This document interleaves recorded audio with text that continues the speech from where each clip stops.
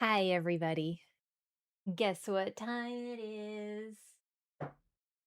It's time for the lore run. And I really don't have enough space for everything here. Hang on 1 second.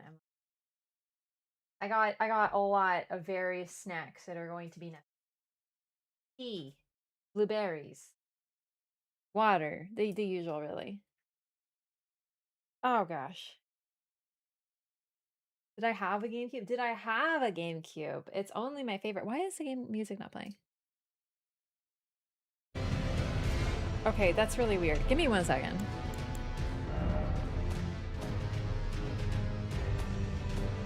This game's being weird.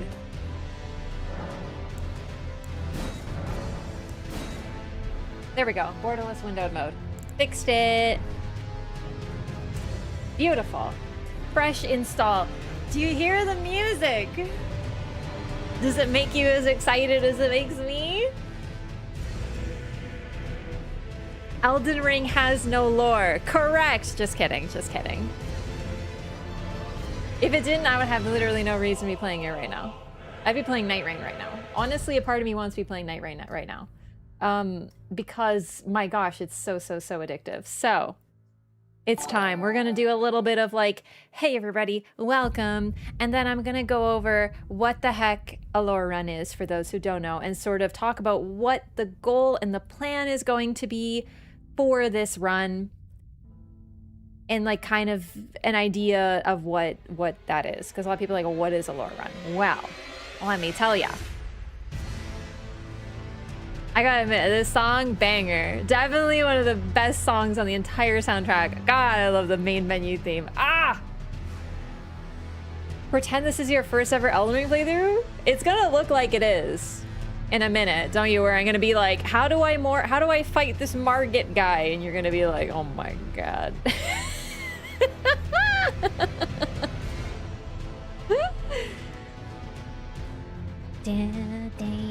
Ah, dude, it's a banger.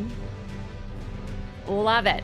Gonna be pressing L3 way too much? Highly likely. Presumably correct. Oh my god. Also, yeah, I got this shirt in the Nintendo Museum in Japan. It's the official Nintendo GameCube shirt. Look, it's got a little Nintendo sticker on it. And look, it's really sick. It's like double layered. It's freaking so comfy too. Love it, love it, love it. I decided to dress up for the occasion, you understand. Yeah. Be having to watch the VOD for most of day one? That's no problem. I know a lot of people can't make it, Blush but Hill, that's Marla, why the Wraff VODs are going to be Blush. up there. And I made quite possibly the greatest thumbnail of all time. I actually made a thumbnail for this. I normally don't make thumbnails. That's why I'm late. I said it would start at 7:30. I had to make a thumbnail. An idea popped into my mind and I had to make it. So it actually made a unique thumbnail for this of all of my playthroughs. Of course, that only shows up on YouTube, just to be clear. So, you know. Opt, thank you so much for 40 months. Welcome back. Thank you for the Prime. Appreciate the continued support. Welcome back. Enjoy your continued ad-free viewing. And emotes, can I get some rap donks in the chat, please? Alston, thank you so much for 2 years as well. 24 freaking months. Thanks so much. Welcome back. And thank you for the second stream anniversary. And Triple Vista, thank you so much for the Prime. Thank you for 1 year. Welcome back. I appreciate that so much. That's 2 major stream anniversaries. It's sick. Welcome back. What are the chances you die to fall damage? High. Oh gosh, you guys are reminding me of everything that's gonna go wrong. But that's part of the lore run. Listen, you don't really get that stuff. If you're doing a scripted lore video, you don't get hilarity. That's what's the best part of this. You get lore, study, falling off of edges, hilarious behavior. It's peak, actually. Tivo, also thank you for the 100 bits as well. I'm so pumped. We have been talking heavily about lore in the Discord and just in general. And we're always a little bit talking about lore, but it's been quite a while since I've done one of these. I think the last time I did this was actually for Elden Ring, unless did I start with Elden Ring? It's been a minute. It's been a minute. I still have to finish the full lore-a-thon, but we'll be doing something else. We'll be starting again, effectively. What could be the lore behind no fall damage in Night Rain? Don't get me started. I will talk about this.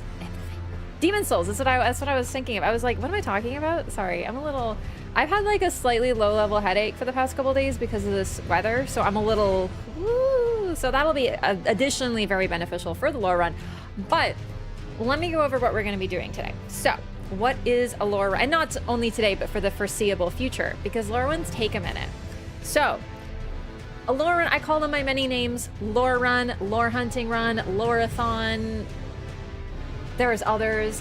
It's effectively a run where I play through the game and we not only talk about lore, but we hunt for lore. So the whole principle is kind of like a fully exhaustive study on the game's lore. We look for it and describe it and talk about it as we're actually playing. So rather than just being like, well, we know this about Radagon because of X, we actually show why this is true. We talk about it as we play. Because of this, I'm gonna try to keep it structured as much as possible in like a live stream setting without a script, obviously. So when we are in Limgrave, we're gonna focus on Limgrave. We're gonna talk about things in Limgrave. We're not gonna be branching off in tons of different directions because the idea is someone who doesn't know the lore can find the lore with us through a video like this. And by video, I mean stream. That's why it's fun. So it's interactive, it's live and cool, but there is gonna be, I do try to structure them.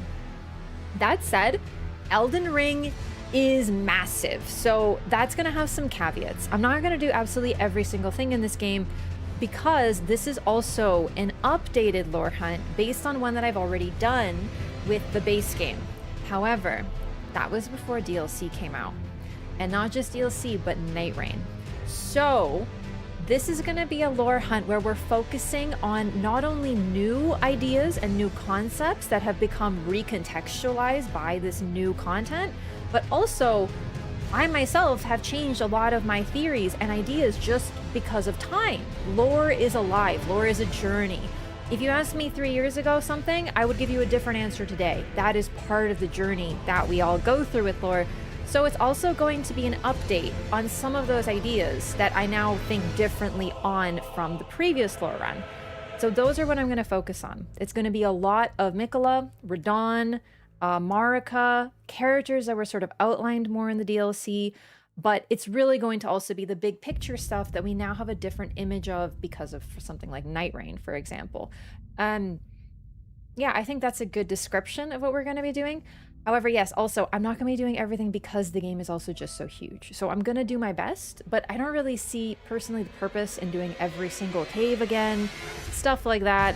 So it's not going to be fully exhaustive just because of the nature of Elden Ring. It's too big of a game. A lot of this stuff is just, we've already done it. You know, like that was, a lot of this was in the lore run already. So it's a bit tougher with Elden Ring than the other games, which is why I've waited so long to do it, because it really is going to be a delicate balance. Also, Elden Ring is kind of hard in the early game. I don't even know what weapon I'm going to use. I have some ideas, but I don't remember where those weapons are. So it's also going to be like, I'm going to struggle. That's a part of it too. It's less of a problem in the other games, which are a lot more linear, but nothing is as daunting in the early game as Elden Ring. So look forward to that. And I also haven't played this since the DLC came out, which was, what, 2024, I think? So while I've been playing Night Rain, I don't know if that will be beneficial. We'll see. We'll see how it goes. So that's what we're doing today. I hope that answers some of these questions. And also, it's vanilla, no mods. That's a good question, though. I was so tempted to mod like Duchess into the game, just play as Duchess. I don't even know if there's a mod yet, but I would love to do that. And/or replace Torrent with Surge Sprint. But like, honestly, Torrent really isn't that much of a problem. Like, it's just, eh. I'm gonna crouch a lot. It's gonna be a thing. It's gonna be a thing. All right, so with that, let's hop in. What I was thinking, and this might change because I can always respec, like it's not really a big deal. I was gonna do a strength build this run because I've never done one. So maybe quality though. But what I was thinking is fist weapons for base game because they're really, really strong and they got super buffed. So here's hoping that I could just punch my way through the game. And Great Katana in the DLC. Maybe. I didn't love the Great Katana, but I think it's really cool and I know where it is. Like, I just remember where that is at the top of my head and I can just run to get it. So, you know, the whole point is to beat the game easily. Like, I pretty much am thinking, like, what's some OP shit I can use? And like, my mind goes strength. Like, realistically, it's really true. Stagger damage is just mwah. I was also thinking maybe like the great sword because I know where that is also, like off the top of my head. What games do I have? What are all these? Forgot about Mesmer's GF. I don't know what lore is. Probably one of my footage grabbing characters. They're considered they're at the start. This is my character from Twitch Rivals. This I don't know. This I also don't remember.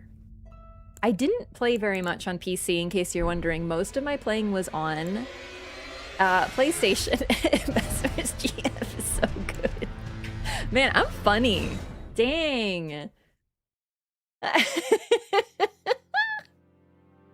Oh my god. So I was thinking, since my goal is to find fist weapons, I don't really remember. I know. My god, look how shitty that helmet looks. This is my character in base game. I used the astrologer. The hoods are so dorky. They're like... Sorry, I'm good. This is gonna be fun. Yeah, so I normally go Vagabond just because they have like a really great like starting stat pool. Warrior's pretty neat. Hero... Bandit, Astrologer is my starting class. Let's also talk a little bit of lore about the starting classes. Well, some are more subtle, so let's talk about the big ones. So for example, Astrologer. This is one of my favorite starting classes for lore because the astrologers we find out as we play throughout the lore, they predated the Carians. They are the people who allied themselves with the giants and studied the stars. They lived on the mountaintops because they wanted to look up at the sky. And the astrologers allied with the giants and were against the people of the Erd Tree. Now I know if, like I said, Isn't this big lore? Isn't this like sort of later? Yes, but what's really cool about this, just to keep in mind, is despite that, at least one astrologer is a Tarnished, which means they fought under Godfrey. So what we really learn about that just right off the rip, and this is enhanced a lot in DLC, is the fact that the alliances were not quite so black and white. It wasn't like every single astrologer was like, screw the Erd Tree, I'm gonna go with the Giants. Apparently some went their own way. So even right here in the character creator, even before character creator, we get lore. This is super cool with the astrologer. It's actually more significant than you'd think. And I remember being like pretty astonished when I realized this. And that's right, even the character creator has lore in this game. Then there's the prophet. Prophets, basically, they saw a prophecy of fire and like burning the Erd Tree, and this is considered heretical. So they were punished by being sent to the lands between, and they have things that are put around their necks, like this the shackle, sometimes a wheel. And it basically means don't listen to these people, they're heretical. So we can play as one of those. And what's really cool about the prophet is they're a faith class, and they start with the spell Catch Fire, because they saw a prophecy of fire and thus were forced away. So really cool. We learn a little bit about this later, but just thought I'd mention it's cool. Samurai, very simple. They came from the land of reeds. Prisoner, I'm not gonna lie, I was thinking of picking prisoner this round because I think it'd be funny. They're in prison and they're, whoop, there you go, into the lands between, buddy. Confessors. Oh, confessors are very interesting. So through the confessors, we learn that the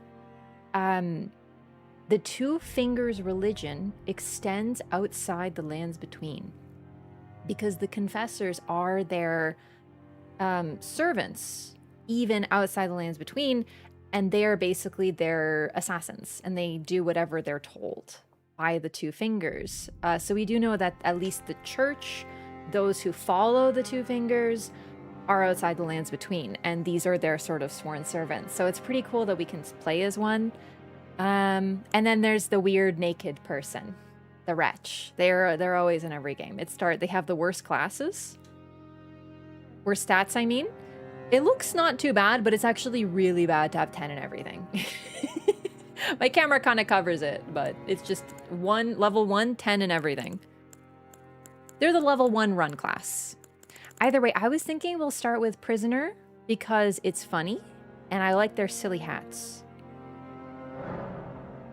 I don't remember. Is that... Yeah, there we go. Also, I kind of forgot, but we do get our titties out a little bit, but that's not really why I picked this. So we'll just ignore the titties, okay? I'm not going to spend too much time in the character creator because I really do intend to wear this helmet a lot of the time, so... But maybe I have, like, do I have any... How do I look at this? My god, it's been so long. Do I have any presets? Oh, you're darn right I do. I forgot. I made a few monstrosities while I was in it.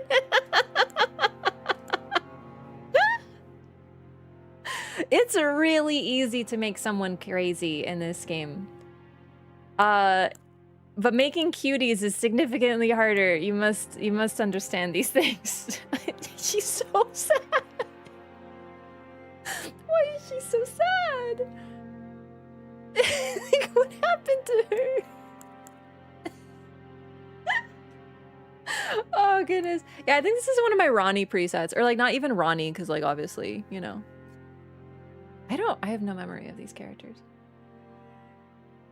It's like their faces all melted. I know. I'm very fond of this one. Maybe we'll make one. It's very easy to make someone that looks scary. Everyone's like, haha, wow, that character is so, it's so easy to make horrors and monstrosities. It's the cuties that are a challenge. All right, so actually we can read first of all the origin lore, which I sort of forgot that they actually give you lore. Okay. The vagabond, a knight exiled from their homeland to wander. a solid armor-clad origin. Warrior, a nomad warrior who fights wielding 2 blades at once, an origin of exceptional technique. Hero, a stalwart hero at home with a battle axe, descended from a Badlands chieftain. Bandit, a dangerous bandit who strikes for weak points, excels at ranged combat with bows. Astrologer, a scholar who reads fate in the stars, heir to the school of glintstone sorcery. Prophet, a seer ostracized for inauspicious prophecies, well versed in healing incantations. Samurai, a capable fighter from the distant land of reeds, handy with katana and longbows. Prisoner, a prisoner bound in an iron mask, studied in glintstone sorcery, having lived among the elite prior to sentencing. Forgot about that. That's very cool. A church spy adept at covert operations, equally adept with a sword as they are with their incantations. And then Wretch, a poor purposeless sod, naked as the day they were born. A nice club is all they have.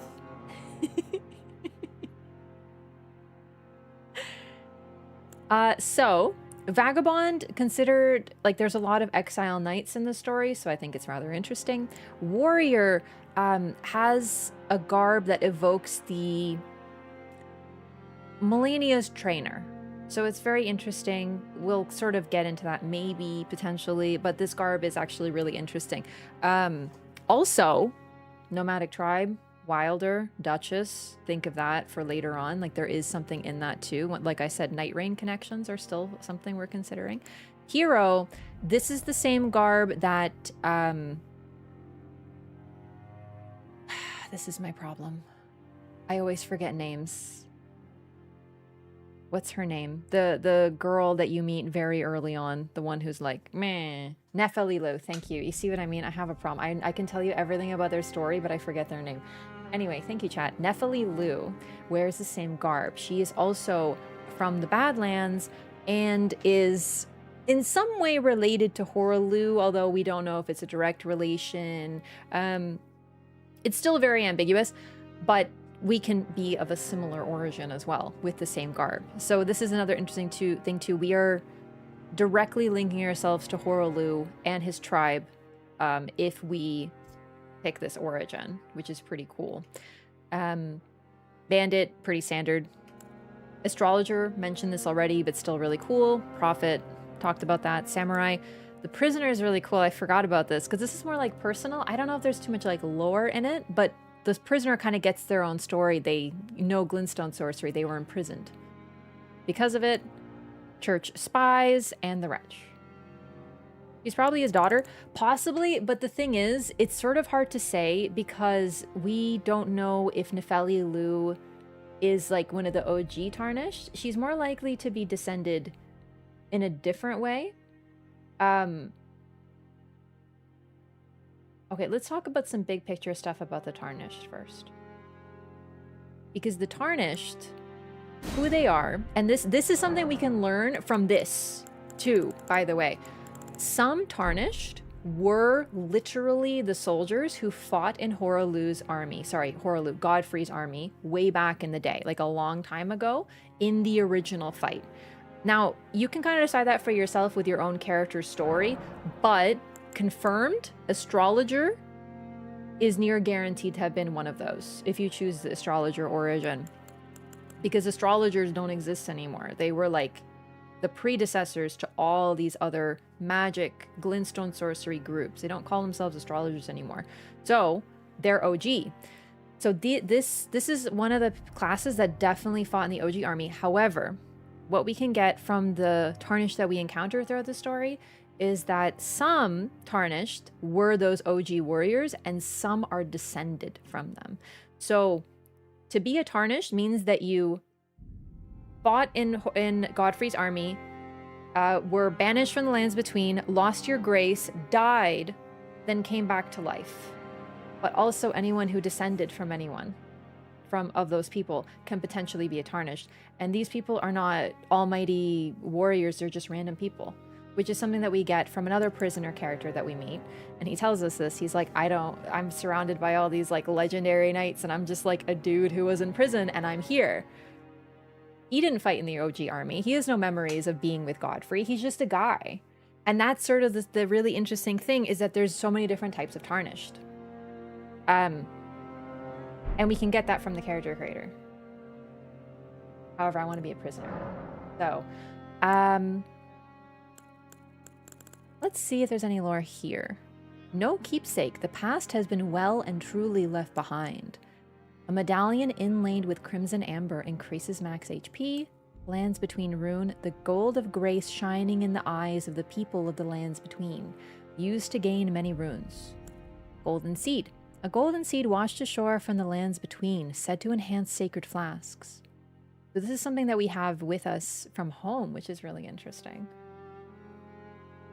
Fanged imp ashes. The ashes of small, diminutive golems. Ashes are said to hold spirits within. Cracked pot. 3 strange cracked pots that somehow mend themselves, a container for certain thrown items. 2 stone keys shaped like swords, breaks the seal on imp statues but can only be used once. Bewitching branch. 5 sacred branches charged with beguiling power, said to originate from the demigod Mikola. Boiled prawn. 5 pieces of boiled prawn boost physical damage negation. And Shabriri's woe. The crazed likeness of a noble whose eyes have been gouged out attracts enemies' aggression. So, just for practicality, I'm going to pick the golden seed because we're going to have to get enough of them in the run, so I might as well just make it easier on myself and pick one right off the rip. But yeah, this is actually really cool, too, to think about. These are things that we have that are keepsakes that somehow all came from the lands between. Which is actually pretty cool. How long has it? Maybe this is something passed down in our family, the Crimson Amber Medallion. I know prawn seems on point, but like I said, I've done many runs of Elden Ring, and we're gonna be running a lot on our horse to get the golden seed, so I'd just like to take one off the list. And then here we go. These are our presets, and there's also lore in this, which is really neat. Warrior, the most common face among the Tarnished. After all, they were all warriors once, which is true. Truth Seeker, the face of an austere pilgrim. There are many roads to truth. Aristocrat, a regal face found among those who claim noble blood in the lands between. Loner, face found among a proud and seclusive tribe of folk well versed in ancient legends and heresies alike. Northerner, a face found among the hardy people of the unforgiving north. Some say they're descended from giants. A lot more telling than we can actually think about initially. Stupid Mikola. Yeah. We haven't. I know, trust me. Not even out of the character creator, and Mikola's getting brought up. Don't even get me started right now. Seafarer. The face of one who wanders the seas in search of their home in the lands between. Reedlander, a face from the faraway, isolated land of reeds where blood is a familiar sight. Draconian, the stony face of the people of the ancient dragons, among whom life is typically short. Nightfolk, the features of those known as Nightfolk, few in number, they were said to bleed silver long ago. And Newman, the face of the Newman, supposed descendants of denizens of another world, long-lived but seldom born. Yeah, you can straight up play as a Newman, and this is sort of like, huh? But for the knowers, a Newman is the group of people that Marika is said to be. She is said to be of the Newman. The Black Knives are all Newman, so we'll get into what that means, but you can literally play as one. They are supposed descendants of denizens of another world. Long-lived but seldom born. Also, just as a slight side note, I really think this might be also reference to the Númenóreans from Lord of the Rings, which are a group of people that basically descended from elves, but there was an elf who chose to become mortal, and thus giving up their immortality, they maintain a very long life, tend to be very tall, and are generally more well-versed in like special magics and stuff like that. For context, Aragorn is descended from the Númenóreans. He is like the last of that line of kings. So, of course, it doesn't show so much in the movies, but in the books, he's said to be like over 6 feet tall. and he's like 80 years old at the point of start. So that's sort of the idea. They're a special group of people who are descended from beings of another world. That's exactly what they are. So it's kind of cool to think about, but they are very much their own thing. Still cool though. Yeah, you can play as one. Night folk is also most likely, first of all, after Night Rain, you're like, night, night, night, night. At least I am. These are probably the people who literally lived in the, what do you call them? The cities. The Nox cities. But they aren't the Nox, but they might also be the Nox. We'll get into this. Also, I know there's some stuff with cut content. I'm not really going to get into cut content stuff, so I'll talk about what we know about this. But there is a group of people who live underground who are called the Nox, and Nox is Latin for night. So night folk, Nox, you know what I mean? Who wanted to find their Lord of Night. And they did a whole lot of experimentation in order to do this, inventing a lot of strange things and working a great deal with alchemy. They also invented artificial humans, kind of like homunculi, who bleed silver. And most likely also created the Albinaurics, who bleed silver. So anyway, we'll get more into this, but I just think it's really cool. You can literally play as one right at the start. Draconian? I actually think this is really interesting. I always forget about them. But they are the people of the ancient dragons, which we don't know very much about, really, because there's many people. This might have some context with DLC. We'll get into this. And then, finally, the Northerners, who some say they're descended from giants. Maybe the giants didn't die out like everyone thought. Perhaps the tales of their death were exaggerated. Now let's see. I think we'll just do default.jpg. I can change your design anytime I want. Now, as for her name, I actually didn't think of a name. What should we call her? Still unsure if Nightfolk is related to Nox. I think they either are their artificial creations because they bleed silver, or if it's something else, but I think there has to be some sort of link because Nox is literally like, you know, I think they're a homunculus. I think the Nightfolk is a homunculus. Based sort of like what on the Albinaurics are. So it's not 100%, that's for sure. Especially since we know there was some cut content related to the cities. Data for the lore run. Dolores because it's the lore run. Okay, that's actually not bad. Zita? I've never heard that name before. The Eternal Cities, thank you. I couldn't think of the phrase. I'm a little rusty on some of the terms. I have this weird memory where I could tell you everything about a character, but I forget their name. So please, you know, please understand this when I make some mistakes. Same thing with Yolan and Anna. I'm pretty much guaranteed that they have some attachment to the night, and they're actually another thing that I really am looking forward to getting into, but we'll go into that. How about just searching for Elden Ring lore playthrough? Thank you, YouTube algorithm. Welcome. You were in the right place. We're just getting started. Wasn't the Dark Souls 3 name Yes Indeed? Did I name my character Yes Indeed? That's so funny, chat. You definitely gave me that idea. That's so stupid. Who are some famous prisoners? Me, I'm a prison to lore. This doesn't really make sense. Yes, indeed. That's a really good name. Let's see. We can change her name anytime. Okay, listen, I'm gonna... What? No. Oh, right, I have to use my keyboard. I forgot. Hugh is a famous prisoner. He's also a prisoner to you, Tarnished.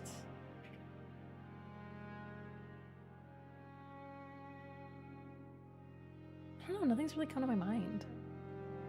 Lorelei? I feel like we named one of the characters Lorelei once. Lorraine? You guys are really thinking of lore, and that's powerful, but I just don't know if that's what we're...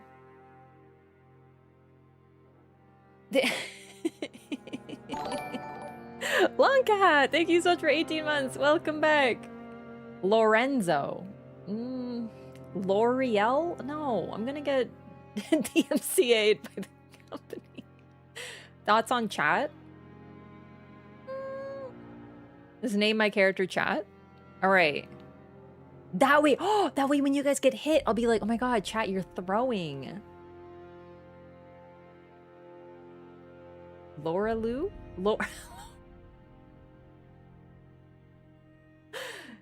Loretta? I did think about that. Lauren? I named one of my characters something with Lauren once. Laura Lou? Okay, I'm kind of thinking about it. What about Laura Lou? It's so stupid. I feel like I'm gonna be in the Grinch movie. Lorenzini Lorenzini Vanini! Michalor? I'm not going anywhere near Michaelis. Stay away. How about Wraff? I named half my characters Wraff.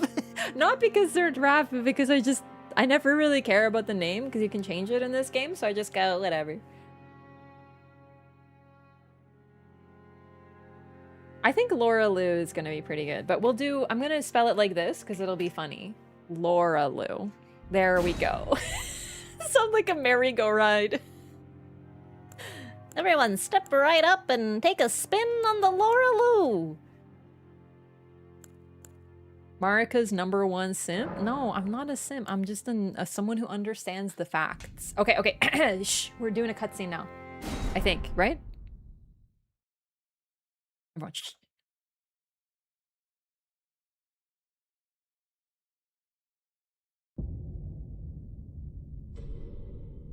Hammering. The fallen leaves tell a story. We got Marika. Look at that fucking back. And then we have Radigan. It's been right there all along, chat. The great Elden Ring was shattered. Like, one of the major story beats of the game is revealed in the opening cutscene.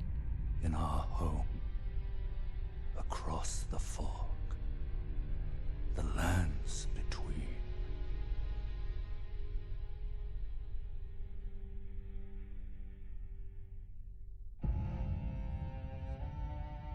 Now, Queen Marika the Eternal is nowhere to be found. And in the night of the Black Knives, Godwyn the Golden was first to perish. Soon, Marika's offspring, demigods all, claimed the shards of the Elden Ring. I can't help but notice that Marika's offspring shows Ranni first, which is very interesting. The mad taint of their newfound strength. Mad taint, and they show Mikola.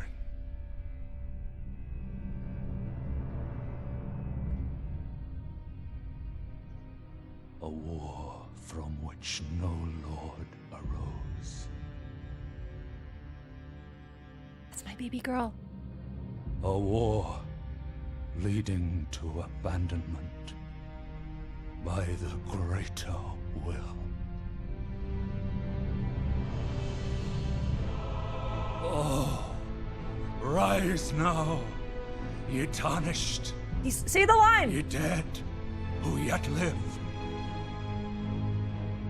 The call of long-lost grace speaks to us all.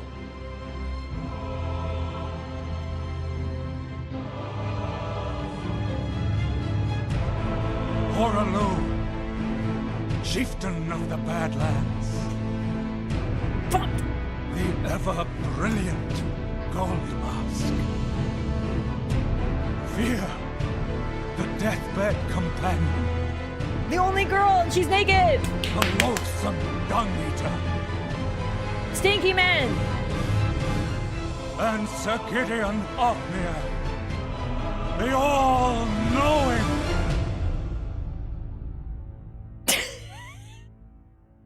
I love this opening cutscene so much.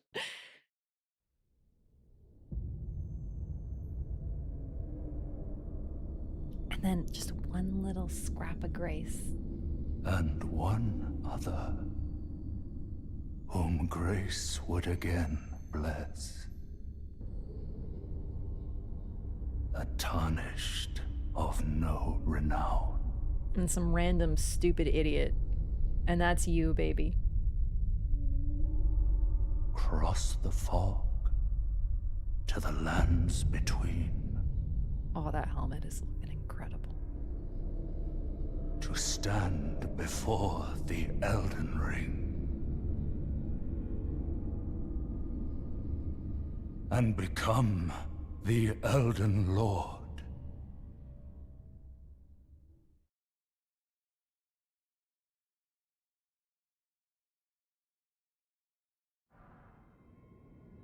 The Ring of Mikola.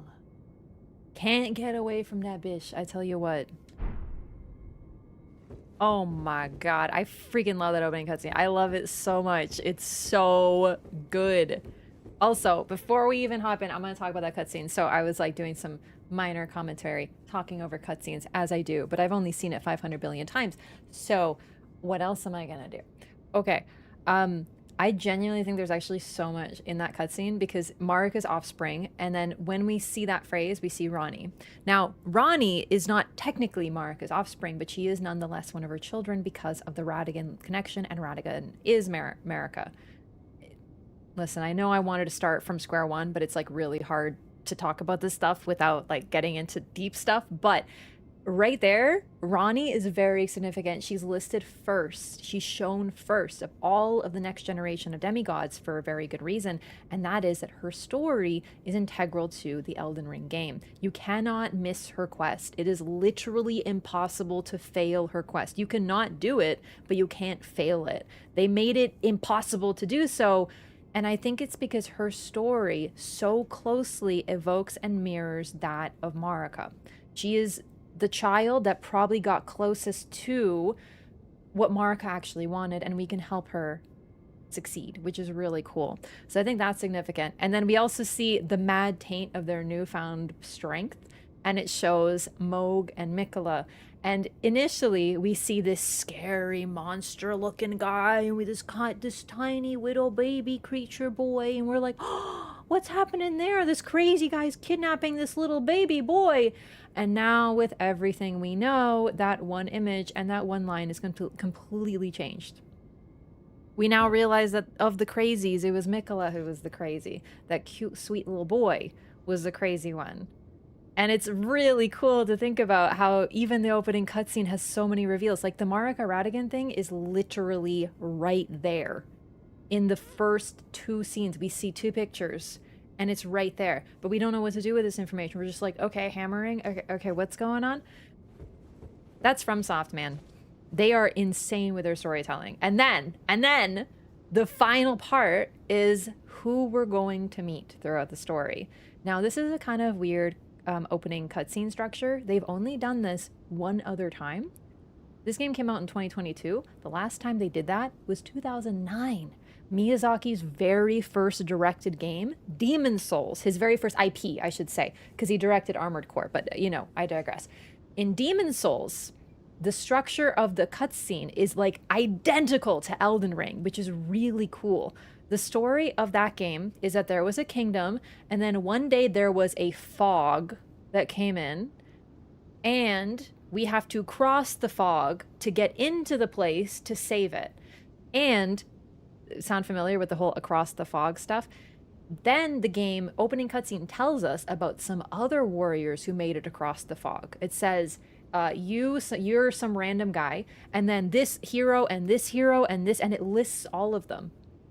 And I remember sitting there being like, this is really weird. They've never done anything like this before or since they did here. This is the only other time they do this. They use the opening cutscene to introduce you to the other characters you're going to meet, which is really neat.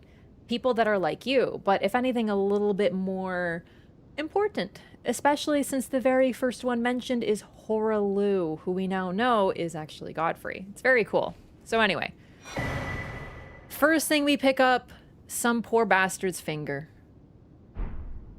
Read message. Though the path be broken and uncertain, claim your place as Elden Lord. Whoops, that's going to be happening a lot.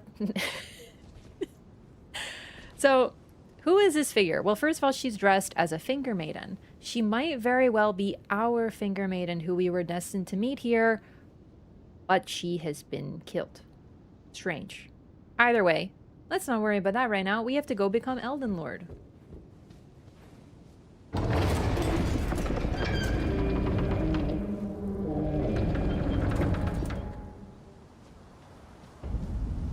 Chapel of Anticipation. What a beautiful vista. Let's read what we have already as part of it. I don't think I've ever played as Prisoner Start before. It's a thrusting sword. Okay. And then a glintstone staff. With a rift shield. Small metal round shield depicting a sinister rift. An antiquated charm that glares back at an enemy. It boosts focus. That is very unusual and weird. And we know magic glintblade, I believe. Iron mask force on a prisoner convicted of an appalling crime. Thick, heavy, and utterly stifling. A foul creation designed to torment the wearer, either slowly fermenting hatred within their heart, or a spiritual fervor that is near indistinguishable from it. Never once washed, every fiber is filthy. The smell is beyond belief. Stinky. And we have Magic Glintblade, which... how do I even check spells? An old sorcery of the Carian royal family. Creates a sigil overhead from which an enemy-seeking Glintblade appears after a brief delay. Said to be the prototype of the sword phalanx sorceries wielded by royal enchanted knights. Interesting. The prisoner might have more lore than I even thought, because I just never played as this class. But yeah, they know a sorcery, a prototype sorcery created by the Carian royal family. It's possible that as a Tarnished, maybe they sort of betrayed the royal family. Maybe they were imprisoned before they were sent away. Who knows?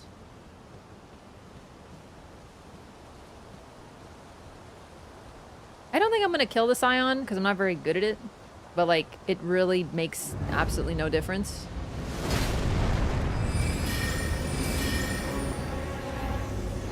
Oh god, I'm already trying to run with the search sprint button. We're off to a strong start.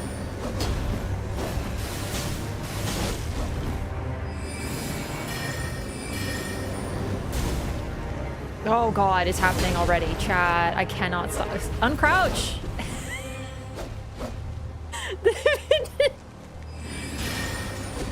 Gonna have to remap these freaking controls. Oh, great. Alright, it's okay, it's okay. You know how to play. You use the circle button. Like Liza P. Like Liza P.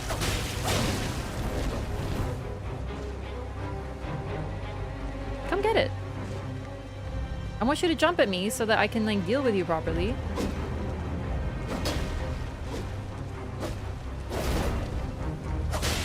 See, look, you don't stop. Oh, and then they do this, like, kind of sloppy, weird fade to black thing.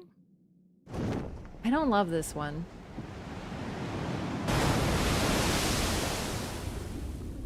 We're thrown off a cliff.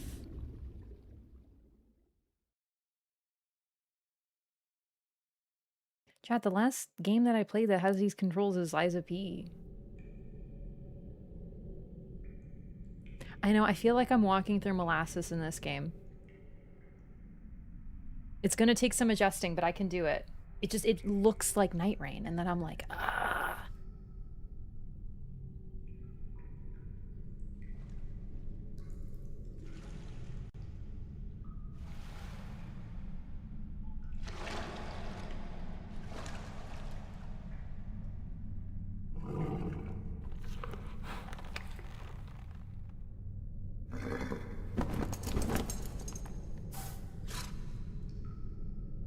Don't worry, Torrent. Fortune is on her side. We found her here after all.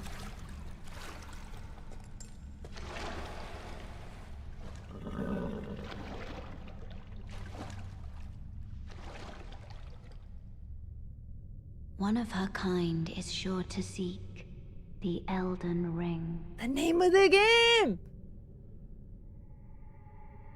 even if it does violate the Golden Order. We don't care about the Golden Order. That's Radigan. We're gonna violate every principle he has.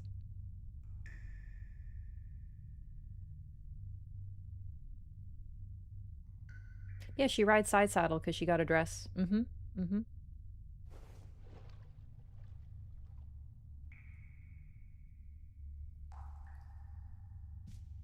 Dude, we're wearing a helmet. We'd be drowning. We'd be like, like 2-inch deep water in that helmet? Are you kidding me? It'd be completely filled up. Flask of Crimson Tears and Flask of Cerulean Tears. Okay, how do I play this game? A sacred flask modeled after a golden holy chalice that was once graced by a tear of blessing. Filled with crimson tears, this flask restores HP with use. The one washed up on the gravesite was sure to die until this flask offered its gift of rejuvenation to seek the Elden Ring. And then we have a Memory of Grace. The memory of first grace, which once guided bygone Tarnished to the lands between. Lose all runes and return to last sight of grace visited. It is merely a cycle. Stand before the Elden Ring. Become the Elden Lord. God, I love FromSoft games. It's a cycle. It's always going to be a cycle. And then, of course, I was just waiting to read this and we had all this. The Tarnished Wizened Finger. Used to write messages. Your message will be conveyed to other worlds, allowing other players to read them. A finger of corpse wax, so emaciated the bone is visible. It is a relic of those who came before, left to help those who would come after. This is our very first item. And this encapsulates some of the major themes, already these items. So first of all, it's a cycle. It's always going to be a cycle. Even if we become Elden Lord, eventually our rule will end and someone else will come to take over and start their rule. This is normal, else it would be stagnation. Additionally, we are using the finger of someone to communicate. And what do you do with this? You write a note, a message, hopefully to help someone else. Maybe you say, trap ahead, you know, beware, enemy ahead, something like that. How many times in your play have you been helped by a message? I've been helped by messages before. I've seen what other people have done. I've seen their bloodstains as warnings. This is a game, by default, it is online. You play and you help others with your journey, with their journey, with your journey. And this is our very first item, and it is literally someone's finger from a Tarnished who came before and failed. It's immediately hard FromSoft lore, immediately. The Cave of Knowledge lies below. And our first ghost. Brave Tarnished, take the plunge of learning and remembrance. Recall the arts of war and your warrior's blood.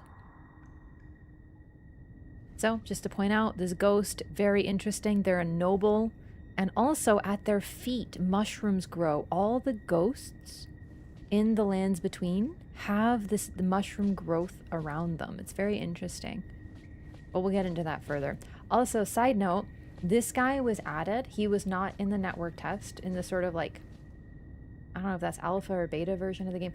He was added because too many people missed the tutorial. Because that fall in any other game would kill you. I was one of the people who was like, ooh, shiny tree, and walked right past this. And if I had, I probably wouldn't have jumped down there because I would be like, this would kill me. So this guy was literally, this is yellow paint added for the gamers. I didn't know there was a tutorial. I had no idea. So a strange lady showed up on a weird horse and gave us these. And these are going to help us win the game.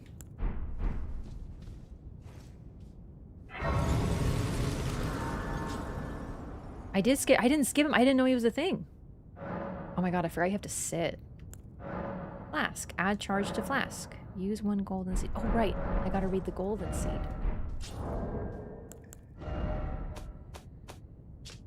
A golden seed found at the base of an illusory tree. When the Elden Ring was shattered, these seeds flew from the Erd Tree, scattering across the various lands, as if life itself knew that its end had come. Okay.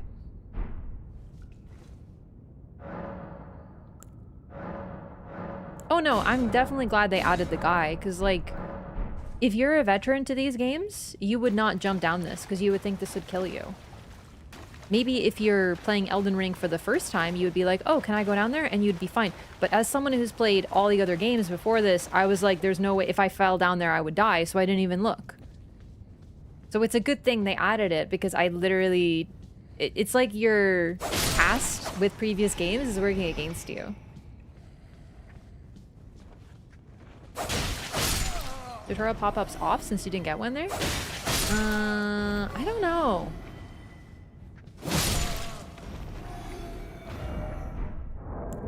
That's gonna happen a lot.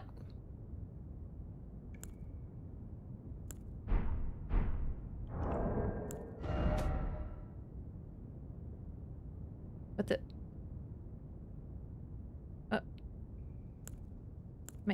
Oh my god, I thought the game froze for a second there.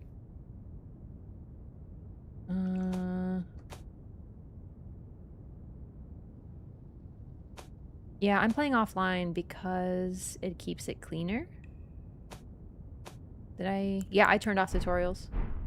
Why is the world shaking? Weird.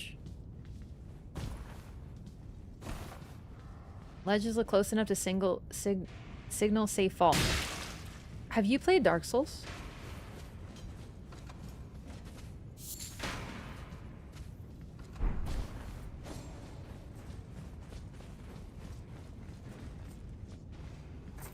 That would kill you in Dark Souls. That's kind of what I'm saying. In all of the Souls games, that would kill you. It's like, I'm joking about it. I feel like people took great offense to me calling it yellow paint. I was joking. It's very clearly needed. I played the network test, and I didn't see it. And then I watched someone's video, and I turned it on, and they're like, as you see in the tutorial, and I'm like, the what? Or a Bloodborne guy? Then if you play Bloodborne, you should also know that would fucking kill you. A drop like that? No, you'd be fucking dead 6 times over. You can't drop like that in Bloodborne either.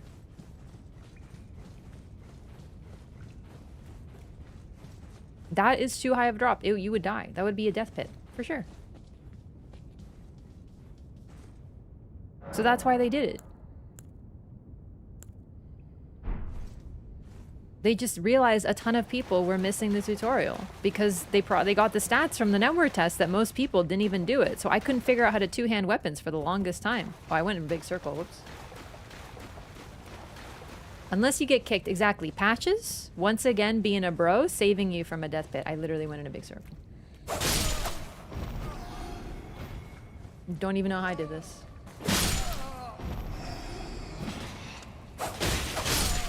Dude, if you've played any of the previous games, you know what I'm talking about. That type of fall would kill you, so you don't even bother looking into a pit like that.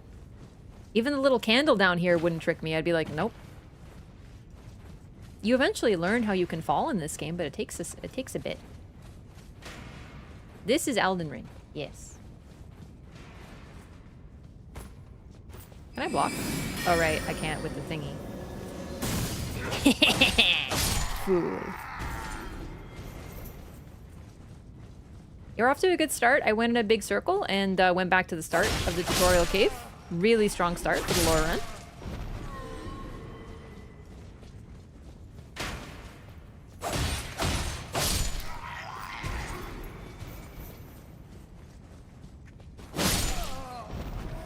I'm keeping the shirt, but I do want to change my pants as soon as possible. I don't want stinky pants.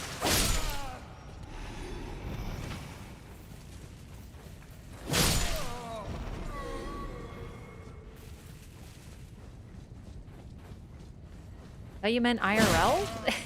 No. My pants are perfect. A steak of Marika.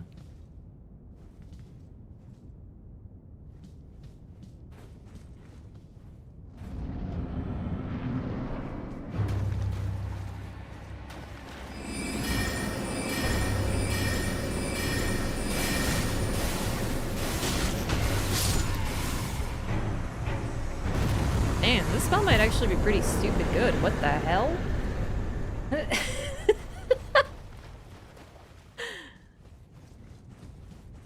It's a little overtuned, isn't it? I don't like it in Night Rain, but... And we got a gesture! Whoops. Alrighty. Here we go. Some pretty statues without any hands. Godric takes his job very seriously. No hands allowed in this place.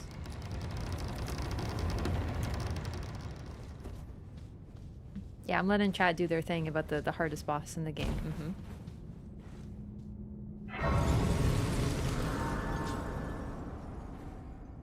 One of the best PvE spells?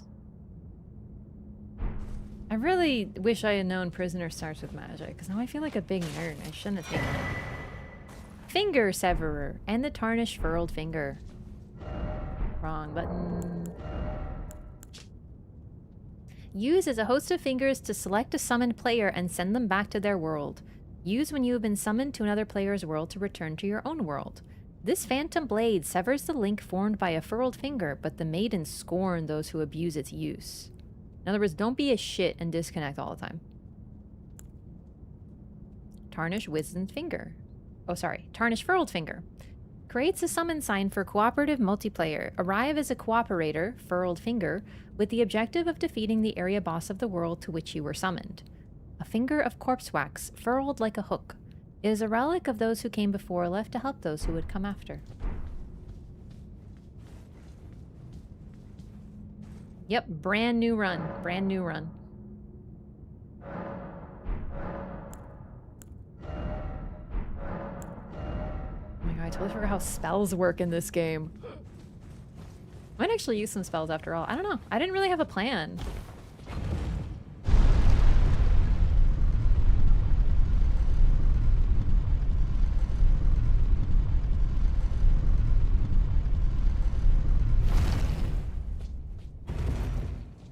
We start off in a graveyard where we were unceremoniously tossed after being killed by the Scion.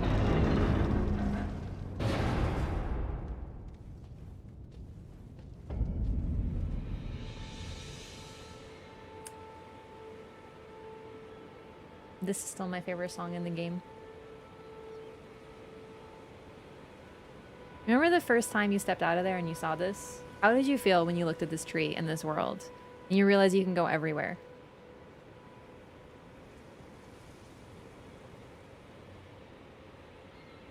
All I remember feeling is awe, wonder. This just like, wow. Enhanced by everything that we see. This gorgeous, unobstructed view of the tree. The music that feels almost like coming home. And it is meant to feel like that for the Tarnished because in a way we are coming home. Whether we've been here or not, this place has always been our home and it calls to us in our blood. Our warrior's blood. And the tree is just beautiful. It just fills you with hope when you see it. It's gorgeous. I think somewhere along the way, I feel like we lost that. I feel like we think of the tree differently now. But I will say, I think the tree is always meant to serve as a symbol of hope. This bright light that shines in the sky that leads us. And Night Rain seconds this. But we'll get to that later.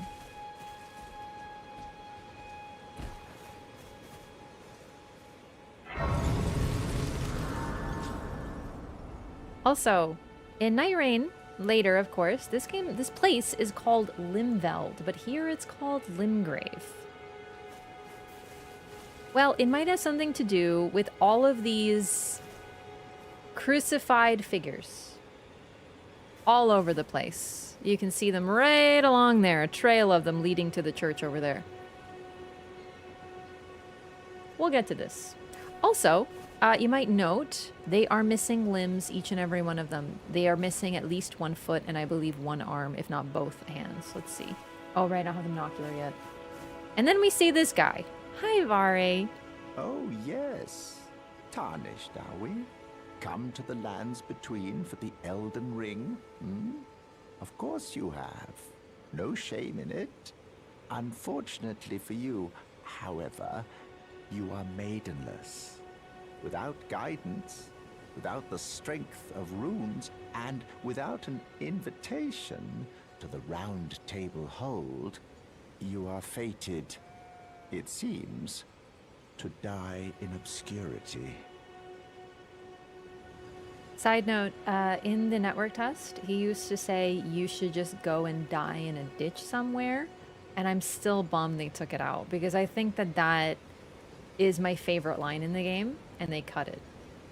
Luckily for you, however, there is one shining ray of hope for even the maidenless. Me, Varre. Take care to listen. Are you familiar with grace, the golden light that gives life to you Tarnished? You may also behold its golden rays, pointing in a particular direction at times.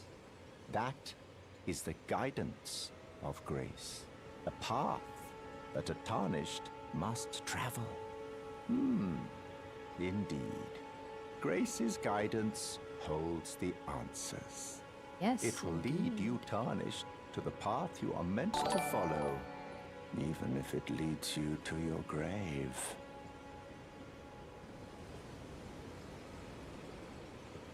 Also, I forgot to ask, how is the audio level? I accidentally changed the audio level before I started playing. Does it sound good? Can you guys hear everything clearly? Speaking of which, I have to do... Yep, this is how I usually have it set up. Sounds good? Perfect. I also turn the voices up to max usually and lower everything else, just for help. Also, Natural Joel, thank you so much for 18 months. Welcome back. Sound effects are kind of loud? Okay. I'll lower them 1 pip. Where is it?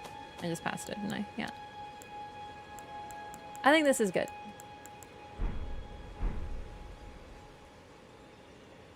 So yes, Varre immediately knows who we are, what we're doing here, and he also knows that we are maidenless. Now this leads to a very interesting theory. I'm trying to think which camp I'm in. I'm not sure right now. I haven't decided how I feel, like where I am. But remember that lady with the note in front of her, the finger maiden? A lot of people believe that he's the one who killed her. He has fresh blood on his hands, is rubbing them together. He's just generally very suspicious and bloody, and he is 100% the guy to do that. Also, he knows that we are maidenless. How would he know that unless he had a hand in destroying our maiden, right? But either way, there's some strong evidence for him having been the one to do it. Grace's guidance will reveal the path forward, most certainly. To Castle Stormveil, over on the cliff, the home of the decrepit demigod, Godric the Grafted. It's time you set off, I should think, to Castle Stormveil on the cliff, where Grace would guide you, if you seek the Elden Ring, maidenless as you are. And we can see it over there, and you can literally see how there's holes in the side of the building, and they look very strange. Like, even looking at this castle, you see it's indeed decrepit. He describes the ruler, Godric, as decrepit. The castle fits him. Something's not right with it. It's damaged, and the damage is unusual.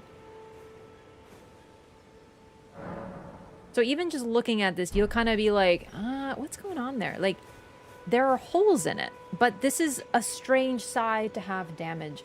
Looking at it, it's in a very well defensible position because of its placement on this cliff. So if anyone were to attack Castle Stormveil, they'd probably have to attack from the other side that we can't see from here where there's more land. So how the hell is there weird damage on this side? It doesn't look like, you know, I don't know, like cannonballs or anything. Something weird happened to this castle. And just looking at it, that's evident. Also, so pretty. What a pretty game. Of course, I'm going to try my hand at Tree Sentinel and get my ass beat a little bit, but that's a tradition that I refuse to say goodbye to. Oh, that's the wrong... I'm so sorry. I forgot how to play. Is it this button? Yep.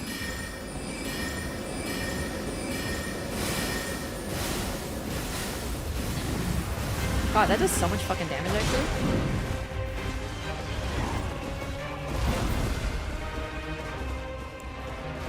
Oh shit, that's gonna kill me. Oh, lucky.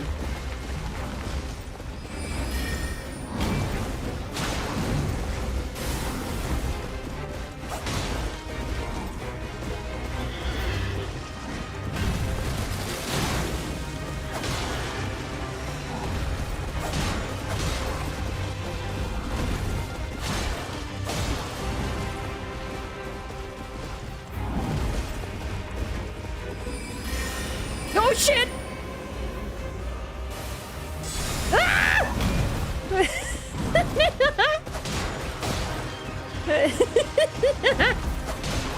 Dang it, he's got my number.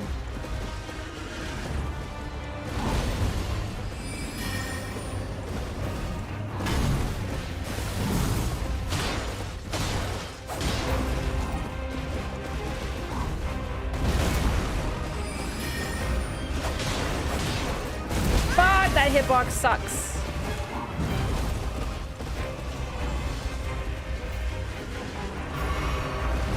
Whoa! We're gonna heal to full, because we'll need to survive another hit.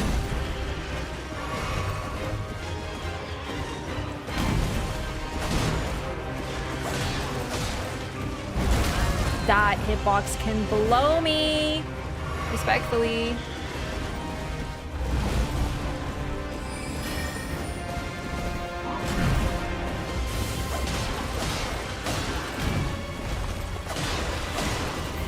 No! No! Ah! No!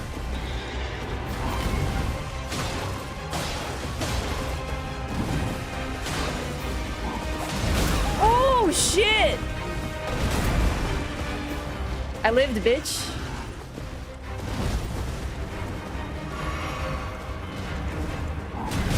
What the fucking shit was that hitbox? Okay, come on. No, no, no, no, no, no, no, no, no, no, no, no, no, no. Dude, don't even hit me with a Dark Souls 2 hitbox. That is an Elden Ring hitbox, all right? Don't keep her name out of your mouth. Her being my beloved Dark Souls 2, because it doesn't deserve that shade.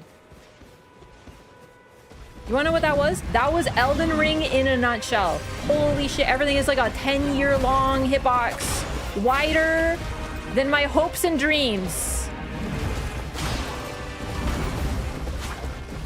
I'm gonna do it again, though. I can't be stopped. I'm killing the tree sentinel. What's the lore on this? This, by the way, there is some serious lore in this. You might be like, all right, what is the lore on the fucking tree sentinel? So first of all, the tree sentinel is patrolling for Tarnished. Because no one fucking likes Tarnished here. Why is there one so far out of Leyndell? Morgott wants to know what's going on. The game fucking froze? Like, what the fuck was that?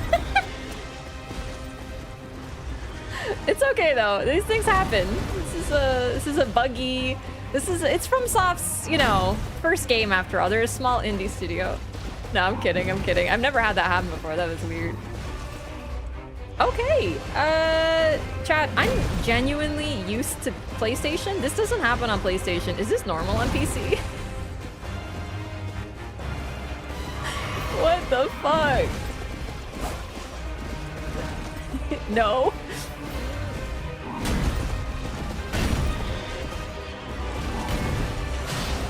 Yeah, but really though, Morgott is keeping an eye out. The tree sentinels and them work for Morgott. It's not a coincidence that there's one all the way out here. However, the other lore is that the tree sentinel is meant to teach you two things. Number one, that you're not supposed to fight everything that you see. Because this guy who looks kind of tough will probably beat your ass. Like, he is meant to teach you this. However, as FromSoft players know, sometimes it's kind of addictive to get stuck on a fight. And to be like, okay, I can take him though. How many people have you seen just fight this guy forever? And how many people got hooked just fighting him at the very start when you're not supposed to? How many people stopped playing Elden Ring because of the Tree Sentinel? A lot. A lot of people probably started this game, ran to this guy, got their ass beat, and were like, fuck this.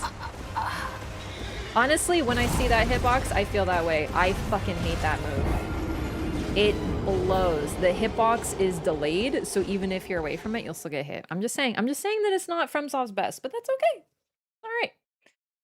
I'm not fussed. I'm gonna beat his ass this time.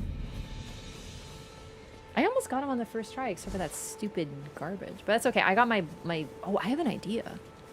Let's just push magic.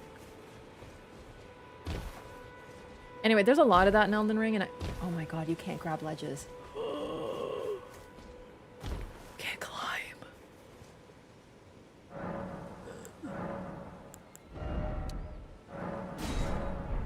No, really though, the Tree Sentinel is like the perfect thing because it teaches you not to fight everything, but it also can teach you if you're about to get hooked or not. A lot of people got hooked right here by him.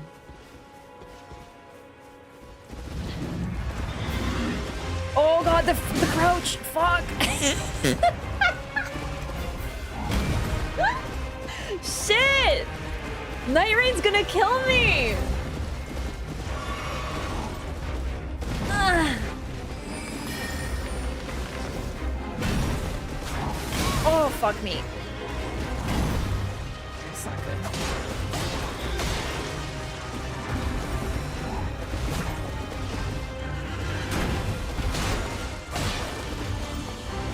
I missed. No, the crouch counter's at 3. It's the very first thing I did in this game.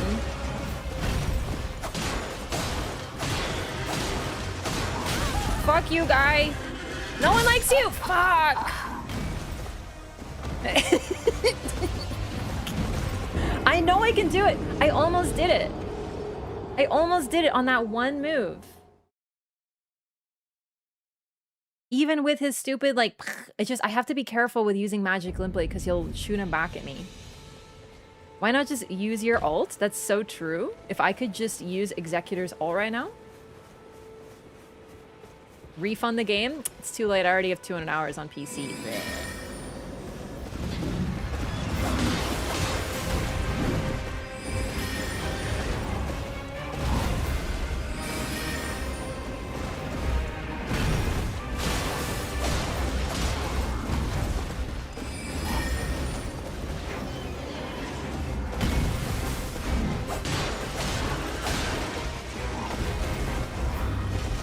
I'm stuck in the trees. I can't see.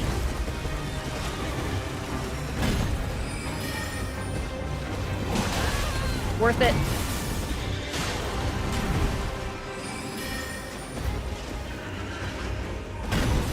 Gonna heal to full.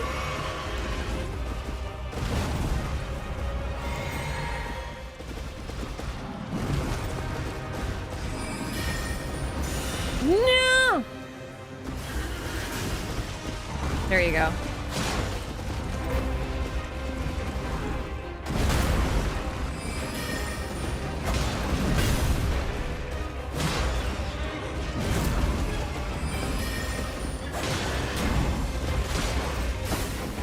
No! It missed. Just stay close to him. What the fuck? I thought that was a different move. That's my bad.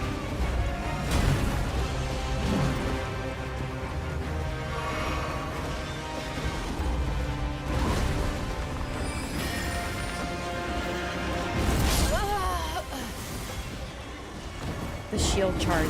The shield charge. Meh. I'm gonna do it. I'm gonna do it. Yeah, let me refund if it's within 300 hours. Yeah, I'm about to switch to PlayStation for real. The shield moves are so terrible. I'm actually trying to stick on his other side so he'll swing at me, not the shield, but it's not always working.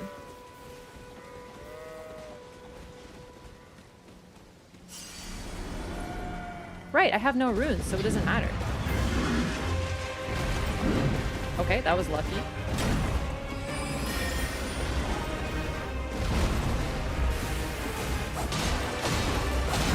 Ow.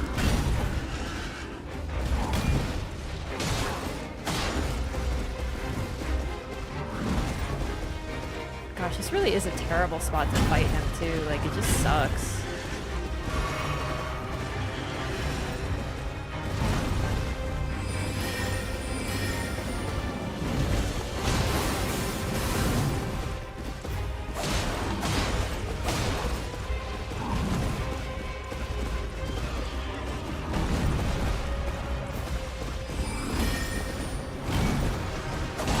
The shoulder check now.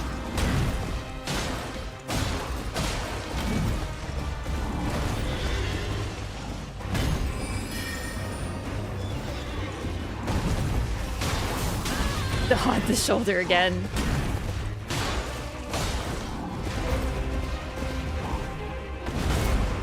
No problem. As long as we're far away from that, it's no problem.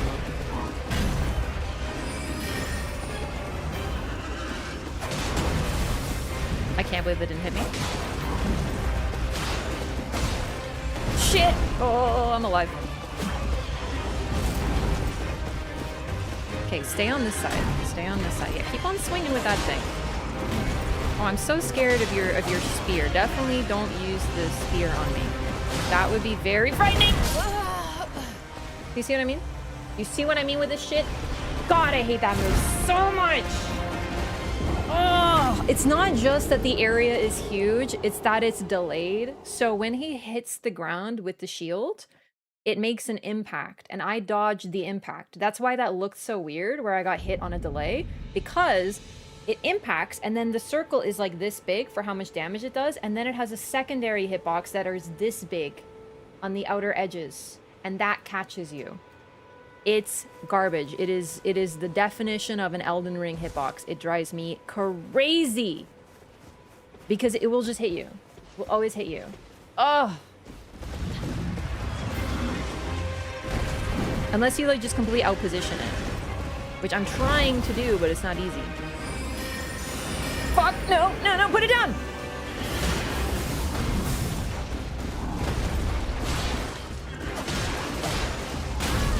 Ow. I fucked up. I fucked up.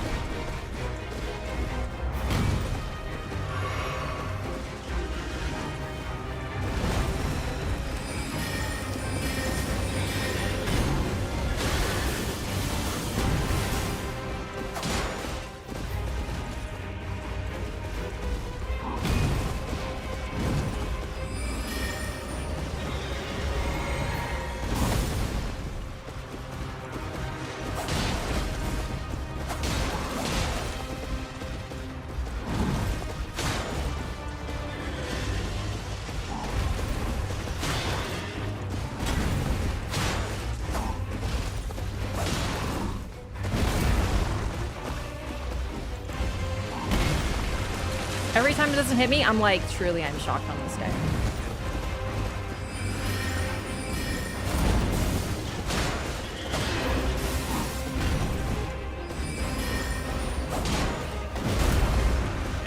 I actually am like cheating death right now. That's insane.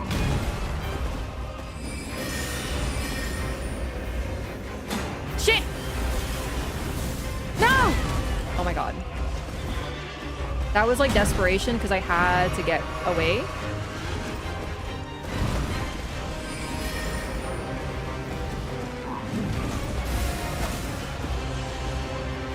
Stay away from me, you freaking idiot. Okay. No! Oh my god. That was greedy, it's okay.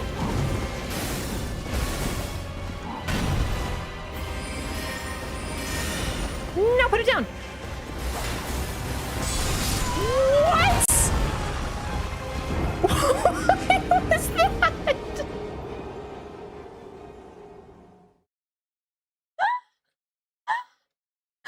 Holy shit! Like, what even happened?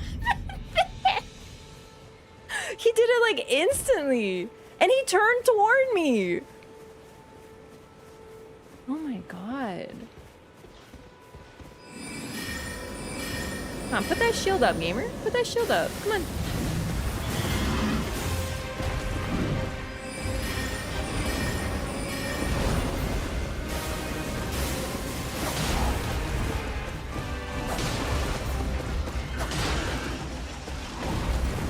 He's actually pulling out like all the horse shit right at the end. Like that was quite possibly this. He did like 2 moves at the same time.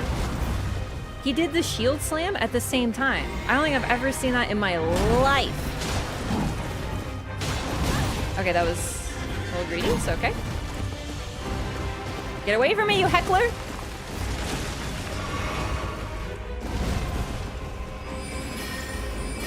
You know, I actually like you more now after Night Rain, so you should consider not being such a prick, huh? I can go back to talking shit about you, like, professionally, like, top tier. Okay. What even was that? Like, can you make up your mind what you're doing?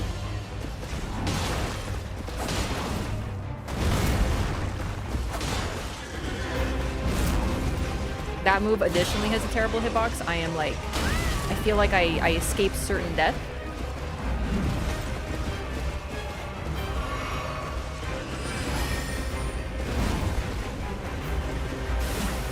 I missed. Oh, that's not good. It's not looking good.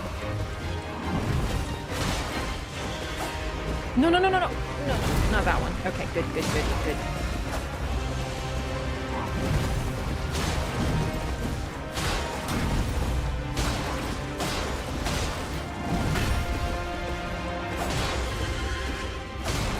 Can the game not freeze when I'm fighting free Sentinel, please? This is getting ridiculous.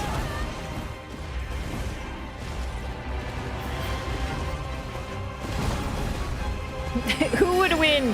One super horsed out dude? Or a girl in stinky pants?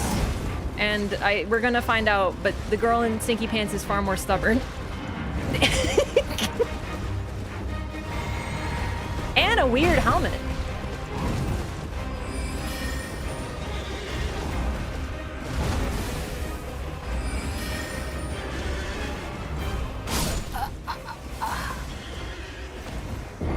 What was that? Did he? That was so weird. Every time he's low, he does some weird shit. Are you seeing this shit? Like, that hit far earlier. If I dodged there, I would have gotten hit no matter what. This is so strange. Because that was the shield slam. So either the horse feet killed me or the horse... Whoop. Yeah, it was that again, probably. Or the shield woulda. I'm getting hit very carelessly. But I am having fun. Because here's the thing, it's either this or Margit. And I'm gonna be honest with you, I'd rather fight him a billion times over. Haha!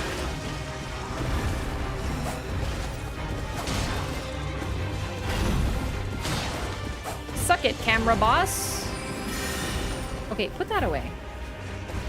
No one thinks you're cool when you do that. No one.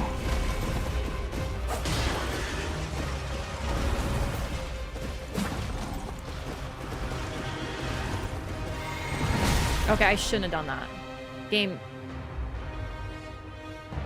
Chat, something is very wrong with Elden Ring. Like, what is happening? It was like, bet you wonder how I got myself in this situation. No, that's not the stream. That's the fucking game. I've never seen it do this before. I'm starting to get concerned.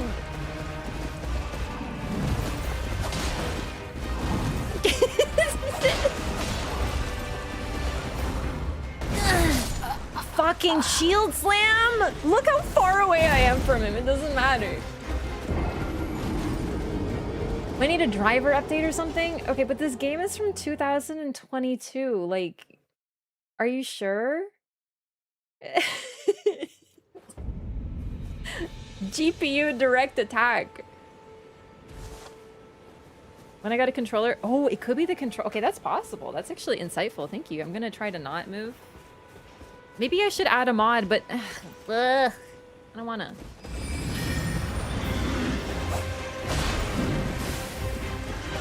Okay, you guys are being such haters right now. Like, of course I can beat the game. I'm doing level 10 tree sentinel, okay? I will not abide your You're hating right now. You're being professional haters. This is the stream now. You guys were like, oh, is she gonna spend 2 hours in the character creator? No, I spent like an hour talking about lore in the character creator, but am I gonna spend 2 hours fighting 3 Sentinel? Maybe. And you're gonna have to deal with that, okay?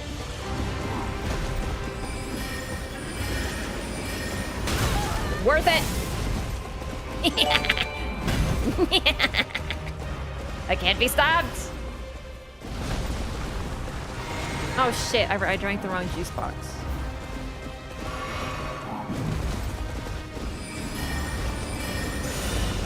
Suck it, horseman. Okay, so he can do 2 things at once. I actually didn't know that. Kinda unfair, but like whatever. It's okay. He's definitely compensating for something, right?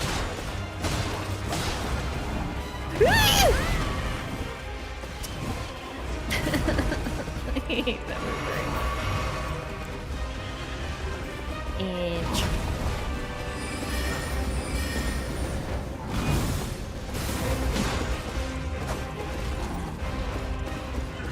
Well, you know what? I could get my weapon to +1. You know, that might make the difference. Shit. Oh, God! Because don't I get a smithing stone right at the Church of LA? I think I'm gonna go do that. I hate the ground slump. Anytime he uses his shield, I hate it. Upgrade the staff? Ooh, what if I do a magic build? Oh my god, what if I... Chat, I said I was gonna do a strength build, but what if instead I don't? Listen, it's definitely the Church of LA. If you say it's Ella, then they should have spelled it with the A. You want to know why? Because I'm Canadian. I-C-E-H, it's A.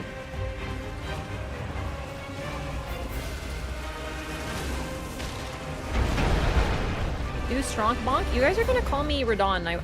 I won't abide that. No, I have a deep aversion to doing a strength build, which is why, like, you know, I don't think that would work for me. Oh, I'm broke! Too poor to live.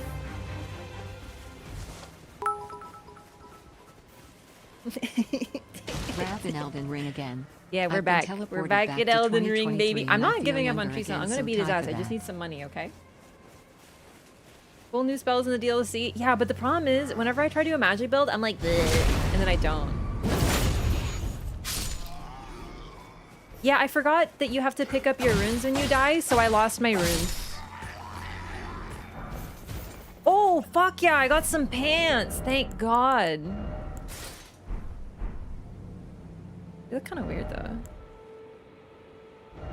Chat, how do I check my, Oh, wait. Okay, I don't need this. Does that help? Fuck, really? I'm still in medium load?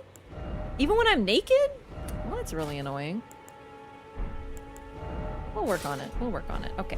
I got new pants. No, they're not stinky. They're normal pants.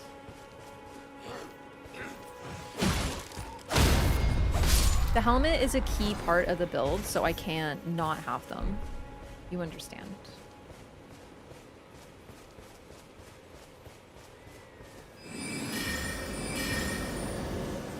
Surprise, bitch.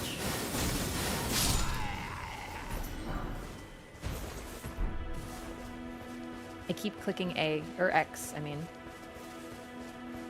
Looking like Tin Man from Wizard of Oz. I fat roll when I'm naked, don't feel bad. That is a hilarious phrase out of context, I gotta be honest. I think they coded his AI so that if you're under-leveled, you really get punished. Or it's honestly, oh my god, you can't climb ledges. Forget fall damage, that is the real obstacle. I'm like, oh, let me just climb in there. God, this game feels so like...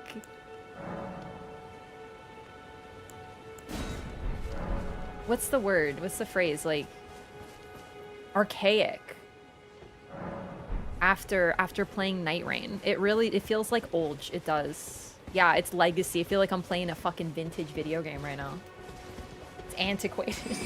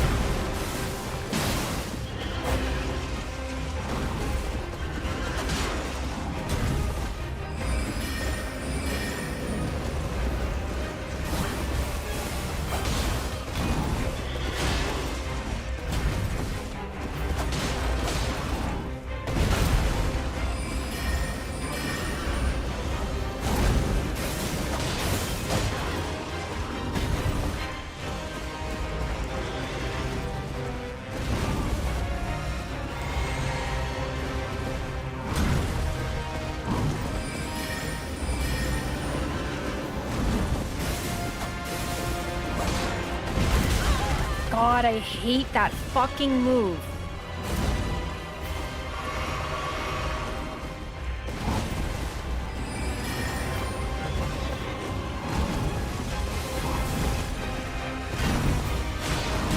Shit.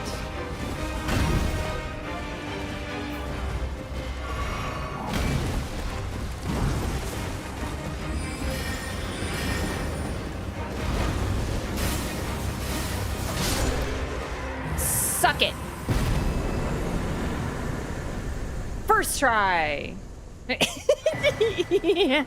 Wait, you get the golden halberd for that? Sick. Weighty halberd forged of gold, wielded by the Order of Tree Sentinels, heavily equipped knights. A masterfully crafted weapon that lives up to its heft, but is difficult for one of mere human strength to wield. Oh, and it has golden bow on it. Skill passed down from antiquity among the knights of the capital.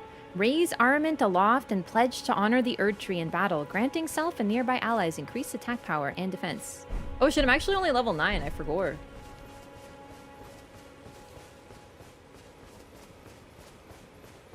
How much longer till the circle starts closing? Yeah, I spent day 1 on just one boss, so not very good.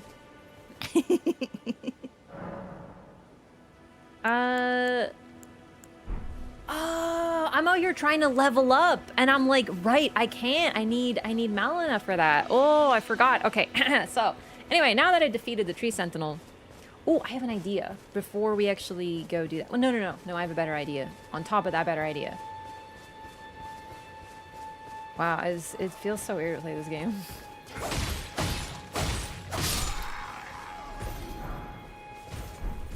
This is why normally I just run from here to there. I just like skip Tree Sentinel, but today I thought it'd be fun to fight Tree Sentinel.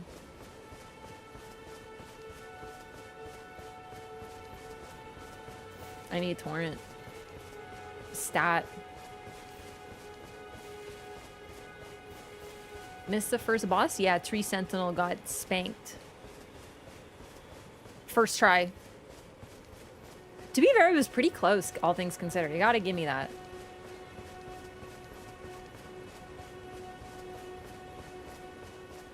Leisurely stroll? Girl, I'm on a mission.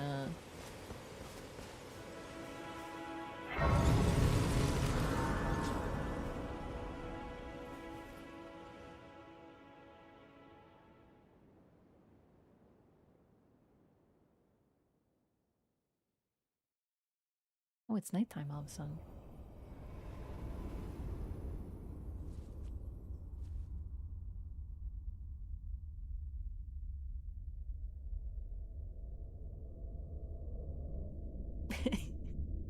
Greetings. I'm so excited. Traveler from beyond the fog. I am Melina. Hi, Melina. I missed you.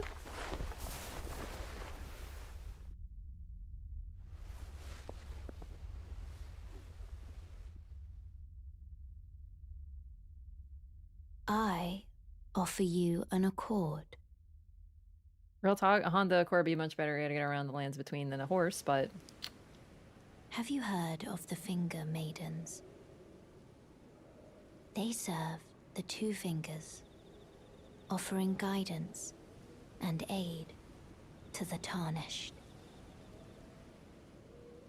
But you, I am afraid, are maidenless. Everyone reminding us. I can play the role of maiden, turning runes into strength to aid you in your search for the Elden Ring.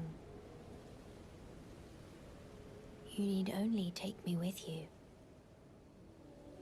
to the foot of the Erd Tree. I'm gonna see what happens if you refuse. I understand. I'm asking you to put faith in but a stranger. Yet I'm certain that we can reach an understanding. Summon me by grace, if you should reconsider.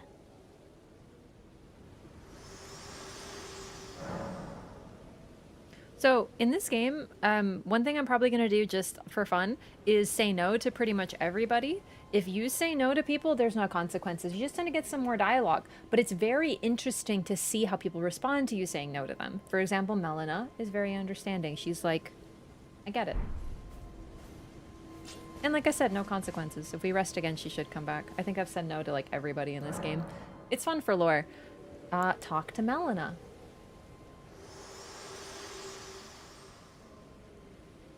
Have you reconsidered my offer?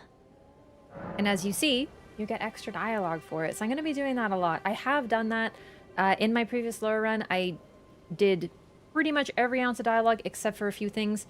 Aggro dialogue. This game's so long and so big. Angering people by hitting them, it's not really worth doing it because it messes up so many quests. So that is missing for a lot of characters. But in general, it's really cool to see what they say when you say no. Then it's settled. Summon me by grace to turn runes into strength. Ah, another matter. I bequeath to you this ring. Spectral steed whistle.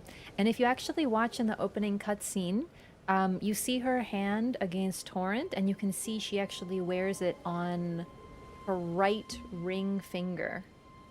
She wears that ring. It's a spectral steed whistle, but it's also effectively a ring.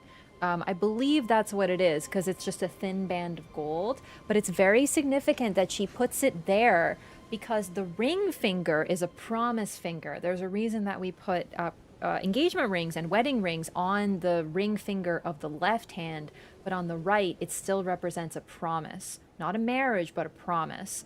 So she is a very strong tie to not only Torrent, but what Torrent represents, which is a means of traversing the land, and perhaps a link to who gave it to her. So we'll get into this more, but Torrent's origin, there's a reason we see Torrent with Marika's children. It likely came from her and is a heirloom. Also, two of Marika's children, or, well, one of them, is Melina, who is... Well, we see it. She's a ghost. She's spectral. She doesn't have a body. So her means of getting around is the spectral steed Torrent. And otherwise, she's not able to get to the foot of the Erd Tree. She needs us. This is a deal. That's sort of what the Accord is. It's a deal. It's an exchange. She gives us power, and we take her to the Erd Tree. Apparently, she could not get there on her own. And this is very important, too. Use it to traverse great distances. It will summon a spectral steed named Torrent. Torrent has chosen you. Treat him with respect.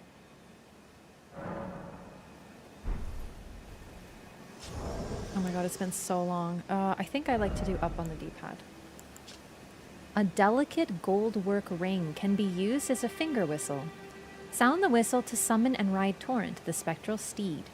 Upon his death, the spectral steed can be summoned again, but doing so drains the flask of crimson tears.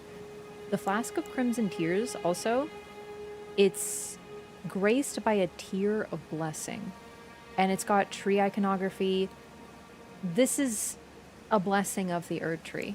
Most likely both of these are. I think that's pretty much inarguable, right? Melina gives them to us. She also gives us the spectral steed whistle, which is Torrent, which is a delicate gold work ring. She didn't make it, for sure not. It's stuff that's linked directly to the Erd Tree, and therefore Marika. Torrent was most likely hers. She likely created the ring and linked the spirit mount to it. And thus, that's why her children use it. And who else is another one of Marika's children? The Tarnished. Symbolically, we are here because Marika made us into the Tarnished. We are her children. So we may not have been her literal children, but that's what we represent. So Melina is passing it on to the next generation of children who are there to fulfill Marika's will. Very interesting. But we'll get into this more. I just think it's like really cool what happens here. And now that we have this, it is nighttime. Oh, let's grab this first. Excuse me, gamers. And there's something over here that's important.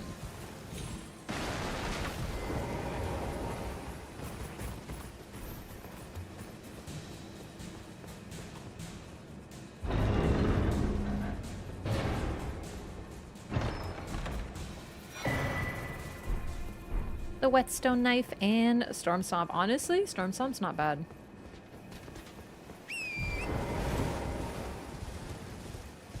The ultimate in hyper armor technology. Oh right, we can't do this. We have to fast travel. Hey Bats, can you chill?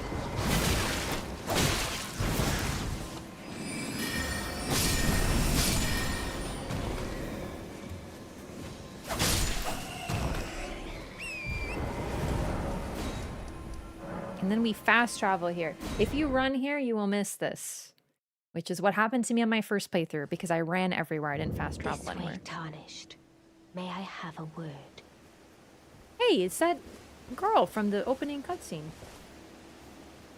A pleasure to meet thee, Tarnished. The I moon am behind the her. witch Renna. I'd heard tell of a Tarnished hurtling about atop a spectral steed, and upon looking into the matter, the talk I surmise is of thee. Thou art possessed of the power, no? To call forth a spectral steed named Torrent. We can lie to her, but she sees right through it. It just leads to a different line of dialogue, so I'm not going to lie to her in this case. Ah, as I had hoped. I was entrusted this for thee, by Torrent's former master. The spirit calling bell and the lone wolf ashes. 'Tis a bell for calling forth spirits. Summon them with it. From ash and return to the Erdtree, the spirits will obey thine command but briefly, as they recall battles past. Now it is thine, to do with as thou wishest. Forgive mine intrusion, Tarnished. I doubt we shall again meet. But all the same, learn well the lands between. How long will it be, I wonder, before the Tarnished tire of obeisance to the two fingers? Says vague things with the moon in the background. And by the way, the moon's gone now. You notice that? It was just for her benefit to appear there. Also, I forgot to show this. There is a purple mist, and our friend over here and his donkey are both asleep when Renna the witch shows up. You're a Tarnished. As if she were a dream. I can see it. And I can also see that you're not after my throat. Then why not purchase a little something? I am Kale, purveyor of fine goods. Santa Claus. Telescope. Crafting kit. Cookbook. Mask of Wondrous Physic and Waypoint Ruins. These are like little hints. I don't really need these, but they're kind of fun. Now let's buy one. We have the money. Who cares? And we'll buy this. Goodbye. Nice to do business.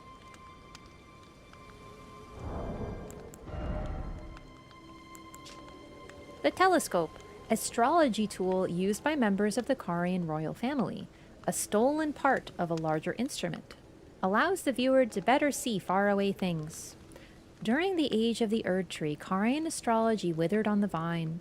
The fate once writ in the night skies had been fettered by the Golden Order. Such a good phrase. See what I mean? Even like a random item like this has so much lore in it. So the Carian did study astrology, but that sort of... they lost touch with it. They initially were called astrologers. The term astrologer, very specifically, is only used to refer to the people who later became the Carians. Not just the Carian royal family, but also the those of Rhea Lucaria. Anyone who deals with magic descended from the astrologers. It all started with astrology. And as far as we know, the astrologers are not present anymore, which is why it's so significant that we can start as one. But there's different groups. I also think that the Nox descended from them, but we'll get to that. But yeah, during the age of the Earth Tree, Carian astrology withered on the vine. Well, because they allied with the other side. This is probably why they were fighting against the Golden Order. But it's very specific that the Golden Order fettered it, which is very interesting. Not the Erd Tree itself, not even the age of the Erd Tree, but the Golden Order. And we're going to be looking for that phrase. I might actually put that down. I'll use a different page.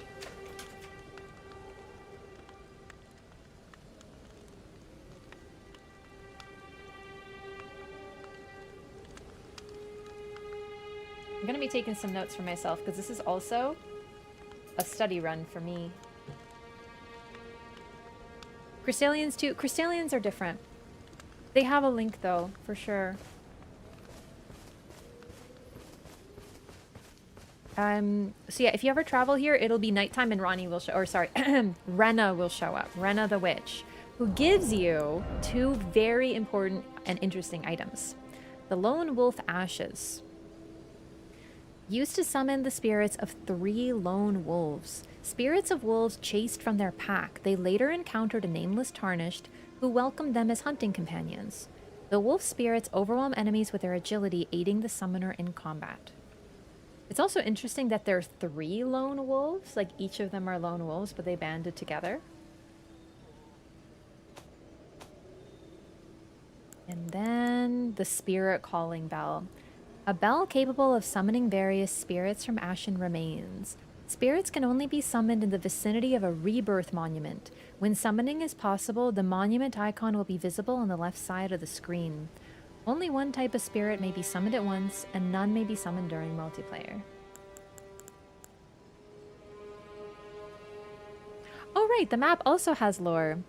Map of the western region of Limgrave. The domain of Limgrave, far south of the Erd Tree, is bordered to the northwest by the cliffs of Stormveil, and under its ever-clouded skies roll the great steppes of the Pale Lands.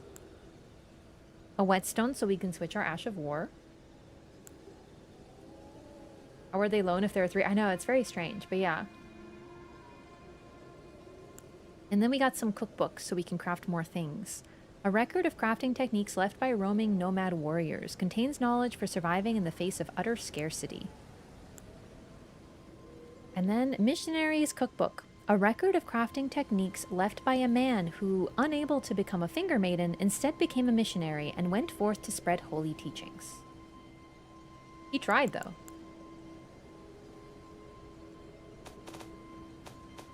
Okay. Greaves worn by soldiers loyal to Godric the Grafted. Rust worn and stained through unending conflict. Flask of Wondrous Physic.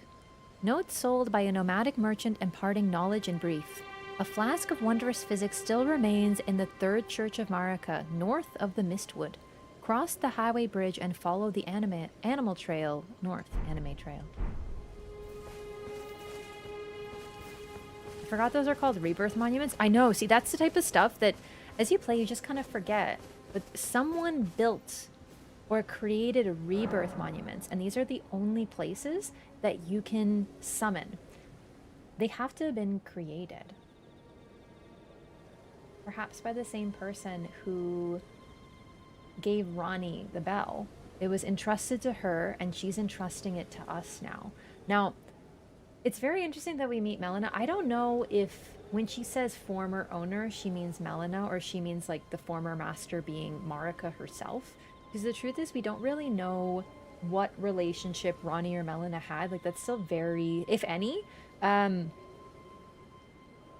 This is sort of like later in the story, but Melina's story becomes more evident in the DLC, and even in base game, she sort of takes on a similar role of sacrifice.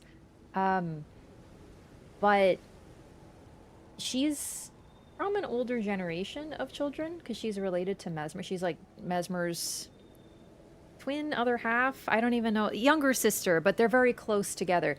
I definitely think that when she says former master, she means It's possible she means Melina, but their relationship, if any, is nebulous. But there's tons of evidence that we will get into in this playthrough that Ranni and Marika had a strong relationship as mother and child. So I wonder if she means her. Additionally, Melina, through the story, is able to communicate enough with her mother that she's happy with her path.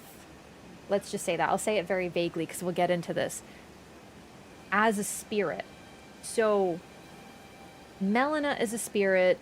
Then that she has the spectral steed, which I think tons of evidence points to having been made by Marika. I think Marika may have been a spirit tuner. And we'll get into this even further, but that might have been her bell that she gave to Ranni, and now Ranni, just like Melina, passes on something to us so that we can succeed. Ranni is doing the same thing. It's a sign of respect to the one who gave her the bell. Whoever it is, to me, it's a sign of respect. I think that's inarguable, but we'll get into the evidence because there's a lot of strong but subtle evidence. Anyway, let's see what Melina has to say. This tiny golden aura is the grace of the Erd Tree. This light once shone in the eyes of your tarnished brethren, but now it is all that guides you. Or so I hear. You can see them, can't you? The rays of grace that guide you through your burden. Upon the cliff in Castle Stormveil is a shard-bearer, a demigod, who inherited a fragment of the shattered Elden Ring. If the rays of grace signal the castle, then the Elden Ring beckons you. As an ally by pact, I pray that you are fit to face the challenge presented by the ring. Upon the cliff, Okay, a same thing. demigod. If the rays of then the as an ally by I pray that you are fit to face the challenge. Thanks, Melina. Also, the ... dots with the pray that you are fit definitely signifies some doubt. She has some doubts about us, which she admits eventually. This dialogue is also meant to introduce us to grace, which Varre mentions as well. But this light is meant to guide us on the main path. We don't have to listen to it, but in a world that's this big, it helps us in the right direction. But really, Godric is not required. It's just highly suggested you go in his direction because it's easy. Marika's a spirit tuner like Roderica? Yeah, actually Roderica, speaking of her, is my evidence, part of my evidence that Marika was a spirit tuner. It's sort of one of those things that we'll get into, but I'm sort of expressing my thesis, and then I'll be talking about why that is. Boy, this game is fucked. I might need to do some actual modding to fix that. That is strange. I've never experienced this shit ever. Okay, so I think we're gonna go to the castle first. I don't know if I'm gonna get Godric right away, but there's a couple... I want to get a better weapon. I'm not sure what weapon I want to use. I should look up where any fist weapons are, because that would be very helpful.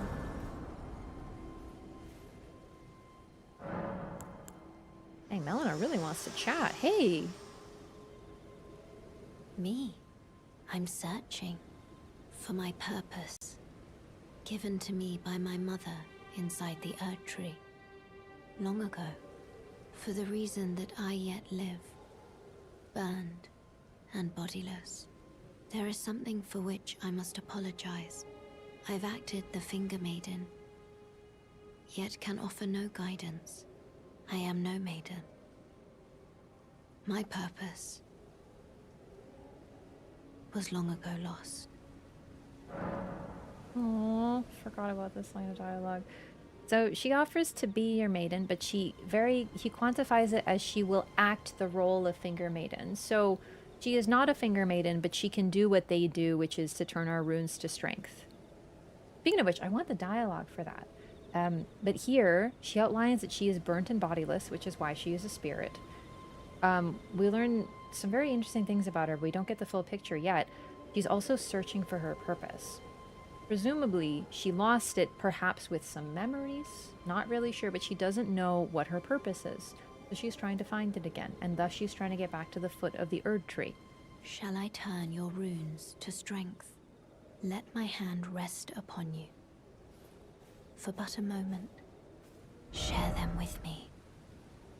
Your thoughts, your ambitions, the principles you would follow. It's one of the best level up text in pretty much the game, or well, in the series, I think. I love it. To strengthen you, you are to talk to her about what you wish to do. I wish to grow strong in body. I wish to grow strong in mind. I wish my faith to grow. And thus those things happen. She makes it happen by hearing your ambitions and your hopes. It's very interesting. You can see a little bit of gold grace with your hands too. Hi, Melina. Oh gosh, sorry. I'm so used to Night Rain where you don't sit down and do this long animation. Okay. Couple things we can do here. We can start off box quest and we can go to Sellen. Oi! You there? Could you help us? Yeah, I'm coming. I'm just getting my ass beat by a man on horse.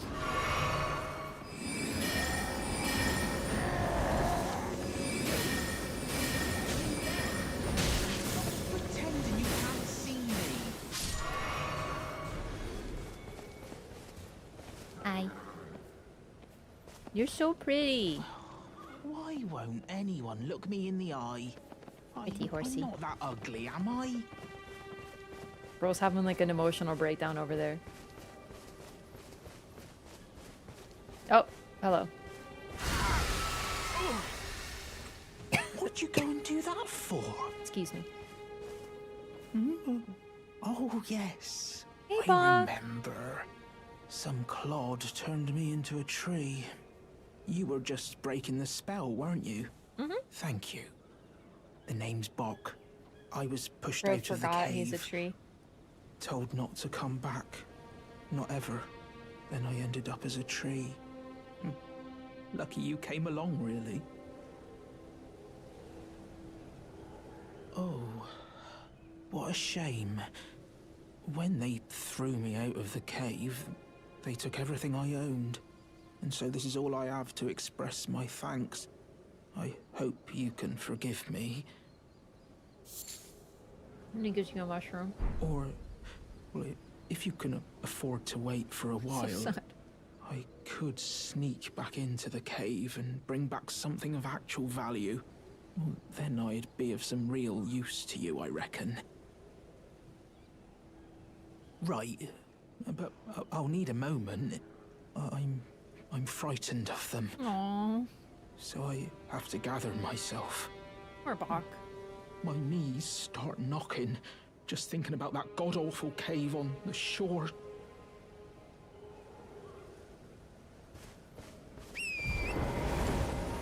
Not sure how many of the NPC quests we're going to do because, like I said, I've done most of them in the Lorathon.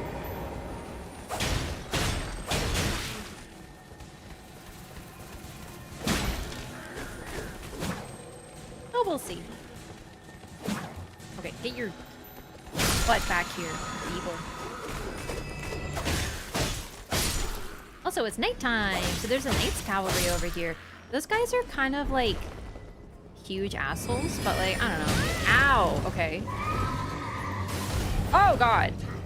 Okay, I'm trying to run with the search sprint button.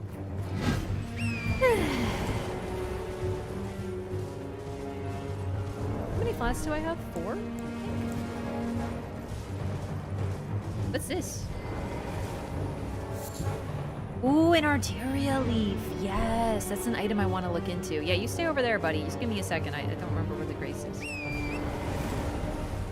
Yeah, it's here. Knight's Cavalry are really annoying.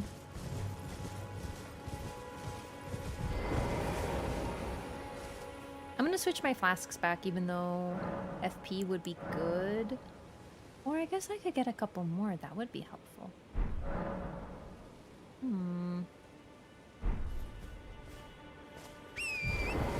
I don't like Knights Cavalry. Their design is really good. I don't really like fighting them though.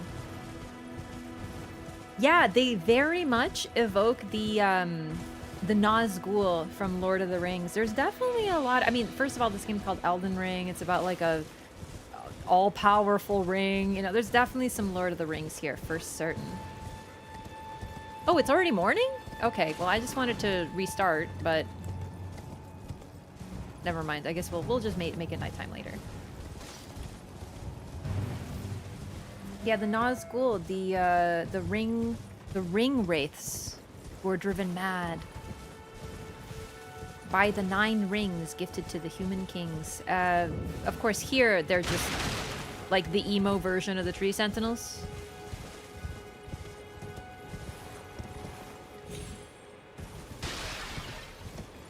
There it is. Okay, here it is. Excuse me. Pardon me.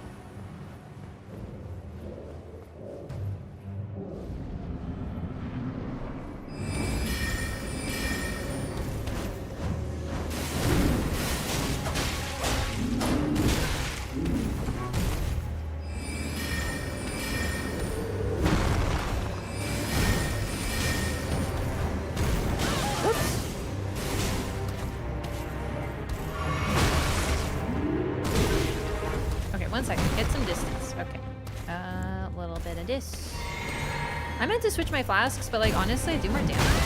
Whoa.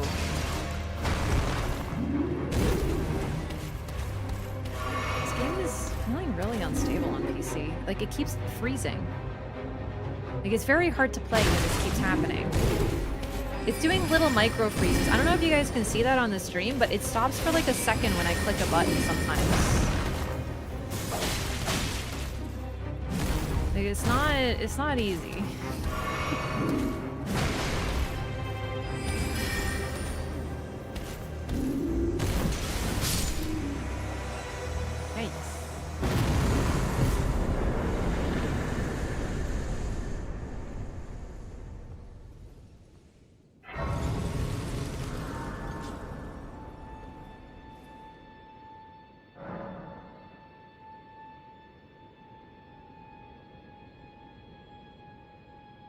Ah, thank you. It definitely doesn't happen on PlayStation, let me tell you that. Verifying the files on Steam. I mean, this is a fresh install. So, like, it's possible, but I just installed the game freshly. There's, like, nothing going on. Tarnished, are we? No wonder you should turn up here. I am Sellen, a sorcerer, quite plainly. Why are you here? I want to learn, or never mind. Really? It's not every day I meet a Tarnished just milling about. Just kidding, I'm here to learn sorcery. What is it now? Why are you here again? You are quite the enigma, aren't you?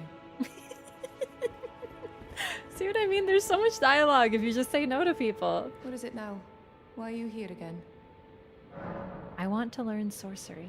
Ah, a yen for glintstone sorceries. I dare say your proclivities are far from ideal. Oh well, perhaps nurture will defy nature, with a bit of luck. But one must choose one's masters wisely. I was exiled from the Academy of Rea Lucaria as a reviled, apostate witch. Do you still wish to learn from me? Let me reconsider. Yes, I think that would be wise.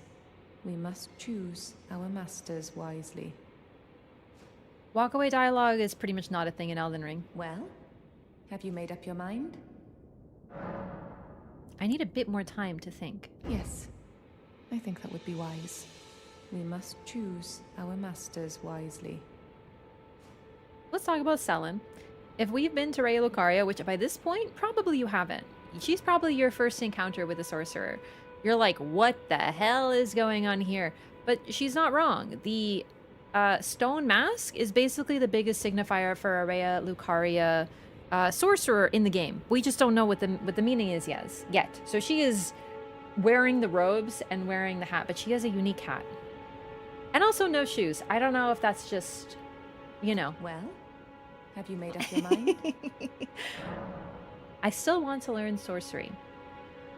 And then the other thing that she says, and this is very key, she warns you, choose your masters wisely, because I was kicked out of school for being an apostate witch. Now, this is very honest, but I also think we'll learn a little bit more about why she does that later. She is basically the definition of red flag. And she doesn't try to hide it. But what she's doing is she's making sure that you know what you're getting into. So if she does something terrible to you down the line, it's not her fault. She warned you. So you should have been more careful with your masters. She puts the onus on you, which is very interesting. She warns you. She's like, I'm an apostate witch. Do you still want to learn from me? Well, you are a piece of work. Very well. You are now my protege in Glintstone sorcery. But I refuse to coddle or cast kind words. Never. Anticipate grievances, young apprentice. I'd actually buy some stuff.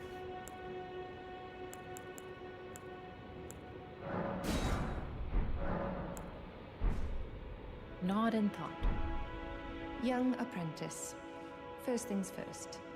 You are a tadpole when it comes to magic. Infantile. Without the legs to walk.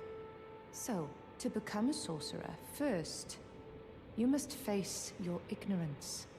Now, shall we start learning? I wonder how to set up spells. I haven't done this in so long in this game. Okay, so even if you don't know what apostate means, you probably know what witch means, and you probably know what it means to get kicked out of school. But not just kicked out of school. She wasn't a student. She was a teacher.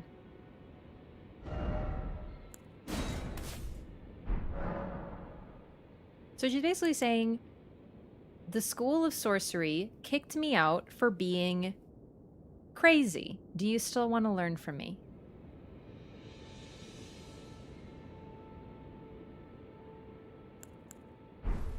I always say yes.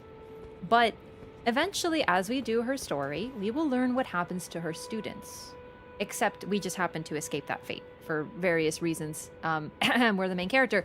But something happens. She does something to her students. And there's a reason that she's warning you so readily. Okay, how do I switch spells? Ah, just like that. Ah, so cool. Very nice. Alrighty. Do I want to kill this thing? You know what? Let's not. Oh, but I might drop something interesting.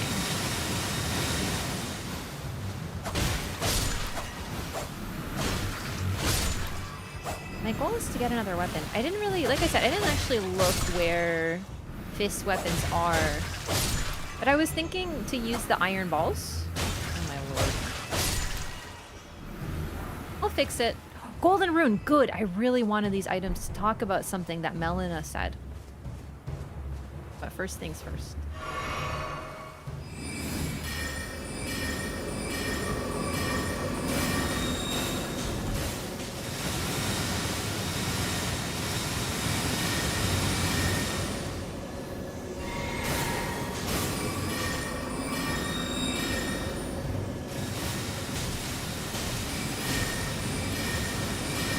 We are beating up a giant pink flower. It's pretty cool, isn't it?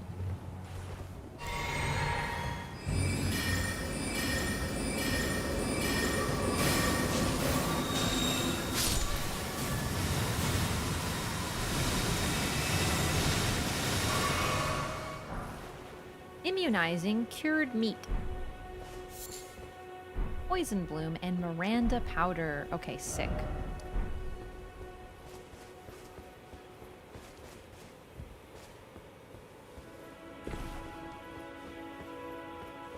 Also, not too much to say about the Mad Pumpkin Head, but most likely Sellen was using it to protect herself so that no one could get in here or interrupt her.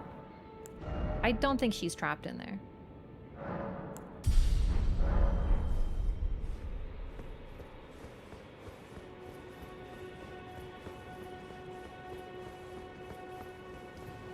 What happens with her students? Yeah, we'll get to that. Oh my god, you can't grab ledges. Oh my god, that is gonna be the biggest problem for me. Ugh.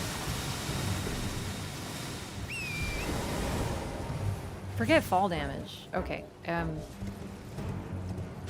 open the map when I'm in combat. Also, I remember that. Oh yeah, we can do a heist.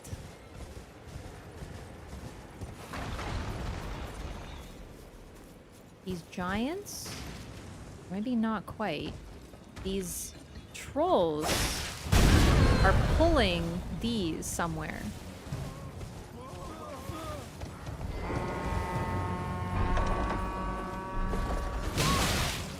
Joke's on you! Bye! Oh wait. That reminds me of something I forgot to go pick up.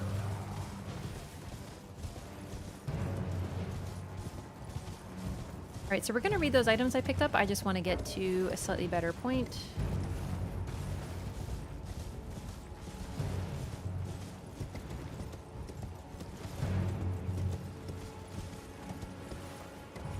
Maybe I'll pick up the Reduvia. I don't think I have good stats for it, but it could be fun.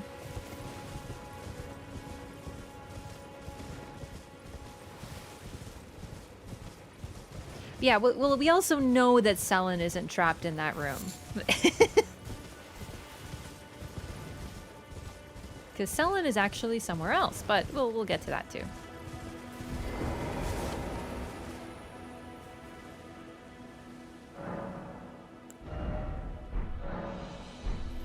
Yep, Dex and Arcane. But at this point, any weapon would be nice.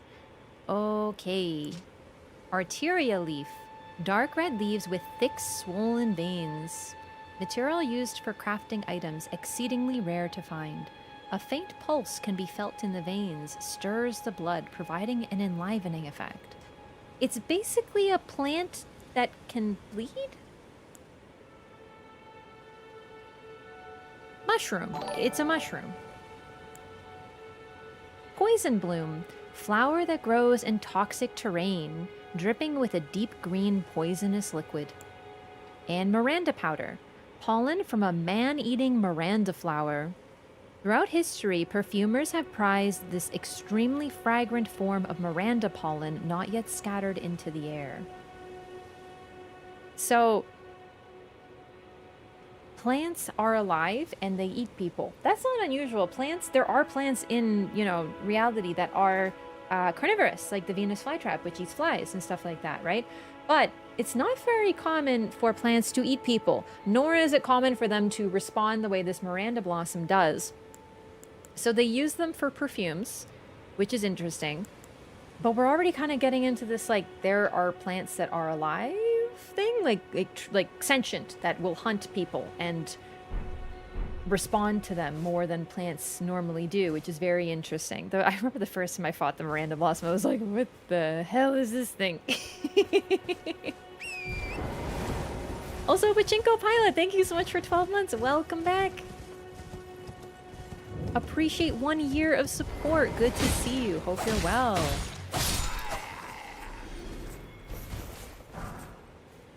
Helmet.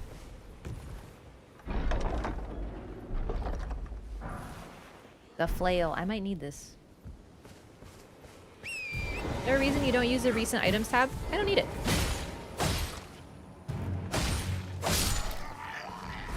I've done lore like this since I started, and I don't really want to resort my items because it just makes everything so messy.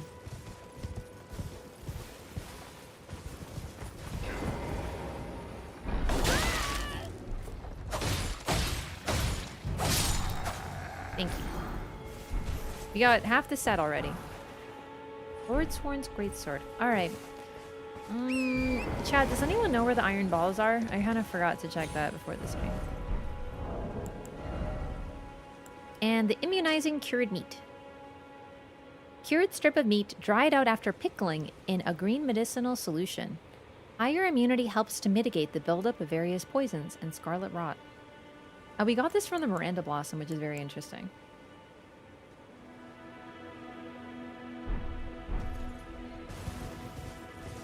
Chat, please do me a favor and don't backseat the lore room. Thank you.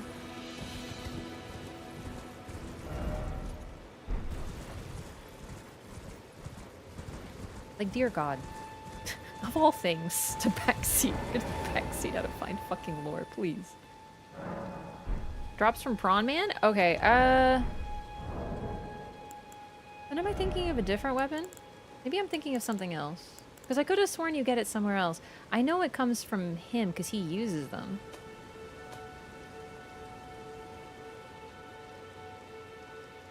I'm not going to kill him. No, I want to do his quest if anything. Here we go. Okay, so I wanted to talk about the golden runes. Melina talks about how that the grace at the site of grace used to be in the eyes of all the Tarnished. There is other mention of this, but I would like to point out that they're very, very literal. Take a look at this. This is an eye. It's an iris. This golden rune literally was something that was within the eyes of someone who is alive. And as this is practically just an item to get runes, right? However, what it was is someone's not literal eye, but something that was in their eye, almost like a contact lens of grace. The people with higher amounts of grace had more color, and it was a richer gold. And as we get further in the game, we'll start to see it. This is just a tiny little bit of gold, but every single person in this land had grace.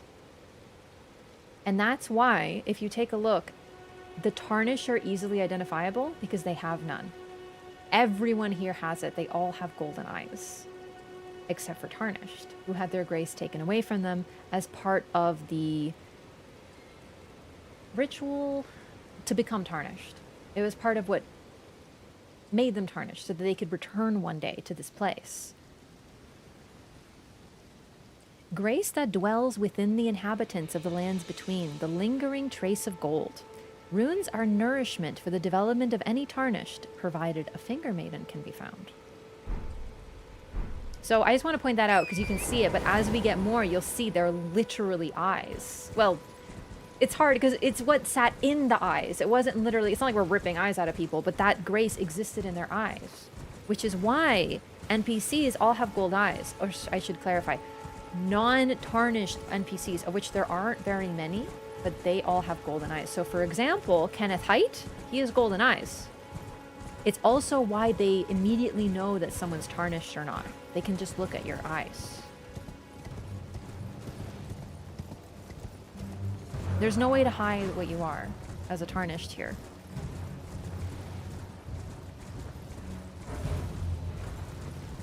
Okay, where did I want to go?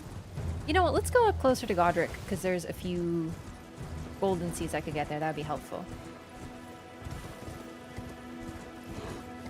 Remember where the starfists are? Where are starfists? What about these hollows? These aren't hollows. It's close enough to call them that, but yeah, they're basically just people distorted by constant warfare plus the stagnation of their land.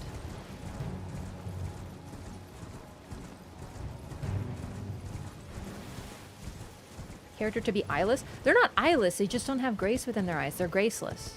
They have eyes, but it's just evident very clearly that they don't have it. Lanedale Coliseum. Ugh. Yeah, there might be a little bit of sequence breaking for me to get certain weapons earlier, but that's why I'm trying to think what I could use easily. I'm thinking the Greatsword would be a good play. We see the grace of gold, but we don't have golden eyes? Yes, because we don't have grace, but we can still see it. However, the Tarnished, most of them lose the ability to do so. We don't know exactly why.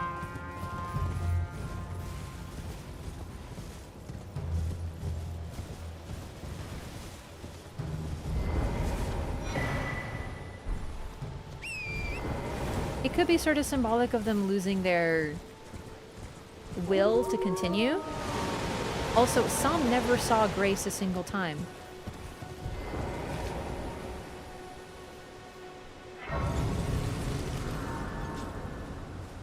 Also, there's someone important we gotta meet here.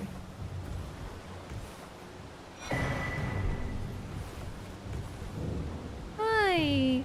Everyone's been grafted. Everyone who came with me. Okay, hang on. Sorry, Roderica. I didn't realize I still had aggro.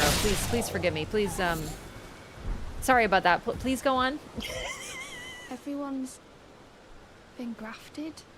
Everyone who came with me. They crossed the sea for me. I'm so sorry, Roderica. These mutts have no concept of what we're doing here today. Is the third one coming? Or... Okay, thank you, thank you. Sorry about that. Everyone's been grafted. Everyone who came with me. The big bad wolves are trying to eat Little Red Riding Hood. Across the sea for me. They fought for me. Only to have their arms taken. Their legs taken. Even their heads taken. Taken and stuck to the spider. Did you know? If you're grafted by the spider, you become a chrysalid. It's quite a lark when you think about it.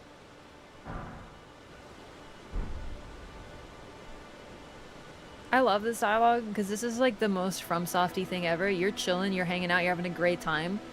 You're like, hey, what you doing? And you get like, all my friends had their limbs taken away and put onto the spider. All my friends are dead, but even worse because their limbs were taken and put onto the spider. And you're just like...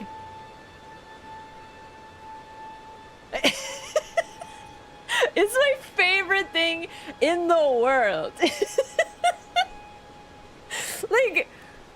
Like what? You're all on your own, are you? And heading to Stormveil Castle? Enticed by the one in the white mask, I suppose.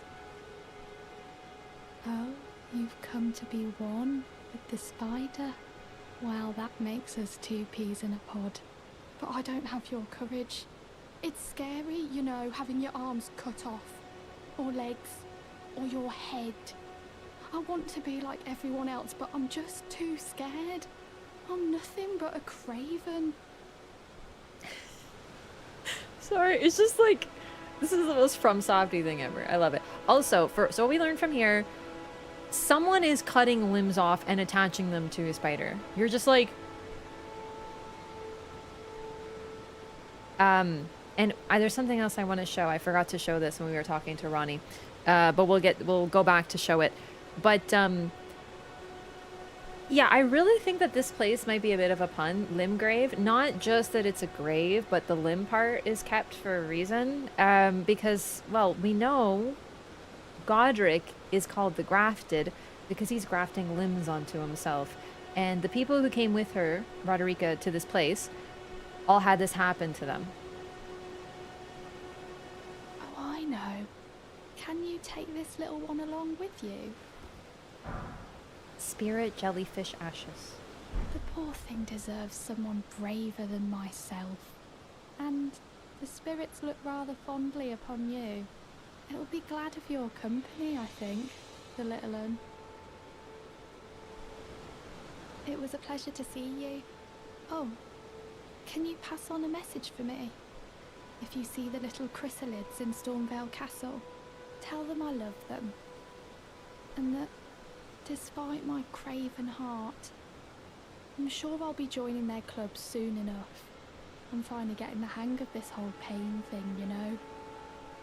I adore Roderica. She's so sweet. It was a pleasure to see you. Okay. Oh, tell them I'm finally getting...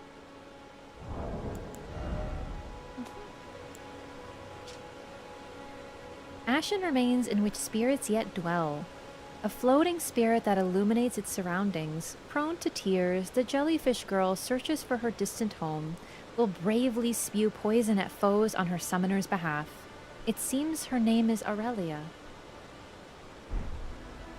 She feels bad she was spared. How sad. She is deeply guilty by having everyone that she came to this land. She's not a warrior. I think that's very clear. She is not ready for this, and what happens to Tarnished is they come here and they become victims of Godric the Grafted. And everyone she traveled with, that happened to them. Also... You're willing to make me a chrysalid, but I'm still a milksop craven.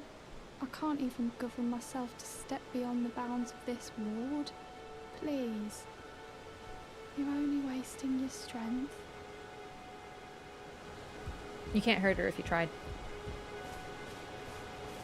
That's the only reason she's safe. Everything was done to keep her safe.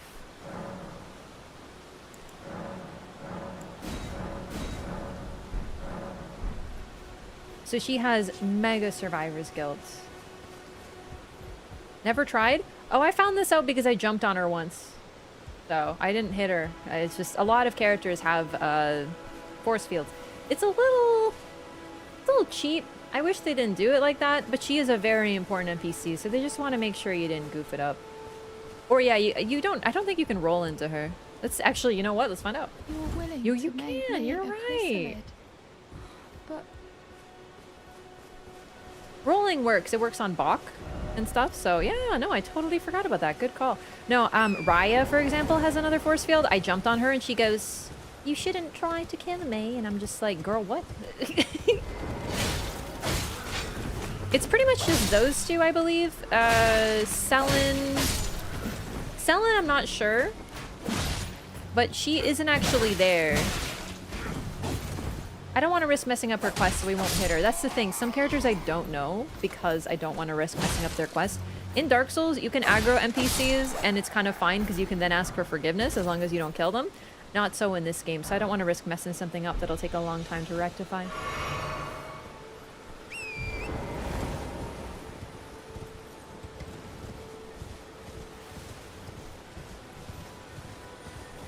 That's why I only know a few of those.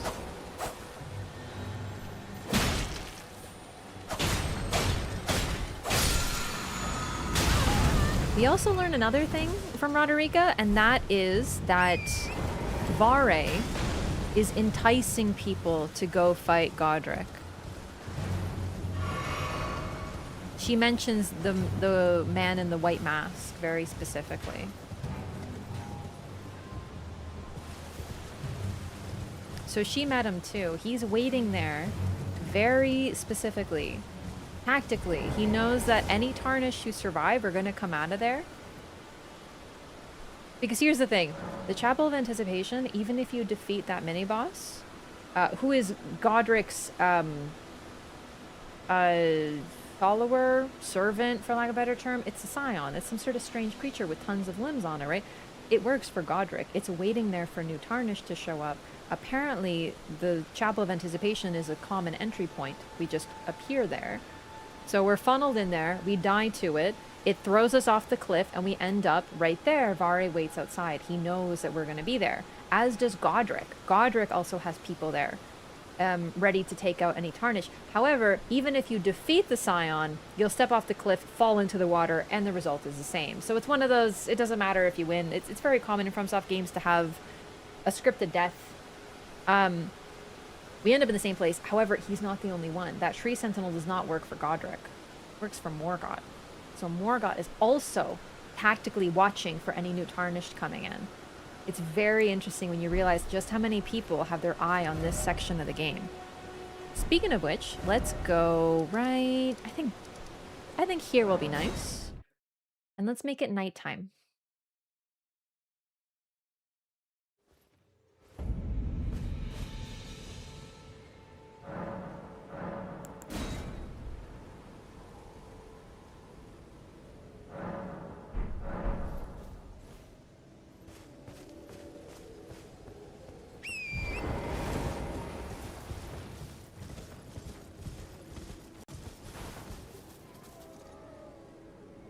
Do you hear them?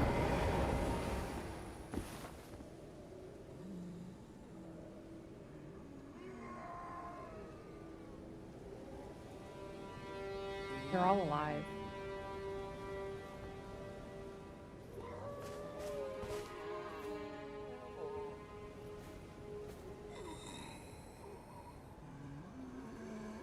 And at night they scream. I think there are sound effects. Let me turn sound effects back up because it is a little quiet.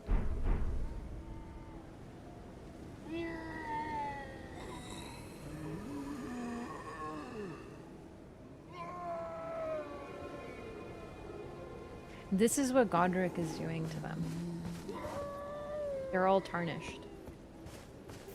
He took their limbs. That's why they're all missing feet and both. Actually, let's check if it's both or one hand. Let's make this our telescope.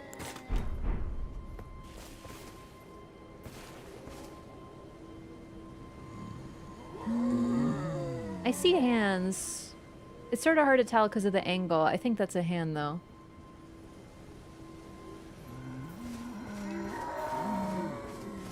Yeah. Oh, I forgot to show this as well.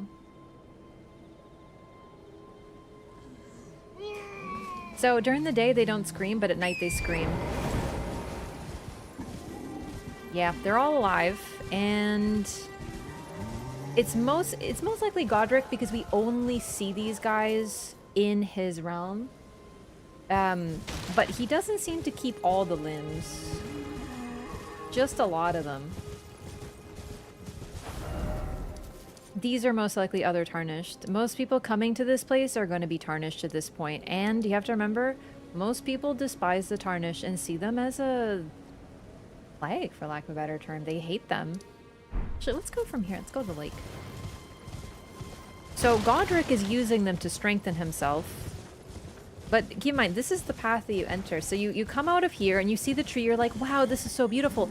And then the first thing you see, besides Varre, is someone crucified. And to get any further, you follow the path of other people who have come before you and failed. They're lined here like a warning to stay away, along with the tree sentinel. This type of brutality, it's more likely Godric. The tree sentinel is just like Morgoth's advanced warning that a new Tarnish is coming, but this is definitely Godric. Like, he is insane and incredibly brutal. But yeah, they only scream at night.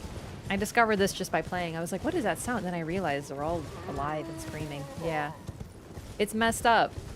It's the type of thing that you're probably not paying attention to. You're just like, wee, wow, so pretty, big world. But like, if you look, there's a lot of storytelling just in this starting section.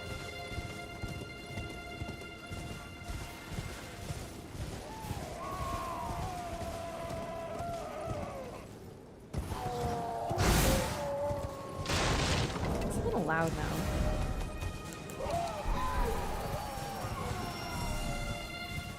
It makes nighttime even creepier.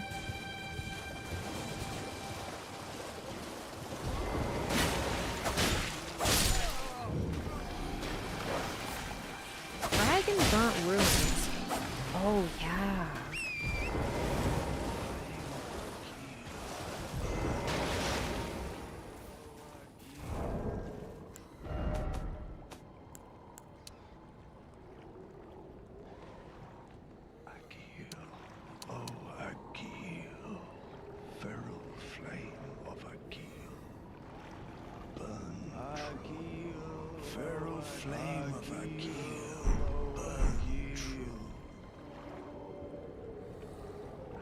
Isn't that cool? Limgrave is my favorite area in this game because there's so much attention to detail that unfortunately sort of is lacking in the other areas. These people want to die, so they are calling to Agil to burn them. The feral flame of Agil. Feral flame of Agil, burn true.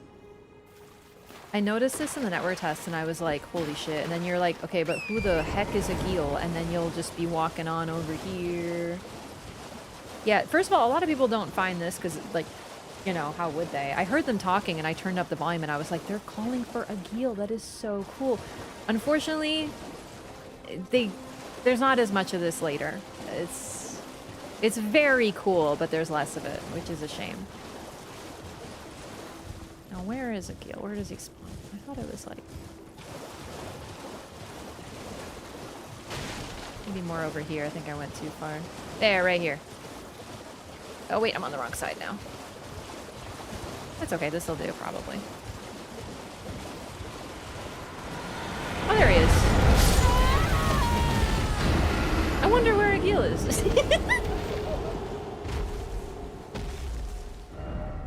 No, this is anytime. This is anytime. This isn't just at nighttime. Yeah, that's what they're here for. People here are so desperate to die. now Egil is here. I'm not going to fight him right now because I would rather die than fight a dragon by choice. But I wanted to show him because he is one of the dragons that actually has a name.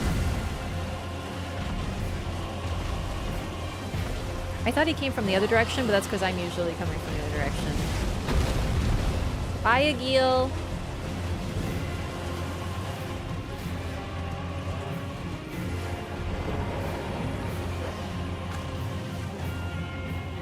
Also, fun fact, the Reduvia used to be down here in the network test. Could Egil actually kill them? But he could turn them to ash.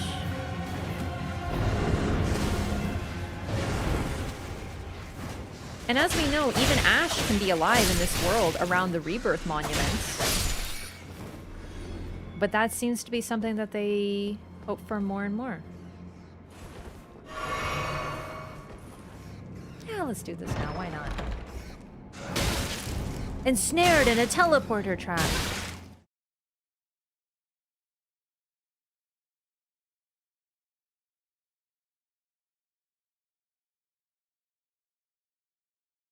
Maybe shouldn't have done this. I just realized because it's kind of a sequence break, but it should be okay. The main consequence is that Melina is going to allow me to access the Roundtable Hold now.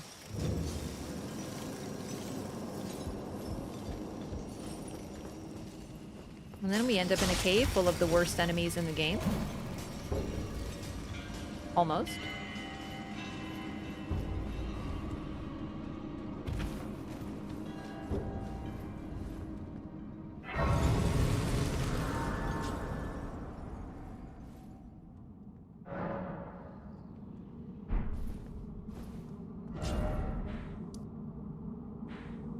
Oh, I still can't teleport? I thought resting at a grace would fix it. Oh well. But then, we end up in the best area in the game.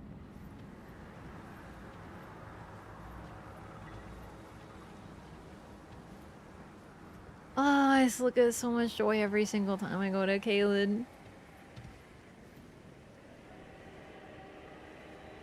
Listen to that music. Isn't it so, like... It sounds like fear. I love it. It's my favorite area. I called it on my first playthrough. This happened to me. I came here. I was like, I just found my favorite area in the game. And everyone was like, you'll find a better area. They were wrong. I love Kale. This is my favorite place ever. I love it. I love the music. I love the vibes. I just love everything about it. It's so creepy.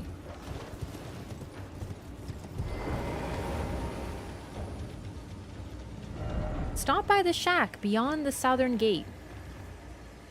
Over there.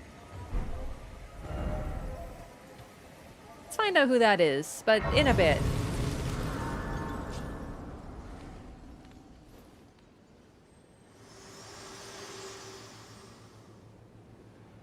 Forgive me.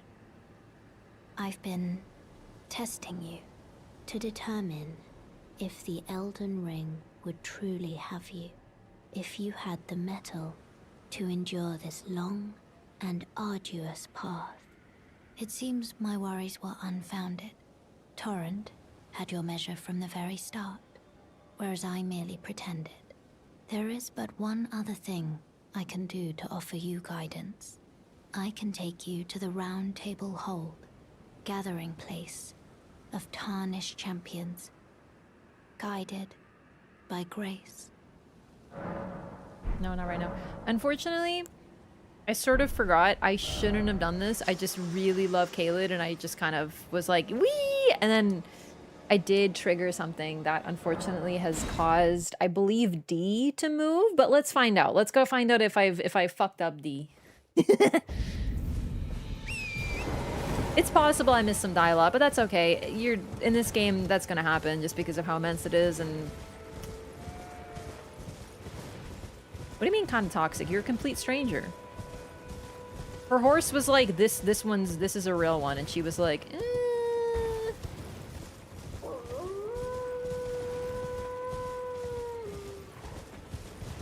Time to restart. Yeah, I gotta be real with you. D is never worth restarting. It's not worth it for the D. The D might try to tell you it's worth it, but...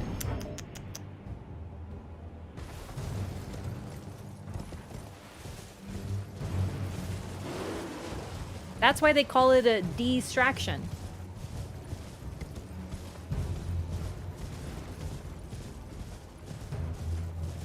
I'm like a tiny bit lost, chat, but only a tiny bit. It's been a minute. I gotta be real. It's been a bit. I think we'll be okay. Can I lift that? I think that's okay. Yeah, perfect. Okay, and then... Oh, shit. I was looking for D and I found someone else. Hello? Is anybody there? Someone who might be interested in rescuing the great Kenneth Haight. Oh, no. Servant to the... My actual reaction when I hear Kenneth Haight. I didn't mean to do that. I swear it was an accident, but it's just, I hear his voice and it's just, things happen.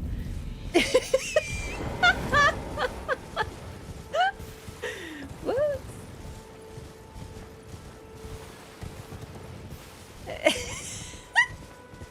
Lower accurate reaction. No, I'm kidding. I love Kenneth, but I have to give him some shit because he's such a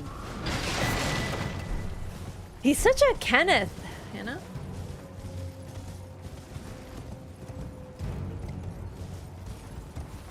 There was something of an incident.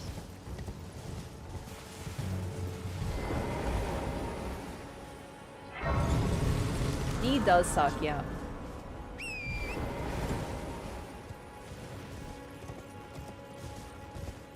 Okay, wait, is this... Hang on. Can I get down there? Like, this is gonna kill me. It's too far. It's too far. I'm gonna die. This is a night rain. Holy shit. Okay, no, I'm reassessing my, like, bar for... Oh, great. Dead people. Real quick. We don't... What? I'm on my way to find D. I don't remember... I'm having, like, some directional issues. It's okay. I'll find him. However, in the meantime, there's someone else that I might want to mess with. You fell from a great Kenneth Haight. Hey, why can't I write torrent? This is so strange. Nereus? Bloody finger Nereus. He actually will fuck you up, especially because of the Reduvia, not gonna lie.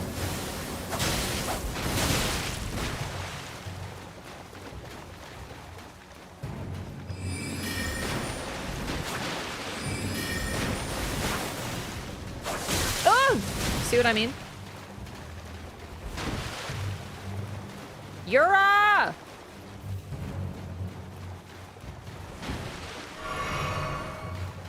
Yura? Yura, where the fuck are you, buddy? Yura, are you coming?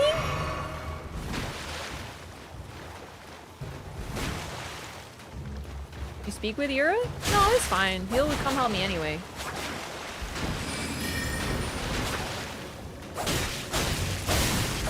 I just wanted the Reduvia. Wait, no dialogue? Okay, something fucked up. Let's die.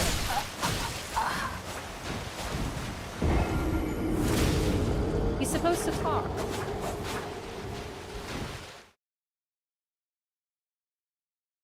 Eight spells, one hit. Yeah. Okay, well, let's go talk to him first then. He knows you are she. That is true. I am her. Yeah, he's supposed to say some stuff. He's like, Nereus, something, something. You smell bad and I shall kill you. And I don't know, it's fucked up. Everything's being really messed up this run and only some of it is me.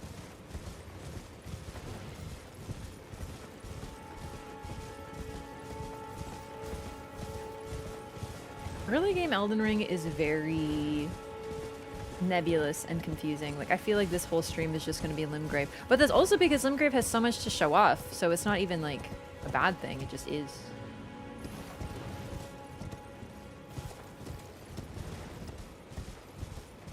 D might have moved by now, though.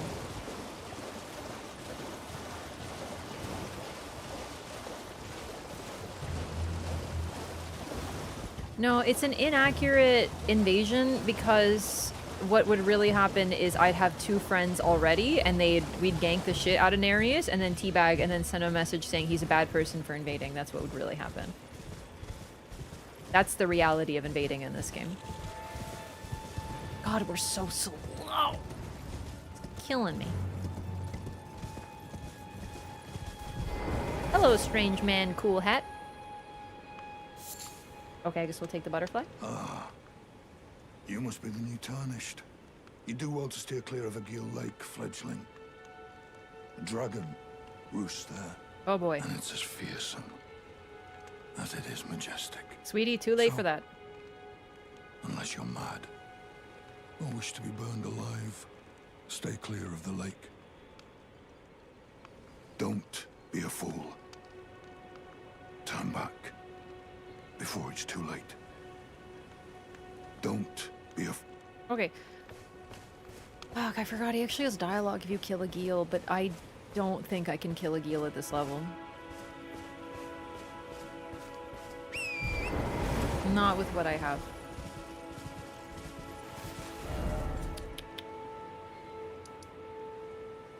Oh, D is here. That's where it is. Okay, let's go from here. Let's try to find D. Never find a stupid summon sign for a Geel.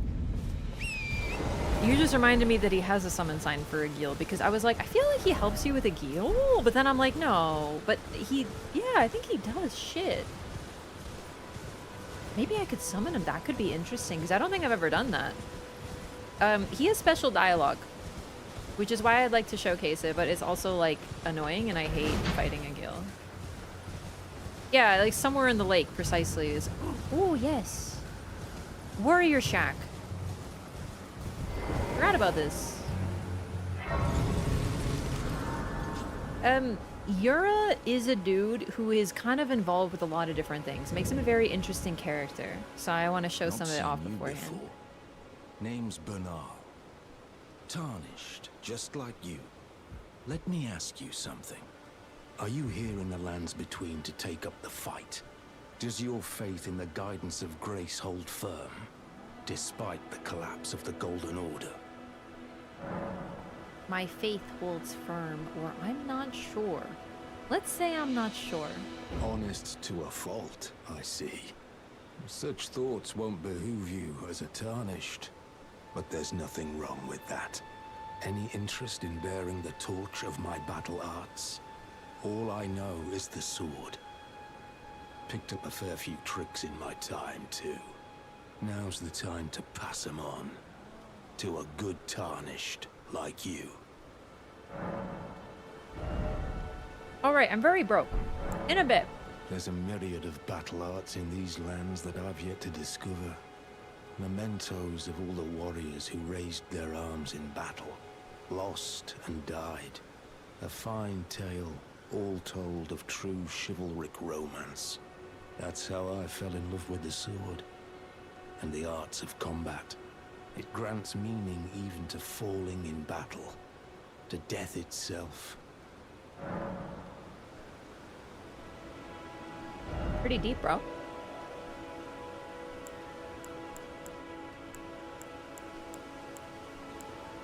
Okay. He's got some interesting stuff, but, like, to be honest, I don't really use many Ashes of War, so I don't even know. Not floating your boat, eh? Well, there's no rush. Knowledge of the arts can wait another day.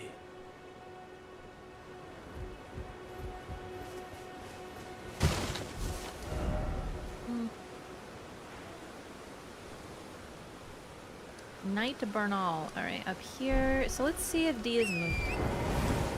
Ash of War, no skill. I know, it makes me laugh every time I see it.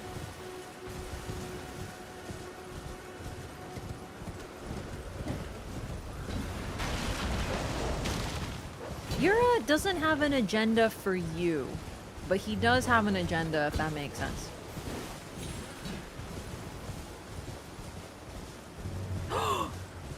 I've forgotten. Someone very important. Can you hear me? Help me. I'm stuck. Hello? Hello? Anyone?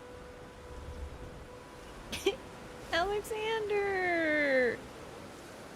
Oh, my stars. I'm so happy to see you. I am Alexander, also known as the Iron Fist. And as you can see, I'm stuck here. Please, can you help me out of this? No. I see. More's the pity. No, no. I apologize. Don't you worry about a thing. Despite my appearance, I am but a chip off a greater jar. I'll pop out eventually, just you wait. He's so sweet. Ah, what's that look, good lady? Are you willing to help me out after all? See what I mean about like saying no? People, they're kind of like, it's okay, that's fine. I'll be okay. Yo, thank you so much, Tita, for the 40 THP. Thank you so much. Oops, wrong button, sorry. Are you willing to help me? No. I see. More's the pity. No, no. All right, same dialogue. All right. Now, of course, we shall help him. Are you willing to... Of course, Alexander. I would never leave you in your incident. My thanks. 1,000 thanks. Just give me a good smack from the rear with something nice and big. And I'll pop clean out, I'm sure. Don't Relatable. dally. No, there's no need to fret. I'm very well trained. Give it your all, I say. Gosh! Stop! Please! That's my face! Smack me from the other end! The other end! A lot of people don't know about that dialogue.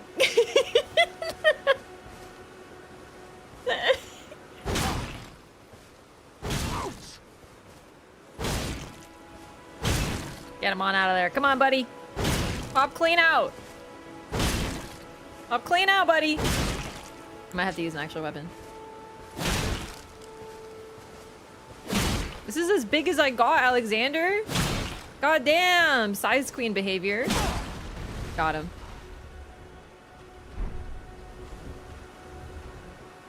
Alexander. I just want to hug him. Well played, good lady. Well played. Though that mighty wallop of yours almost spelled the end of me. I get that a lot. Well, I'm out now, and that's what counts. I thank you. And as a token of my appreciation, I'd like you to have this. Exalted flesh. Once again, the pleasure is mine. I am the warrior Jar known as Alexander. Iron Fist Alexander, in fact. I journey to the east, where I intend to further my education in the ways of war. And beyond these lands lie the scarlet, rot-blighted... Jesus Christ! What? Upon their southern edge is Redmane Castle, in which a festival of combat is being held. Can the creatures in this game leave me I've heard alone? whispers of such festivities before. Doesn't the notion set your breast aflutter? You're ruining the lore, you piece of fucking garbage! Look, and now it's in the floor. Oh my god, I was scared it was gonna target him. Okay, anyway. Sorry about that, Alexander. Once again, the pleasure is mine. I am the warrior Jar known as Alexander. Iron Fist Alexander, in fact. I journey to the east, where I intend to further my education in the ways of war. And beyond these lands lie the scarlet, rot-blighted Kaled wilds. And upon their southern edge is Redmane Castle, in which a festival of combat is being held. I'd heard whispers of such festivities before. Doesn't the notion set your breast aflutter? I'm heading eastward to Redmane Castle, on the southern edge of the scarlet, rot-blighted Kaled wilds. I've heard there's to be a festival held there. So fortunately for us, he repeats himself. Wait, I lost my runes? Where? Oh, in the lake? Did I not get them back? Oh, Denarius, of course. Right. We'll get them back shortly. But yeah, he introduces you to another location to go to. A lot of these early NPCs are kind of guiding you on things you can do in the area. Fortunately, though the fly interrupted, he did repeat the dialogue. That isn't very common either, that they interrupt their dialogue and then repeat it. So fortunately, the game's being kind of merciful to me right now.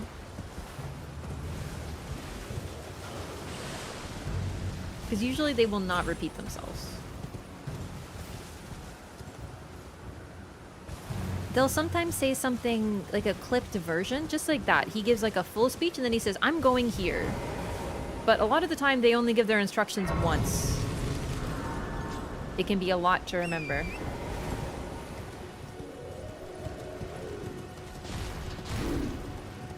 Another Mad Pumpkinhead. They pretty much do what it says on the tin. They're mad.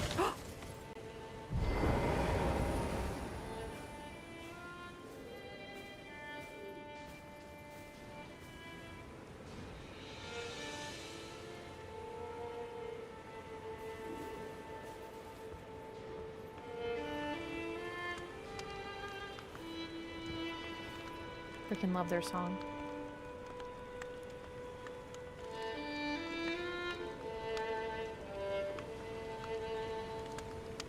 Oh dear. Am I terribly sorry. Are you here as a customer? Hi. Ooh, some stuff. Pickled turtleneck. Turtleneck meat pickled in a bitter medicinal solution. Craftable item. Temporarily boosts stamina recovery. The nutrients churn through the body, practically boiling out endless power.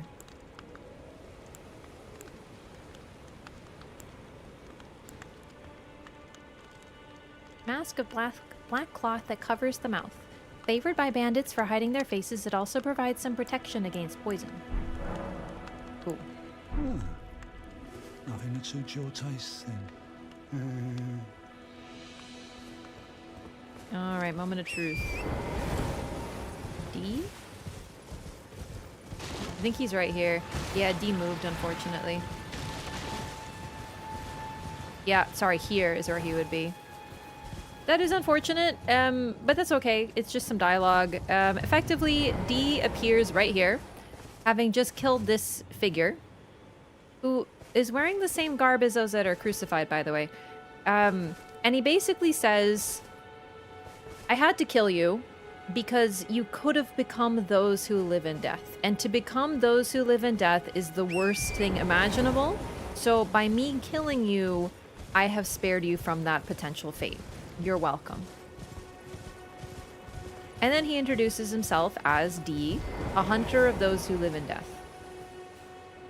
Like I said, I just got too excited to go to Caelid, but leaving Caelid, going to leaving Limgrave by any means will lead to Melina taking you to the Roundtable Hold, but also D moving.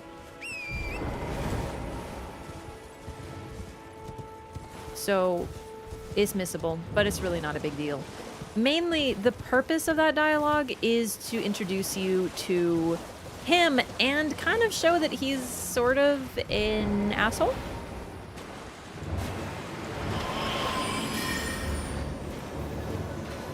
Really? And kind of a scary zealot. He also warns you not to fight this Tibia Mariner, because it's too much for you.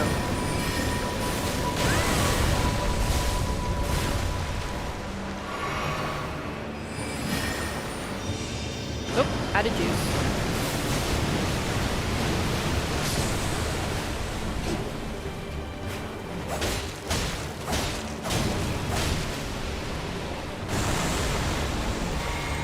So, as discussed, the dialogue that he has sort of introduces you to who he is. He's the type of person who will kill someone and then justify it. Even though he's apparently only someone who hunts those who live in death. Yet he killed someone who had no sign of being infected. Oh, great. Right, you can't mantle.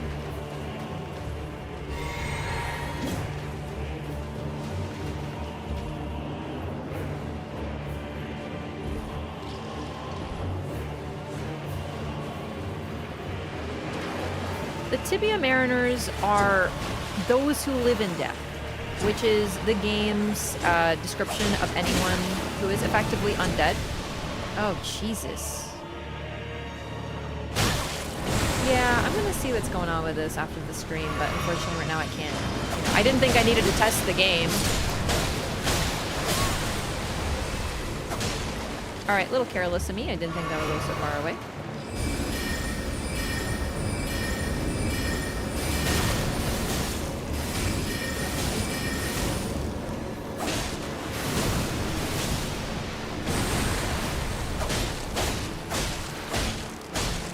They seem to be figures with a bit more power than the others in terms of those who live in death, because they're summoners.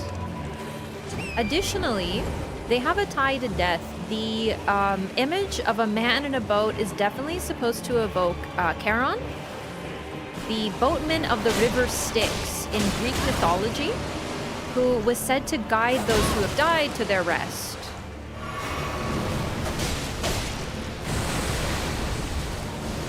Except, something with death is broken on multiple levels, to put it mildly. So now, they simply summon the undead.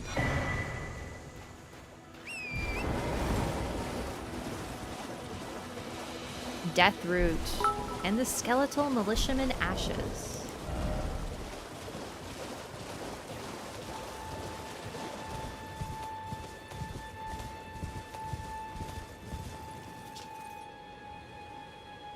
Nothing too interesting, nothing too interesting.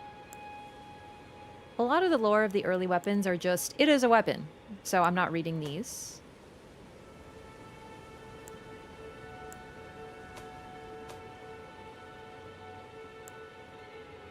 Ooh, Glintstone Pebble, I forgot to read this when we got it. The most basic glintstone sorcery of the Academy of Raya Lucaria. The glintstone serves as a conduit, launching magical projectiles at foes. This sorcery can be cast repeatedly and while in motion. This is a universal first step on the journey to true knowledge of sorcery. But it's specifically Raya Lucaria, so you can see that the sigil in the background is different than our starting sorcery. Deathroot, a source that gives rise to those who live in death. The beast clergyman found at Bestial Sanctum in the distant east collects and devours these roots. On the night of the dire plot, the stolen Rune of Death enabled the first death of a demigod. Later, the Rune of Death spread across the lands between through the underground roots of the Great Tree, sprouting in the form of Deathroot. Sounds bad. Ooh, Smoldering Butterfly. An eternally burning butterfly found near wildfires and elsewhere. Serves as the kindling for a number of items. We'll talk more about the butterflies as I see more of them. Also, One Man Army, thanks for the 200 bits.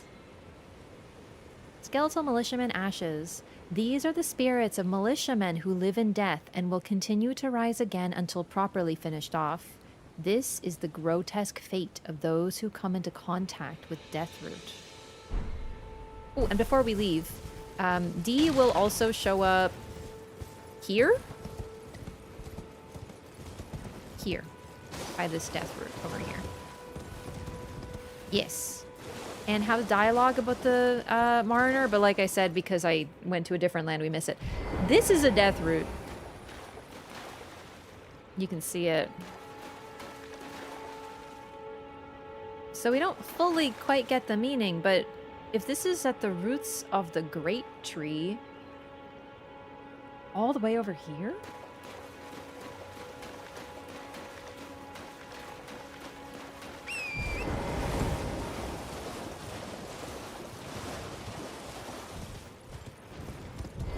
Ooh. I think this might be a good thing to... Oh wait, do I have a... I do have a Stone Sword key. I can't think of what's a super important one to get, but I wouldn't mind the Stamina Recovery Talisman, so... we get that here, in the Turtle Ruin.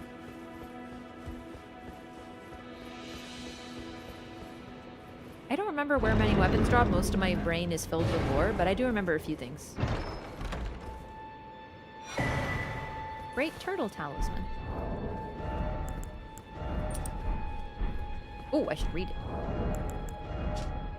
A talisman in the shape of a green turtle. Turtles are known as a nutritious ingredient, symbolic of inexhaustible power. However, those who hold turtles to be wise creatures consider the practice of eating their meat to be barbarous. He makes it sound like he's trying to contain it, so it is still just spreading. He's not really trying to contain it. Well, he is, but he's also, the main thing that he talks about is how zealous he is about killing those who live in death. That seems to be his main motivation, is killing those who are infected, right?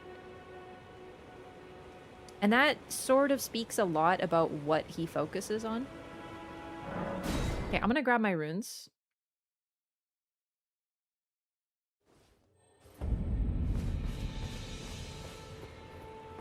I hear a beetle. I forgot there's one here.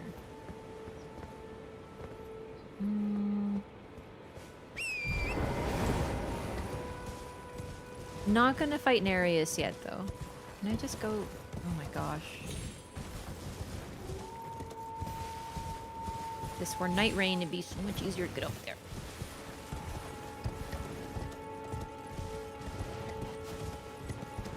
I guess I could just jump down there, but...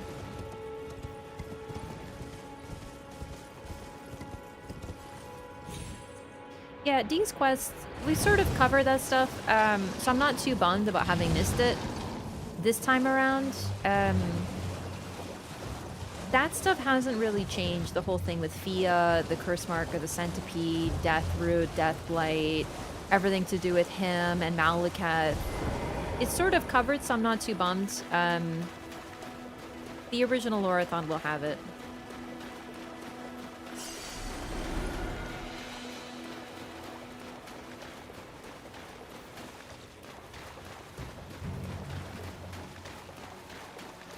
I don't want to kill Nereus because it'll advance Yura's quest, and I would like to do it differently.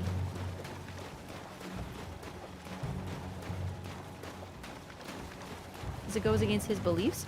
True. But the problem with him is that he's a hypocrite. Oh. Might be too late. Hey, buddy. Ah, we meet again. To have fought Nereus and lived. You must have seen your share of battle. Lived is relative. Yura, as you might recall. Hunter of bloody fingers. Tarnished. Held in thrall by cessblood. Zealots. Who stalk their own. You stay the path. You're certain to face more of them. Just remember. No kinship with their ilk remains. Their madness precludes it. Don't let your emotions stay your blade. Be on your way. Perhaps we will meet again. If fate permits.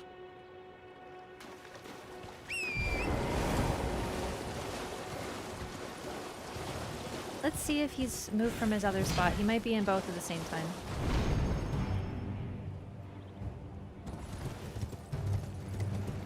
You notice that sigh he had before he said, don't let emotion, you know, stay your blade? He's thinking about someone in particular.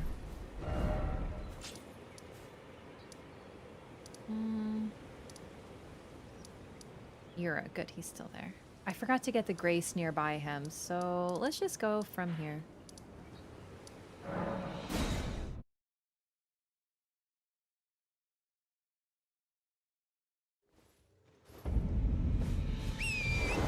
Oh yeah, Super Smash Bros. Melee, I love that game. One of my favorite games is Super Mario Sunshine, just because it's so happy.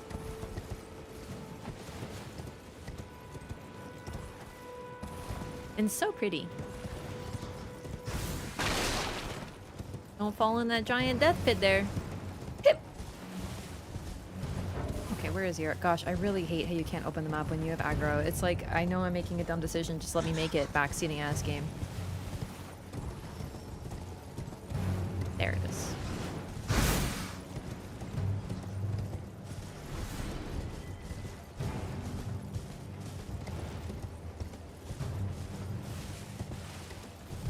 Hey, bud. Don't be a fool.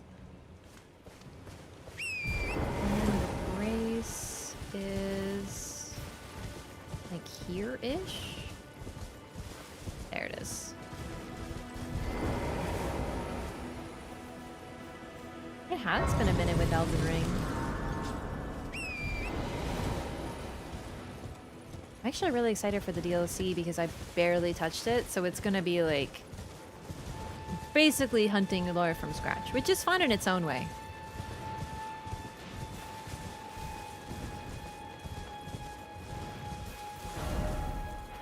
Isn't there a Grace like here somewhere?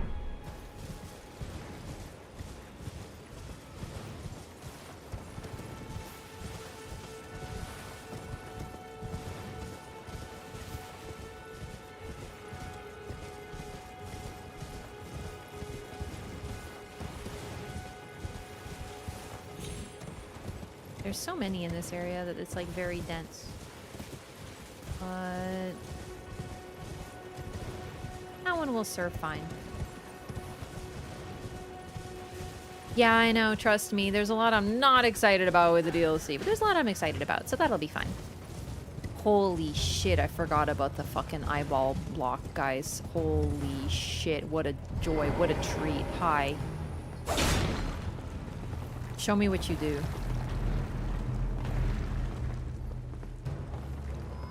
Explode. Hi, eyeball. Come back together. And then watch this.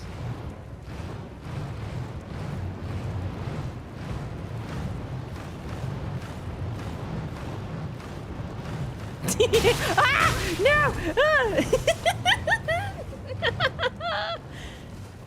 I love these enemies. Very few people have seen their moveset because, like, why the fuck would you not just kill them? But look at this.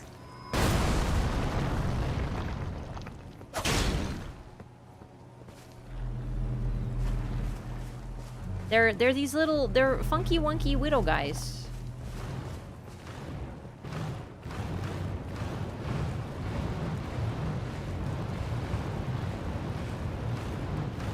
I have no idea why these guys are just the strange rock jailers of the Everjails, but it is about the funniest shit of my life.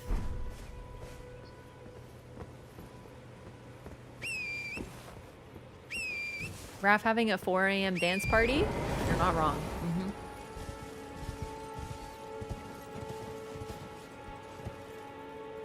Accurate.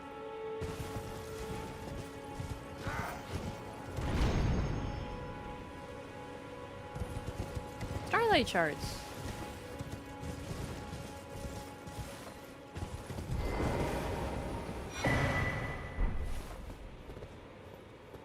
Pretty game. Pretty sky.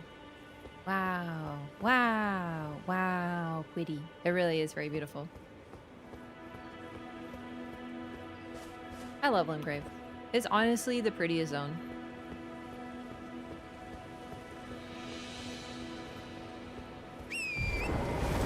I don't even know which vista's prettier. All of them are so beautiful.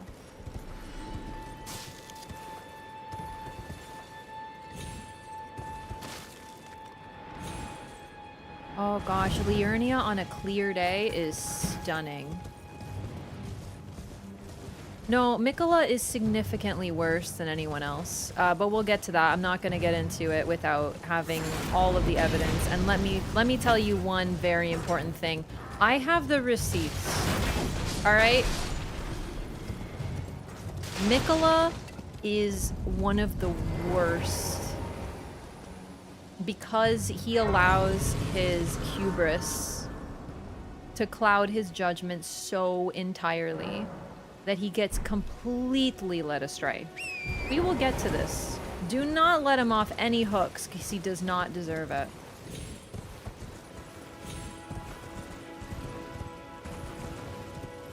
We will get to him. I got the receipts. We just don't have time right now because, like, there's too much to talk about with him, so we'll get there.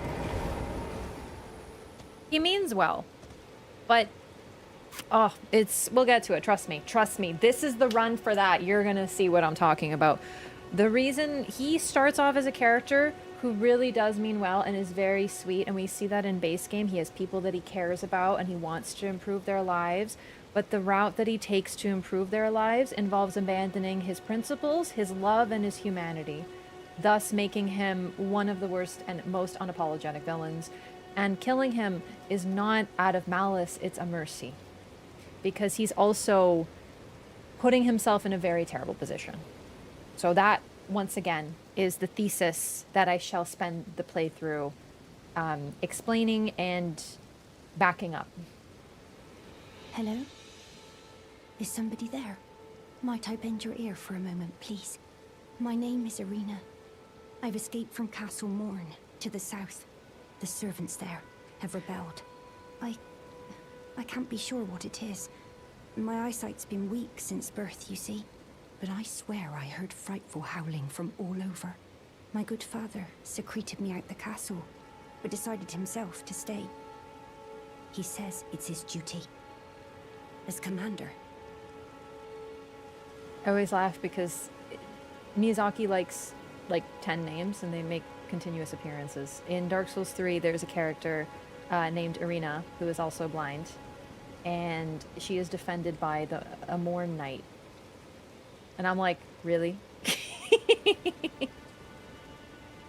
That's what makes them so interesting. Exactly, that's the thing. Also, let's go ahead and not bring preconceived notions like saying, listen, if you're going to be sitting there that Marika is the devil, you are in the wrong place, because we are going to explain every facet of the story. No character in this game is pure evil, with the exception of pretty much Celavis and Dung Eater. Those characters are pretty much pure unrepented evil. But other than that, everyone does good and bad, and their story is very interesting because of it. So let's talk about that. Even Mikkel himself, he's a very sweet boy who took the wrong path, but it's his hubris, and I can't blame him for that. But it is a shame that he could have done so many other things. So many of these characters, all of them are full of nothing but boundless potential, but they aren't able to meet it, and that's the shame. So I look forward to showing everyone's story in the best light, except for Celavis and Dung Eater. I fear for Father's life. The servants are full wrath, filled with hatred for every one of us. They've since come for every one of the companions I escaped with. They haven't spared a soul. I fear it's no different at Castle Morne. Please, I implore you, would you mind taking a letter to my father? At the castle, my soul wishes that he escape, even if his honor should be the price. Please. I just want him to be safe. No. I understand. I fear some of the castle servants are still prowling nearby. Do take care on the road. I pray your journey comes to fruition. And if you happen to change your mind, please come to see me again. Hello? Is somebody there? Ah, you're the one from before, aren't you? Please, I implore you, would you mind taking a letter to my father at the castle? My sole wish is that he escape, even if his honor should be the price. Please. I just need him to be safe. Thank you. Dearly. Then please, take this. Irina's letter. Deliver it to my father, who remains in the castle, if you please.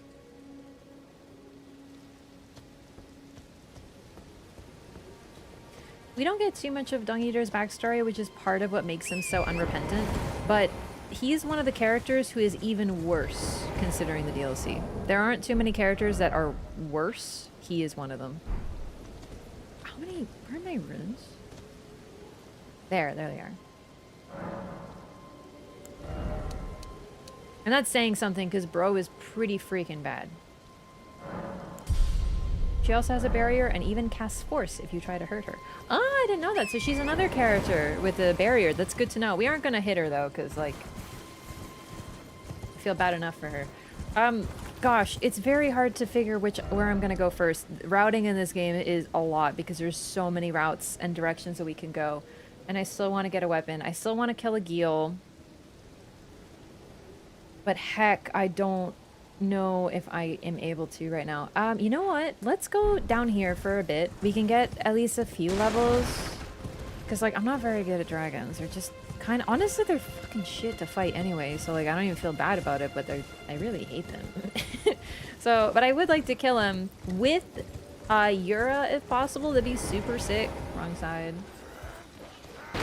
No, I'm not using the Bloodhound Fang. I fucking hate that thing. And I've used it so many times. I hate it so much. I cannot... It seems like every weapon I want to use is in Lane-Del or further. I hate that thing. We can get the Greatsword, though. I've already entered Kaled, so it's too late to, you know, fix any quests. So I might as well... Maybe I'll go get the Greatsword.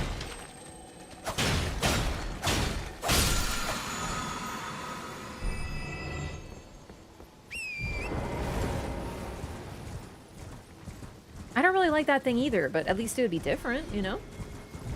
Oh, hey, what up, baby? Oh god, this is one of these, huh?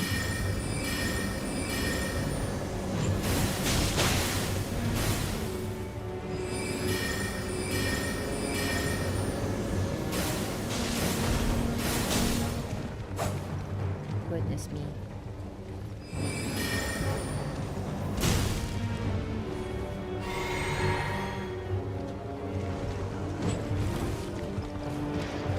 Oh, goodness. The flail ones are probably the worst version.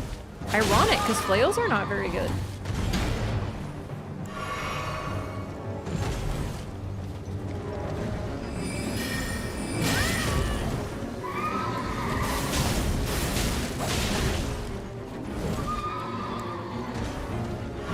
If I die, it'll be annoying too, because it'll, like, respawn.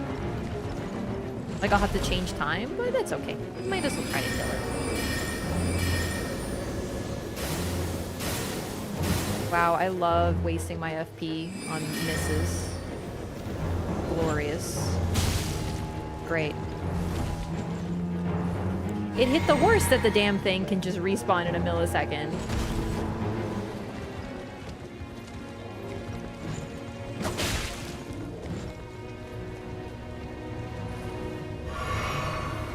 No, I want to use a good weapon. Like, I want to use something stupid that will trivialize this game. That's sort of the goal. So I'm thinking, like, dual Colossals or, like, dual Great Hammers or something.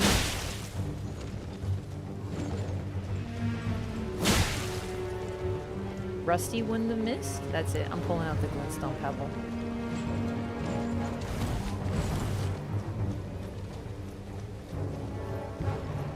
So much wasted time. Like, oh my god, you're so annoying. You're just running around.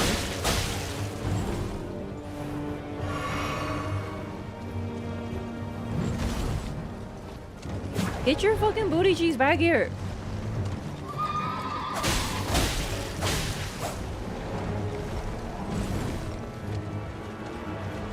This is Elden Ring. To me. Like, this is what happens. Everything's just constantly running from you and you can't hit it, and then it's like, get outplayed. And I'm like, really? Finally. Oh my god, that was amazing. Good hits. Come on.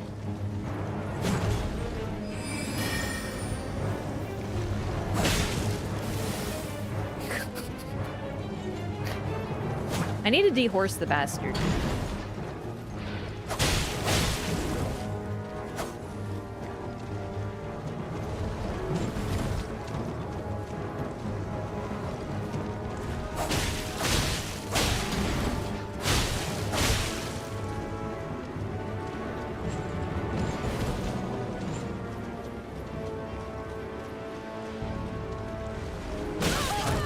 So cheap. Oh, great. It's not looking good, gamers.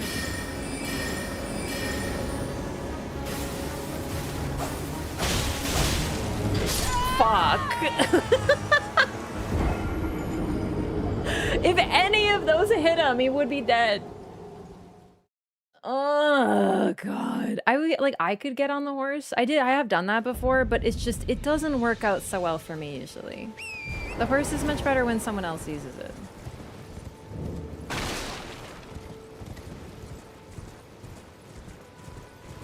Psychological warfare by inducing extreme impatience in the player, causing them to make mistakes. Let me translate that for you. It is a badly designed boss that wastes the player's fucking time and makes you hate your life so that you would rather die than fight it.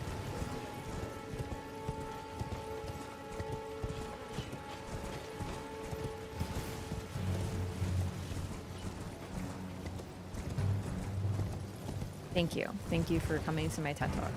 The lore on the Knights Cavalry is that when you die to them, you have been spared from continuing to fight them.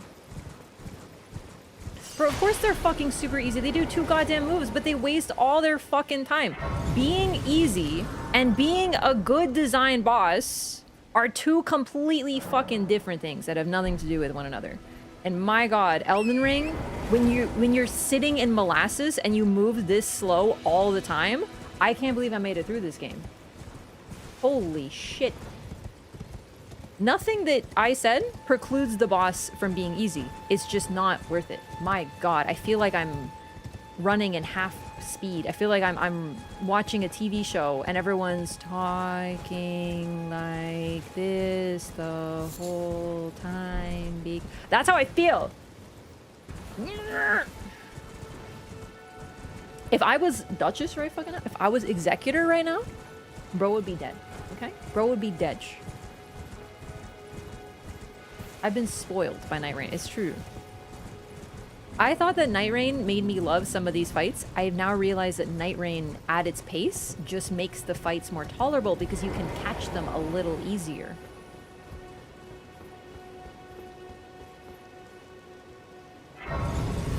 Did I get the golden seed? I feel like I didn't. I did not. Like Libra. Exactly.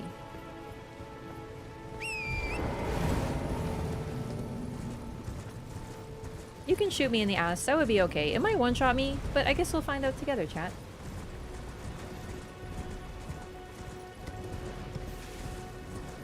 I missed the, No! Jesus! I live, bitch. You see? No problem. I missed the map in the Golden Sea. There it is.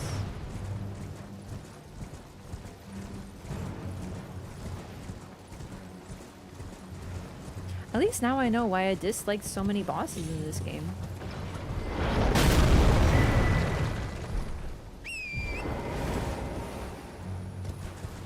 They're much more annoying without better movement tech.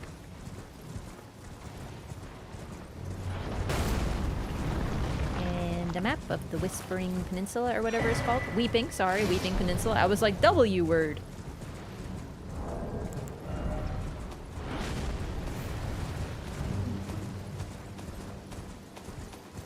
Did I miss the maps? Where are they? Oh, right, they're down here. The peninsula to Limgrave South is named for its unceasing rainfall, redolent of lament.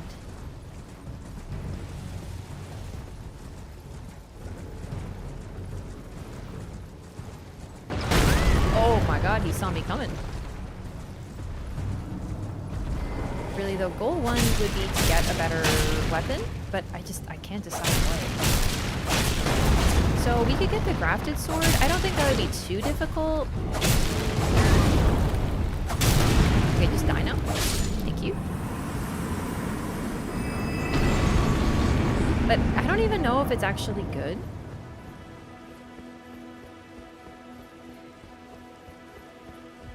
I feel like it is, but I actually don't know.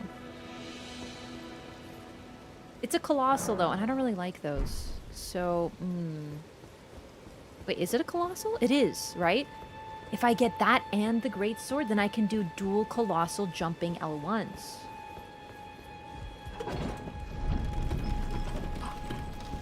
And the jump attack talisman in Godric's castle. Okay, it's coming together. It's coming together. A plan is coalescing. He's like 40 strength? That's no problem. I'll just two-hand it. Then I only need like, what, 20 or something? I'm pretty strong. Okay, I have 11. We're not there yet.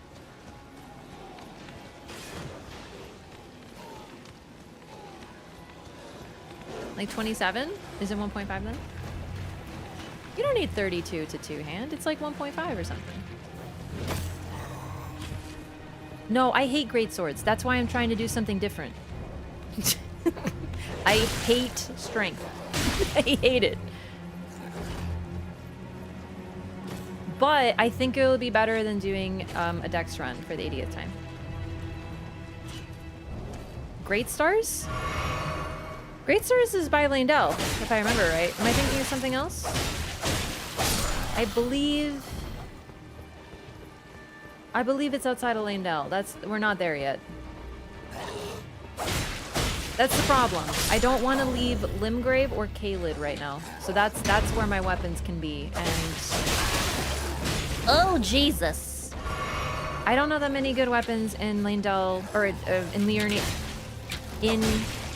Limgrave and Kale off the top of my head. There's Moonveil, I know, but like I hate that thing so much. I don't want to use it. There's the Great Sword, so I think that's a good choice because it's like easy to get and I know where it is. And other than that, it's like all I can really think of off the top of my head. Is an Altus? So basically by Landell, I can't get there yet. That's too far in the run. You gotta remember that I want to do this as sequentially as possible. Rock Sling is very good. I use that a ton during my first playthrough. I don't really want to use magic. I know I'm using it now, but it's because it's like what I have. And it's serving me pretty well, but I don't know if I want to commit to more magic. We'll see. Lion's Claw? Yeah, something like that. I'm sure that does a lot of stagger damage. There's a face I've not seen before. I'm Edgar, warden of this castle, as ordained by Lord Godric himself. But you can see how things have turned out. The menials have all rebelled. They gave me good service, or so I thought. But it seems it was all an act. Foul creatures, as it said, and true enough, they're foul inside and out. I'm sorry to disappoint you, but whatever you come here to do, I'm afraid Castle Morne won't hold much longer. Take this, by way of apology. Sacrificial twig. So, Irina told us that the servants have rebelled, and as we go through this area, or more in my case, just run through it, because, like, you know, whatever, we find that these creatures that we know are misbegotten are fighting the soldiers. Now, she calls them servants and says that they have rebelled, but Edgar calls them menials. And then he says, effectively, I should have expected this because, yeah, they're foul creatures inside and out.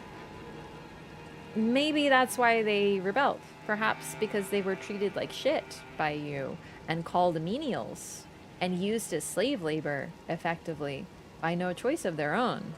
We're gonna give him the letter, though. I see. From Irina. Thank you. I'm in your debt. But I can't leave yet. Also, he was given this castle by Godric. As commander, I must remain to ensure the treasured sword of Morne does not fall into the wrong hands. If you see Irina, do tell her that her father will come for her once he's fulfilled his duty. Okay.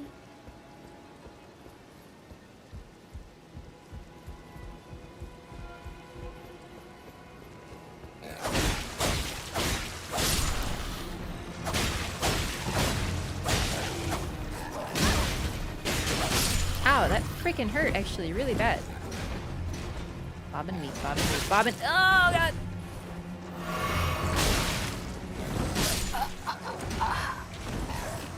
God damn it. Terrible dad. His priorities are definitely a bit out of order, considering that his daughter is like, hey, his blind daughter is sitting there just being like, hey dad, please leave the castle, forget your honor, by the side of the road. And he's just like, nah, I need this sword.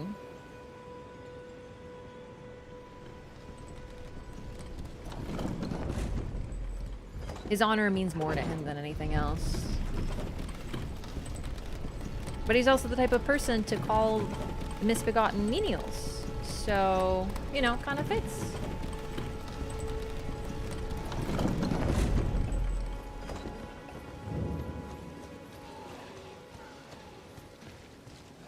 Also, some people are telling me the Claymore's here. No, I don't want to use the Claymore.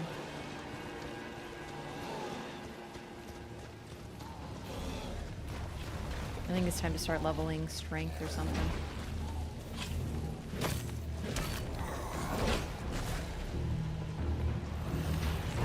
I wish the weapons that I want to use were easier to get, but in this massive game. Oh great. You're joking me. Really? I'm just saying Duchess would have gotten out of there, but there go my runes. How am I gonna level up? This is so friggin' like... God, I miss Night Rain so much.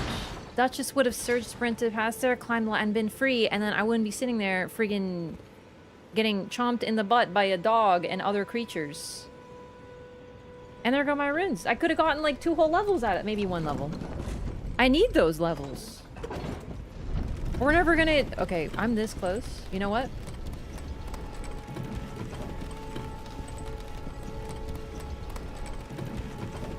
Considering. Let's see if I can do this. This should be okay. And then I'm gonna go kill the big dragon with the flail trick. Mods, ew, what the fuck are you talking about? I'm gonna go kill this stupid dragon. What mods even are there? Make Elden Ring just Night Rain? Okay, if you think Dex is easy mode, you're out of your mind. Chat, it's like you don't even know me.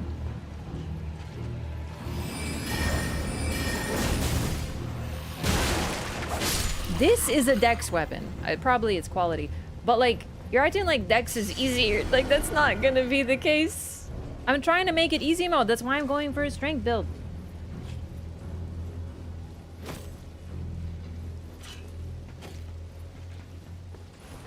Stagger potential. What about magic? Strength is better. Strength is O-fucking-P. If you want easy mode, a lot of the best weapons for it are strength. Just get some great hammers, jump L1, and kill everything. That's what I want. I want to destroy everything easily and without problem. Dude, can you chillax over there?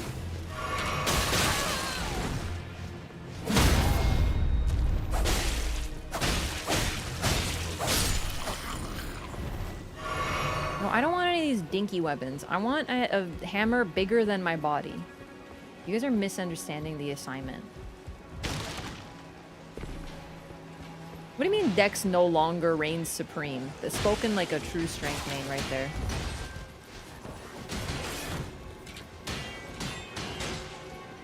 When has it ever reigned supreme?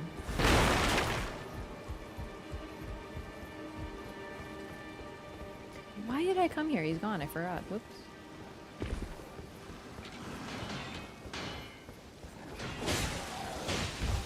Both are fine. Yeah, both are fine. But if you want easy mode, you bring something with high stagger. So that would be jumping colossals, because jumping attacks do extra stagger damage.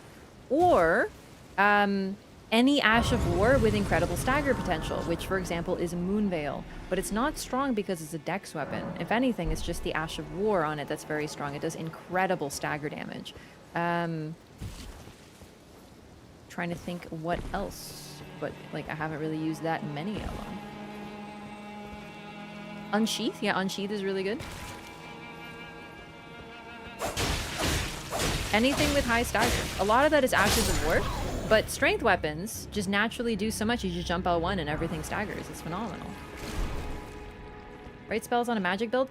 Some spells do high stagger, but not as many of them. Not to mention, like, there's nothing better than just jump L1, jump L1, jump L1, jump L1.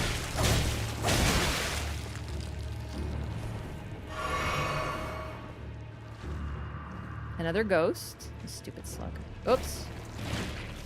Yeah, the slug is getting in the way of my lore. Please help me. I'm of noble blood. If these hideous mongrels eat me, I'll be forever marred. Anything but that. Please, think of the disgrace. So the nobles here are really distorted. They're more concerned with loss of honor than even the loss of their lives. Yeah, please, chat. Listen. Easy mode is stagger damage. That's what easy mode is. Anything that does high stagger. The best stagger potential in the game is strength weapons.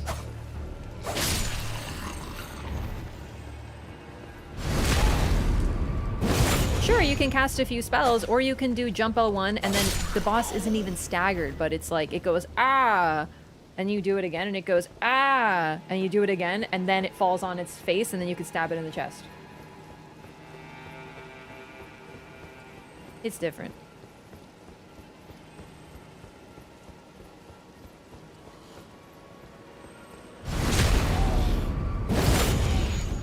Now, chat, you guys are not really giving me good suggestions, so I'm just gonna go with my greatsword plan. Please, no more suggestions. You're missing the assignment.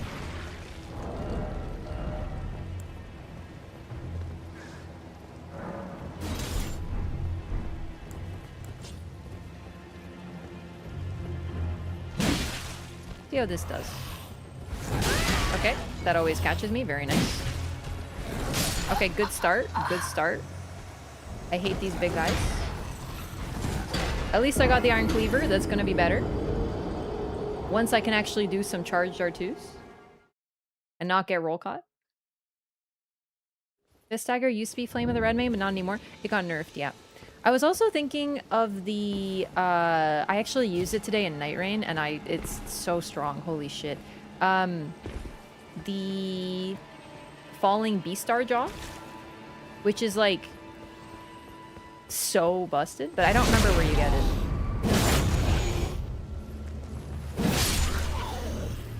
Beautiful. Yeah, I was working on a remembrance today. So I was trying to unlock a remembrance for Wilder, so I played a Wilder game for the first time in my adult life, and I got the Falling Star Beastjaw, and then I L2'd everything and it died, and I was like, holy shit. God, I really hate this thing. Leave me alone! Alright. Squish it up a little bit.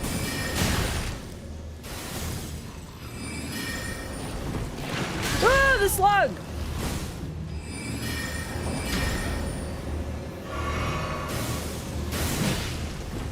Oh my god. Oh my god. Die! Die! Thank you. Yeah, I believe last I checked, and this was of course a very long time ago, but the Falling Star... Oh, I'm one-handing, that's why I was doing no damage. The Falling Star Beast Jaw is like really good to the point that challenge runners are using it. Okay, I'm gonna forget to one-hand, so let's see. Everything requires more strength than I have. So for now, we'll stick with S-Stock.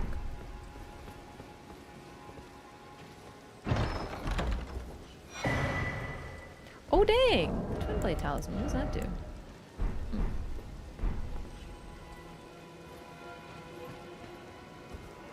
It's Mount Gelmir? Yeah, but I gotta fight the beast, the Falling Star Beast. So I might rather not. We'll see. I really hate that thing. I'm hoping to skip each and every one of them in this game.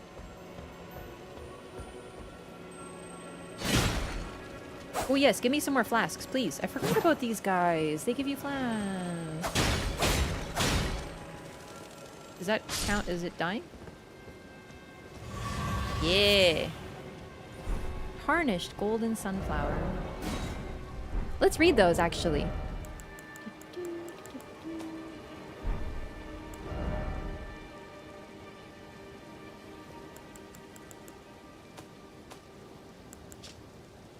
A large flower that blooms facing the Erd tree. Found near minor Erd trees, though wilted and faded, it still retains holy essence.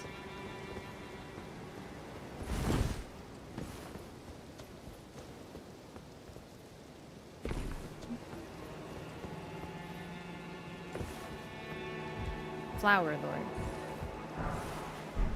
A smithing stone too! Chat, I could... Uh-oh. Oh god, please help me. I'm innocent. I've never done anything wrong in my life, please. Rats! There's so many rats!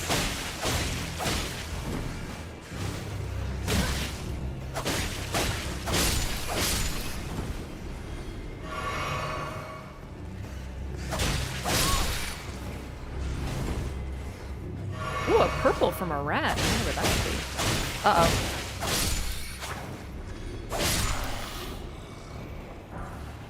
Oh, wait. A rune arc! Oh, I forgot about these! A shard of the Shattered Elden Ring grants the blessing of an equipped Great Rune upon use. Even if no Great Rune is equipped, it will slightly increase maximum HP upon use. The lower arc of the Elden Ring is held to be the basin in which its blessings pool. Perhaps this shard originates from that very arc.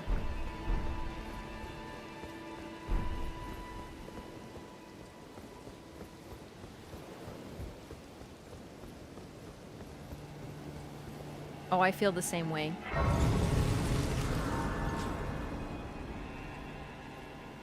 I love GameCube era. It's my favorite. When I went to the Nintendo Museum, I got like every piece of... I got a GameCube pin. I got a GameCube pen. I still haven't used it. It's still in the packaging. But it's so pretty! I love the GameCube. And a lore run is a run in which we are basically trying to complete as many of the quests as possible, trying to find all the lore. We're reading everything, and it is simultaneously a lore hunt and a lore discussion. So I'm trying to keep it organized by doing each area sort of sequentially and in a logical order. God, I hate these things. Oh my god, it happened again, chat. I hate these things so much. It's like they are designed to roll catch you, but I still hate them.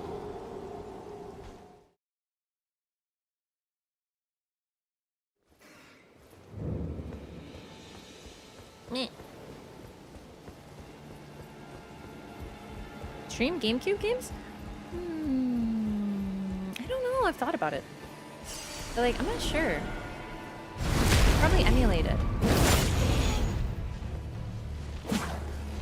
Okay, they get iframes? It's fucking unhinged. You know what? Bye. Oh shit. I fell. I didn't mean to. It was okay though. Alrighty. Are you guys gonna come down here? Hey, fine with me.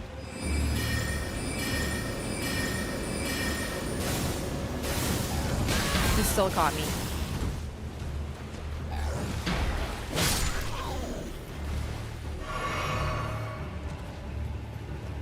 Uh-oh.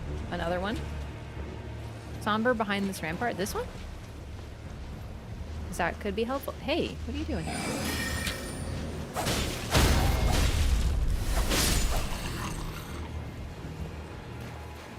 The other side?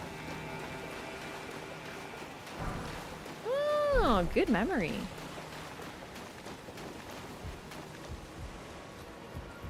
Just a somber... Was that a somber one? But still, I need a somber one. Oh my gosh. Yeah, I might have to patch this game or something. This is very strange. I didn't think to test the game because I didn't think it would be a problem. It's a fresh install and it's from 2022, but something funny is going on. So we'll see what happens. Okay, another guy that I'm really not that good at, but that's okay. Because isn't this an opportunity to get more better? Like, for example, don't drink a juice box right there. Don't forget about the upswing either.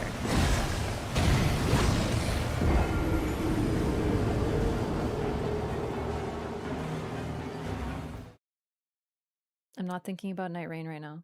I'm not thinking about Night Rain right now. I'm not thinking about how Night Rain would be more fun right now.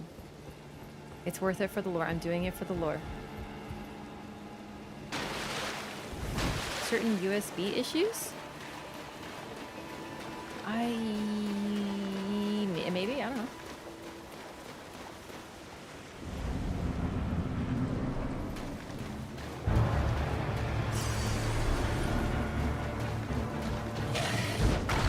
Oh my god, that was quite a jump, buddy. Very impressive.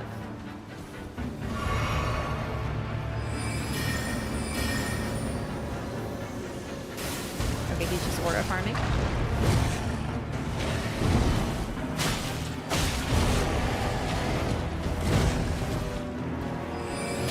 Shit. Oh my god, he's going around it! Holy shit.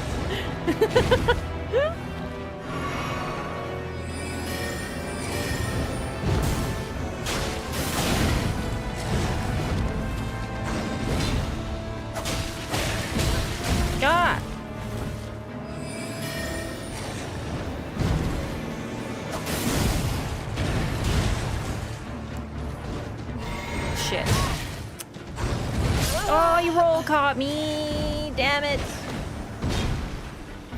That was actually not too bad, though. I gotta learn how to parry. Look, he's still going for me. He's so pissed. What are you talking about, parry? I don't have a parry tool. I might have the Rift Shield. Actually, does it have parry on it?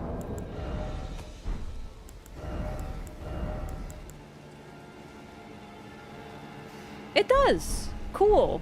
Still not gonna do it.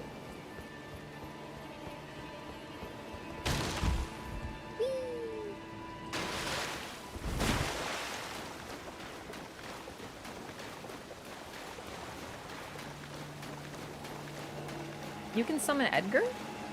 I actually didn't know that.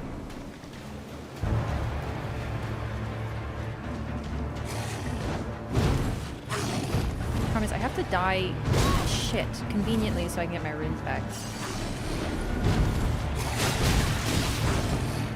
My god, bro does not stop, huh?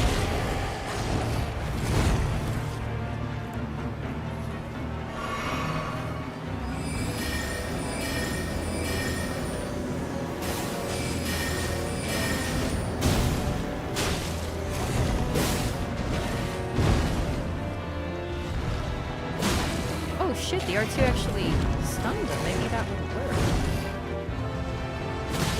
Oh, that's helpful. Okay, that is less helpful.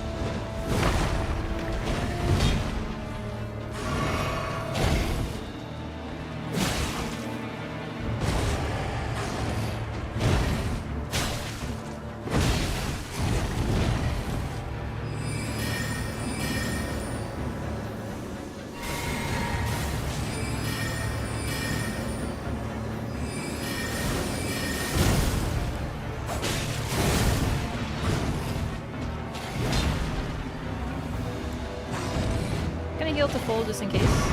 That was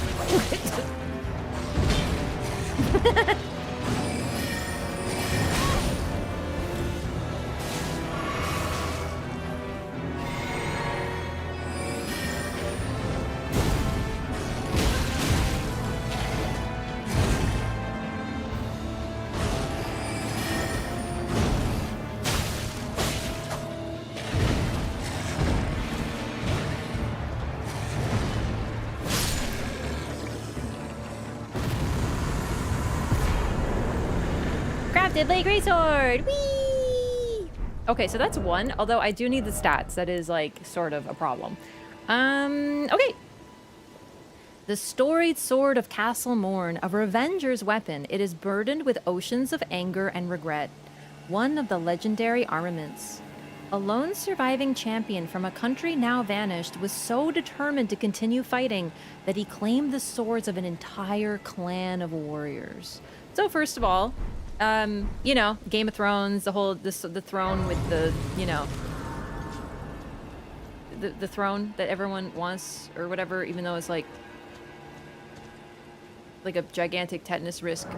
Anyway, they want that thing or whatever, and it looks like this. So with George R. R. Martin being involved with the writing, probably a reference. However, functionally, it's also sort of possibly one of the inspirations for Godric and his grafting.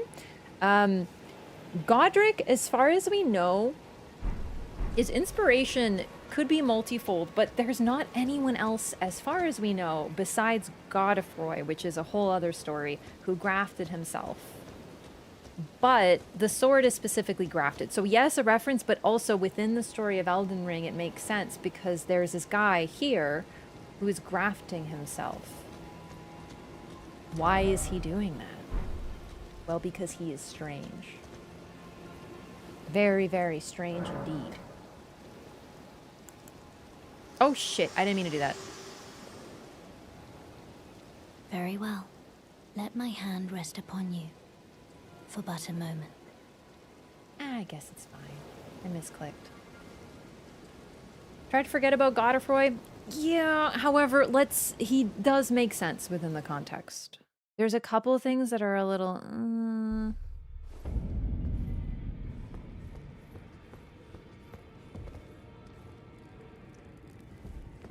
I love it here. Fun fact, the Prophet class used to have a wheel around their neck, just like he does. But they changed it after the network test to make it that he has the unique wheel.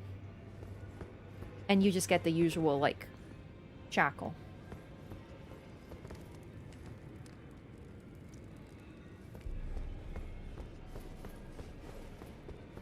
So we'll get to Godfrey a little later, but we know, just in very brief, and I will explain this further, Godfrey attacked Leyndell. Leyndell was sieged several times. I forget how many, but I know for a fact that it was at least 2. And on one of those sieges, I believe it was the second one, it was Godfrey attacking. Now, we also know that Godric was in Leyndell and he fled and escaped. And he dressed as a woman to do so. We also, there's one of the story cutscenes, not in the game, but on like the FromSoft Revealed or something, we see Godric before he was grafted, and he indeed looked very delicate, very dainty, very small. So likely he used grafting as a way to strengthen himself, and I think what might have happened is he saw Godfrey, and that might have been his inspiration. But it's also a bit weird because Godfrey himself is weird. He's effectively just a reskin Godric boss. It's possible he just didn't want to make a unique model for him, but in terms of the timeline, Godfrey predates Godric as far as we know. So then Godric gets the idea to strengthen himself, and as a member of the bloodline, he is able to do so. We'll get more into this later, though, just to sort of talk about what his inspiration may have been. But the grafted sword may have been one of them as well, considering it's the territory that he eventually takes over. Oh, I see you've just arrived. Welcome to the Roundtable Hold. I'm Corrin, a man of the cloth. I teach incantations, the strength granted us by the Two Fingers, and explore the secrets of the Golden Order, so that one day, if a Tarnished of the Roundtable Hold should become Elden Lord, I might counsel them, ensuring order regains its proper form, righting rule over men. Order. By the way, do you still see it? Order regains its rightful form. The guidance of grace. I don't see it. Ah, well, that is unfortunate. But no cause for despair. It's likely a temporary condition, I'm told. For whatever reason, it happens from time to time. Just keep your chin up and stay the path. I pray the great guidance of grace returns to you. Oh, that's interesting. Is that... This is more like a thinking, like a thought-provoking question. Is that true? Or is he just... Is he lying? Because the Two Fingers... Well, they do want someone to take the Elden Ring. They don't really care who it is. But they want a loyal Tarnished to do so. Is he being honest there? Or is that just something that he is told and therefore he spreads because he is still one of the faithful of the Two Fingers? I definitely think he might be lying. But especially since he says that happens from time to time, I'm told. So it's something that he was told and thus believes, but it isn't necessarily true. That's very fascinating. What is it? Has the guidance of grace returned to your vision? I see it. You do? Wonderful news. Most Tarnished are blind to it these days. You are something of a rare breed. Well, what do you say? Care to learn an incantation of the Two Fingers? Not many Tarnished see grace. Not many continue to see grace. So it's something very interesting within the world. It's possible he's correct, though. It's definitely a possibility. I don't think so, though. I think once you lose grace, you don't get it back anymore. So he sells many spells. All of them are Two Fingers. Faithful. You can see the symbol in the background, but this is very significant. Two are not. And they are the reason that he wears the wheel. So let's read them. Urgent Heal. Incantation of the Two Fingers Faithful. The Two Fingers has high hopes for the Tarnished that even if they should be wounded, even should they fall, they will continue to fight for their duty. Follow the path that has been set for you, and you will make enemies of all others, the monks, the sorcerers, the ancient dragon knights, and the scions of gold. Heed me. The lands between offers no welcome to the Tarnished. Which is definitely true. Hark, Tarnished. If you truly walk in faith, you must be prepared to reject all else. And then, the two that aren't... You can see the seal in the background, the incantation, the two circles that represents the two fingers. And then we have these. They have a different symbol, or honestly, I can't see the symbol. Incantation originating from a sinister prophecy. The flame of ruin is anathema to the Erd Tree, but prophets sometimes glimpse it within the faith all the same. Sadly, when this occurs, their sole reward is banishment. Now, he, like the starting class, Golden Order shine through you. Has a wheel around their neck. Basically, it means don't listen to this person. They are a heretic. And he is still a faithful despite also having seen this prophecy of flame, which is why he sells Catch Flame and Flame Sling. Well, we'll get to that. It's very cool. Tsar Nikolai, also thank you for 15 months. Welcome back. Appreciate the support. Thank you so much. Oh my god, we can't break them all by running. And there's D. So I mentioned him before. Unfortunately, we missed some of his dialogue, but it's really not too important. I don't believe we've met. I'm known as D. I hunt down those who live in death and weed their death root. Heed my warning. Those who live in death should be left well alone. All the more should you spy a mariner among their number. Unless you wish to lay down your life in vain. I'll show it. Corin. He's a Golden Order faithful, and he specifically says that Order should, like, return. I find that very interesting, considering Order is entirely represented by Radagon. And Radagon... Well, it's basically his fault that things are this way right now. His inability to let go is part of why the worlds are so stagnant. All of it really can be traced down to Radagon. Unfortunately, if Radagon wasn't present, the shattering would have occurred, and it would have been destructive, and it would have been dangerous, but it also would have allowed a new age to be created. Also, most likely, if Radagon wasn't present, there might not have needed to be a shattering in the first place. So the two fingers and their faithful are indeed on the side of Order, which is very dangerous in many ways. Those who live in death should be left well alone. All the more. Okay, we already got this. I actually already have this death route, buddy. Well, well. Another fool who won't listen to reason, eh? But with a prowess for weeding deathroot. How would you like to earn the strength of beasts? If you're inclined to hunt more of those who live in death and weed their deathroot, then I'll introduce you to Garank, the beast clergyman. I have a matter of my own to attend to, and the beast himself wishes for someone to take my place. What say you? Nope. Well, alright then. No sense in forcing you. Radagon, there's no Ranni, prob no shattering. Yes, but your order of operations is wrong, but we'll get to this. This is probably one of my favorite theories that I came up with during playing Night Rain, and to me it explains everything. But we're going to talk about the shattering and why it happened. The Night of the Black Knives, all of it. It's so neat. We just need to get further because it's too early to talk about that stuff yet. What now? Had a change of heart? Yes, give me the strength of beasts. Very well. Show me your map. I've marked the location for you, of a hidden gateway. It will lead you to Garank, the beast clergyman. Got a whole lot of people now. What is it? Still milling about? The map indicates where the gateway is hidden.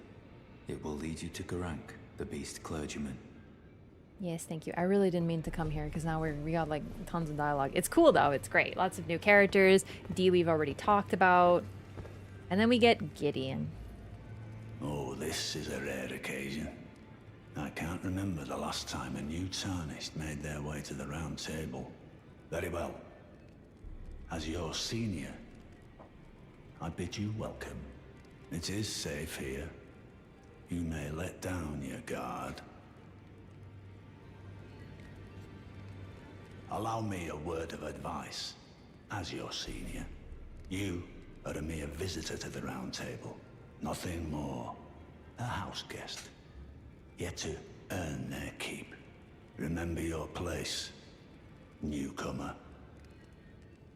Gideon is part of the reason this place doesn't really feel homey. Compare the Roundtable Hold in this game with Night Rain, where it really does feel like it's broken down, destroyed, halfway open, but it truly feels like a safe haven where you are amongst allies.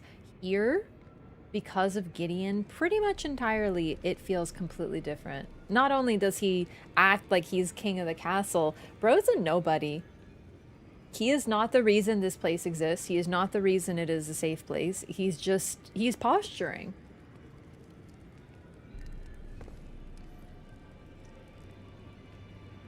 He's just old. There's nothing left to say. Be at your leisure.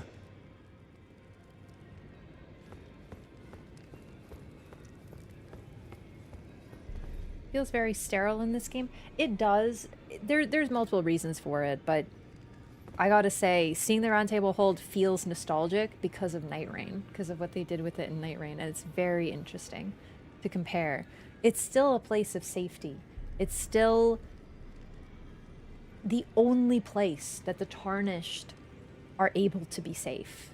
What the item descriptions there say, that the Tarnished will have everyone against them, is very true. Look at our introduction. A bunch of corpses, right? Like, this is our safe haven, the only place in the entire land. So he tries to take that away from you, but he can't. Gideon calls us a guest, but he's no more one than us. Exactly, yes. He's sort of like the bully who goes, hey, new kid, just so you know, you don't belong here. Meanwhile, he has no power here either. He's just as welcome as we are. Ah, hello. You must be new here. Well, just call me Dialos. The honor of one's house holds little import in these lands. By the way, have you met a young woman named Lanya on your travels? She's my servant, but fickle as the wind. Take your eyes off her for but a moment and she's good as gone. If you find her, please be sure to tell me. Be sure to tell me if you meet a young woman named Lanya. Okay, got She's some a quests. servant to my house. She's been my companion since childhood.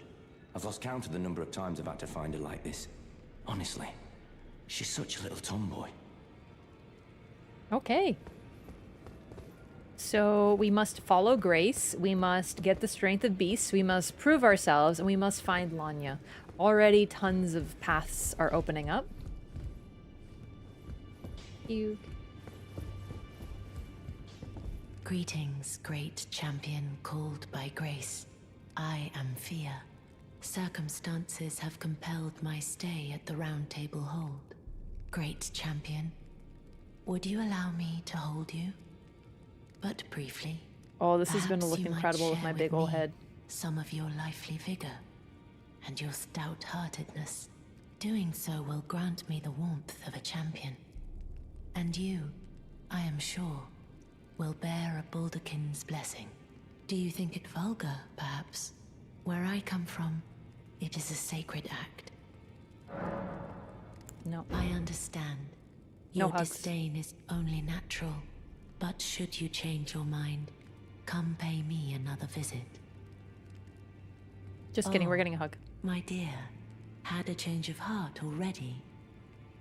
Ah, my thanks, great champion. Oh my god, this animation. With my stupid big head. Amazing. Give me a hug.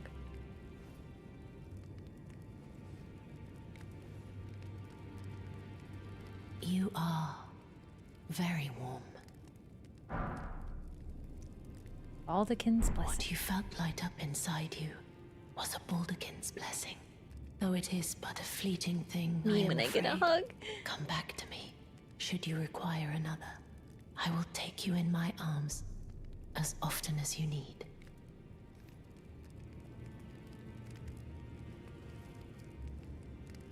Fia is... She's interesting. It's just, I think she could have been more interesting if they did her a little differently, but like, whatever.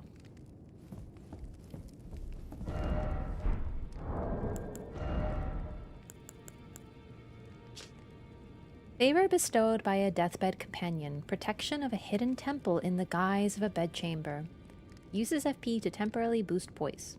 The favor allows one to forget any aches and pains. In death, there is only peace, for in death, there can be no sensation. And then we can change our whole face if we want. Thought that blessing was a curse and she was lying. It's hard to say because she does give you a benefit, but it comes at a cost. A lot of people don't know that it lowers your stats and stuff like that. It takes a little bit of HP and whatnot. I don't think she's trying to harm us, but she also doesn't see us as an ally. So either way, she is taking our life force. That is her main goal. Yeah, it's voluntarily removed. I wouldn't say that she's like trying to harm us because I don't know, she's not like Sellen. Sellen is warning you very carefully because she does have dark intent. But Fia, she offers something. You can say no. It's, I don't know, it's different. Also, yeah, she does say it will take your life force. Like she knows. Malicious per se, more sus. I think we're definitely supposed to look at her like, because taking life force is very eerie, right? It's very like, whoa, right? But yeah,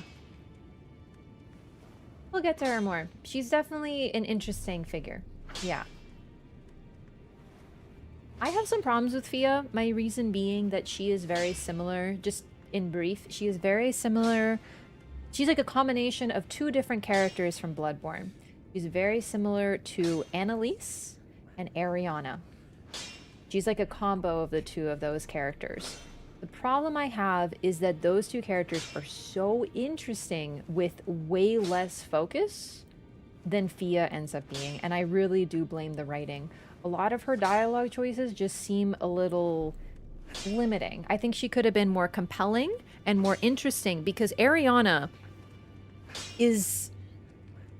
she's very similar. Ariana is a prostitute. And she even has this whole like, but she's a blood prostitute because it's Bloodborne and blood is more intoxicating than anything else. She gives blood to people and she very much is like all the other NPCs talk shit about her and say she's awful, but she's very kind. She's sweet. She treats everyone with respect, including the beggar who everyone else is rude to. So it's one of those things that everyone is negative on her, but she's a good person. Because of what she does, being considered vulgar and looked down upon by society. Also, she has very special blood and it has a really unique benefit. She does something no one else can do, which is similar to Fia, because the deathbed companion ability is not, it seems to be something special.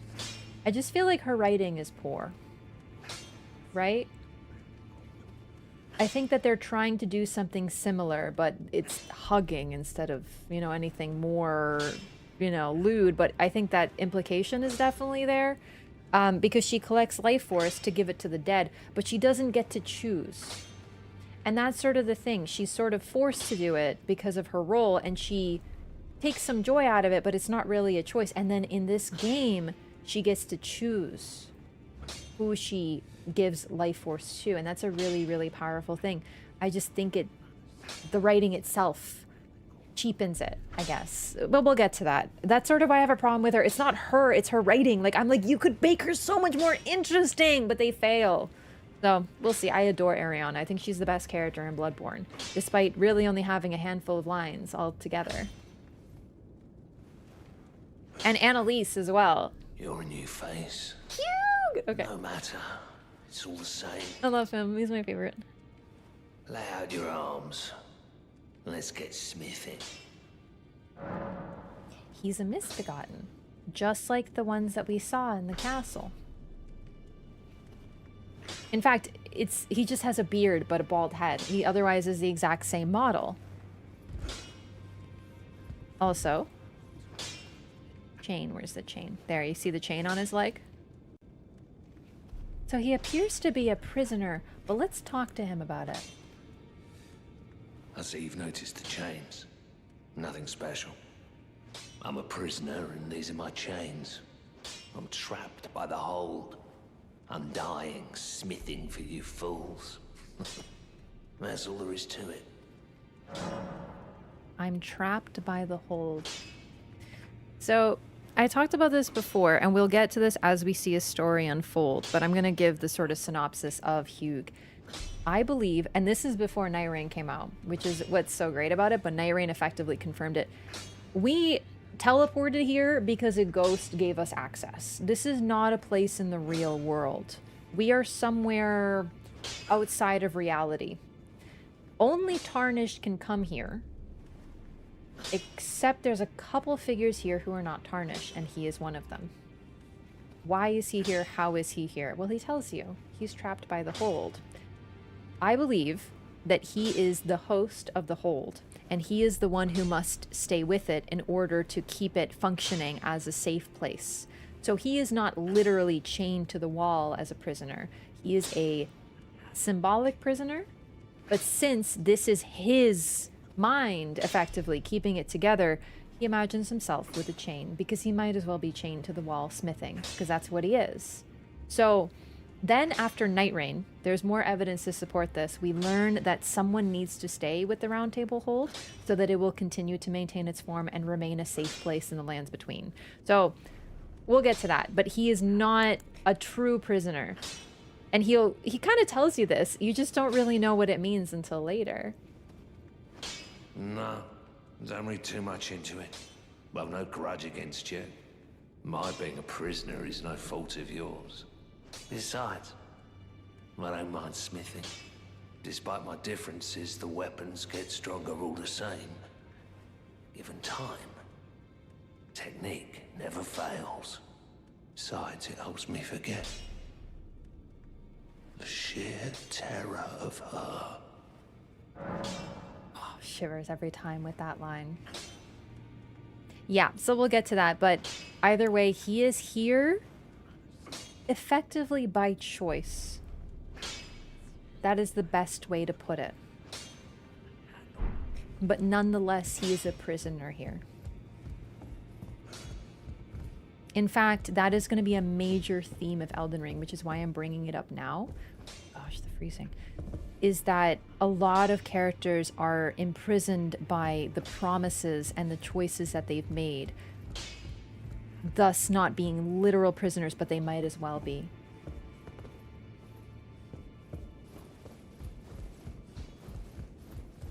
If you make a promise to someone that you are going to do something, you have put yourself into a prison to complete that promise at all costs. And sure, you could just be like, never mind, but to break that oath is worse than anything else. They are honor bound to do certain things. That's going to be like a major theme. Several characters are going to be in a similar position. So I'm just bringing that up because Hugh, by thinking of him as just someone who just is trapped here, you dismiss his bravery. And I want people to appreciate Hugh because he's one of the most heroic characters. Think about it. Without him, you can't level up your weapons. You can level up your weapons, I think, on your own to +3 without a smith. If he wasn't here, by my theory, no Roundtable Hold, no leveling up your weapons. Now I know there are people who've beaten Elden Ring without leveling up their weapons. We got challenge runners, of course, but how many people actually beat Elden Ring without leveling up their weapon? Not very many. He is the reason that you can succeed. Truly. The Tarnished would have no place of safety if not for him. No place to rest. Hell, you can't even go 2 feet from a grace without getting aggro or something. He is a true hero. but it's because he's a prisoner.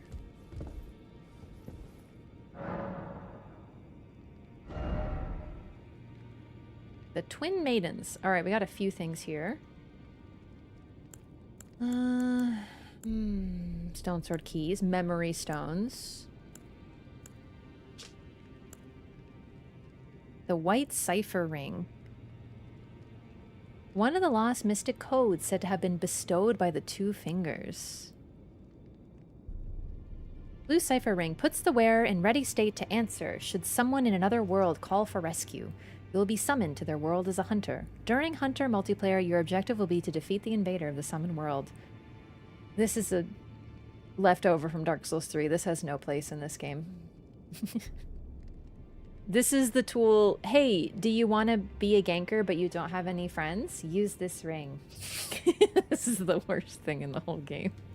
This call for rescue. Yeah, the 3 people beating on 1 person definitely need rescue. I don't know. It makes sense in Dark Souls 3 the way they did it, but like in this game, my god. Ugh, I hate this thing so much. Stupid blues. Memory Stone. Oh, this is really, really cool lore. A black, lightly beguiling stone prized by the sorcerers who produced them. Increases memory slots. Said to be a fragment of the black moon that once hung above the Eternal City. The what now? This will be important, but right now we're just, you know, starting out. Mace, short spear. Finger seal. A sacred seal bestowed by a finger maiden which serves as a catalyst for casting sacred incantations. Night helm. Furled Fingers Trick Mirror. A small clouded mirror that reflects an image of a golden figure. Makes the bearer take on the appearance of a host of fingers, one of the ritual implements created by the Tarnished to deceive invaders. A small clouded mirror that reflects a flesh and blood figure. Makes the bearer take on the appearance of a summoned cooperator. Someone asked earlier, I forgot to answer, what is like the lore significance of invaders. It's sort of the same in all the Souls games and Elden Ring. Is the idea is that there are many, many worlds where there are many, many Tarnished or many, many chosen undead, whatever it is. And occasionally these worlds kind of connect to one another. So you can use a finger to join someone's world as a friend, or in this case a rune, or to call a friend to help you, or to invade someone as an invader. The finger weapons, there's 2 different invader classes, covenants, but they're not really covenants. They both operate the same way. And effectively, they are people who are hunting the Tarnished for one reason or another. We've already met the bloody finger Nereus, and we've learned from Yura that he's just bloodthirsty, he hunts his own. We don't really know why yet, so we'll get to that. But effectively, online play is explained because there are many Tarnished and there are many worlds. And that's also why you can see phantoms. It's been an aspect of the games since Demon's Souls. It's one of the most interesting things.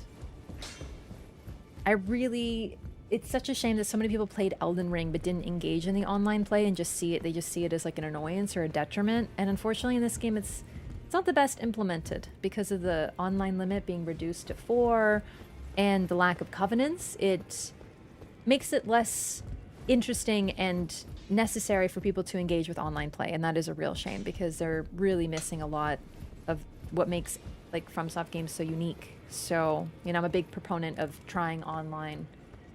There are problems in this game for sure. It's one thing that Souls does much better, unfortunately.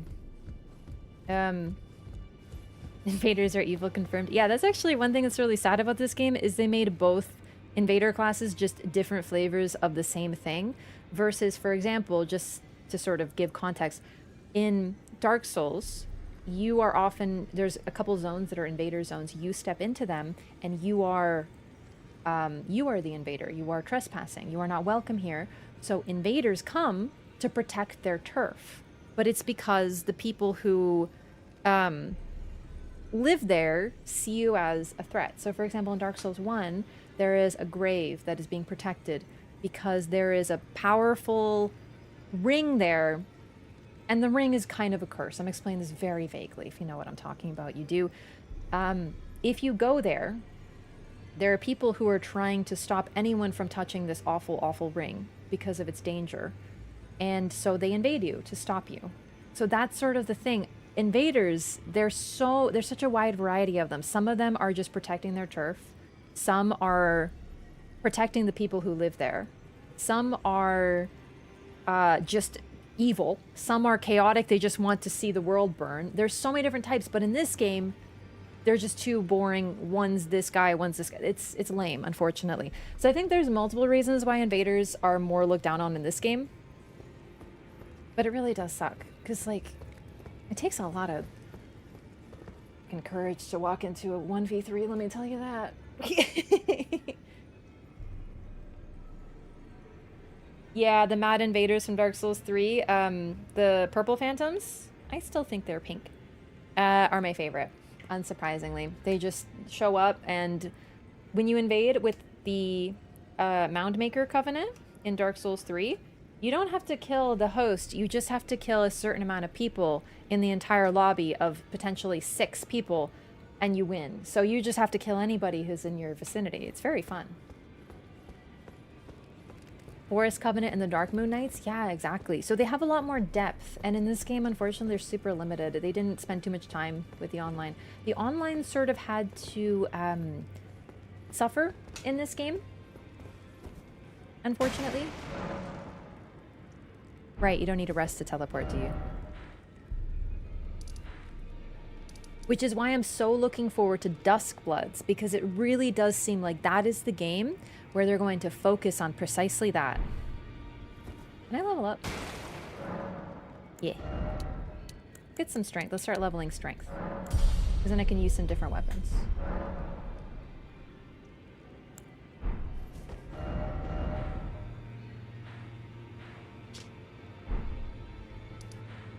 Alright, so there's a few golden seeds and things here. I'm going to just run and grab them because they'll be important for later.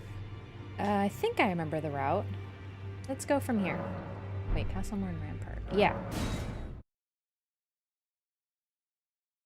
Invading an I don't blame people for not invading an Elden Ring, because honestly, it is a bit stressful to walk into 3 people all the time. And kind of sometimes a little repetitive for sure. Hey, Strawberry, wait. Can't I level up? I should have leveled up a weapon, huh? Well, okay, hang on. Hey, can you frick off, buddy?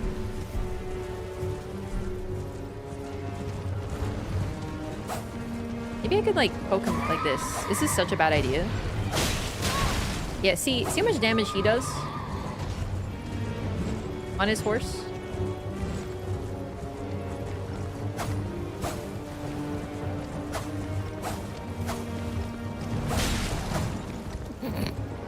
Now this is gaming.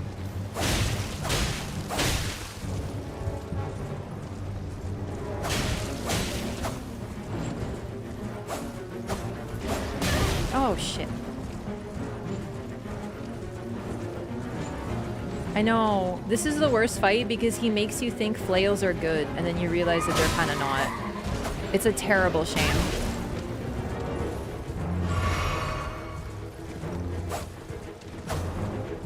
Okay, the freaking freezing is real bad.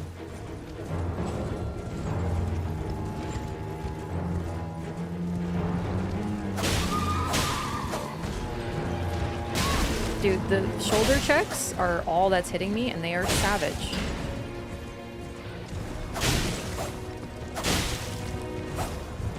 Not bad for a +0 weapon, I think, though. And this flail might be good if I could use it for the dragon kill, which I think we're gonna do now, since I've already gone to Kale anyway.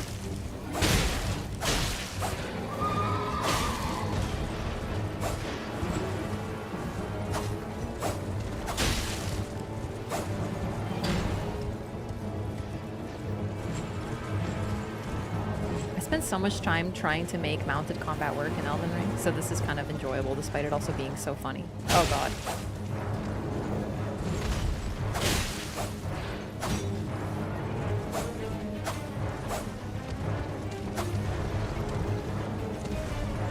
Decided on a build. I was leaning towards strength because I've never done it, and it should be real strong.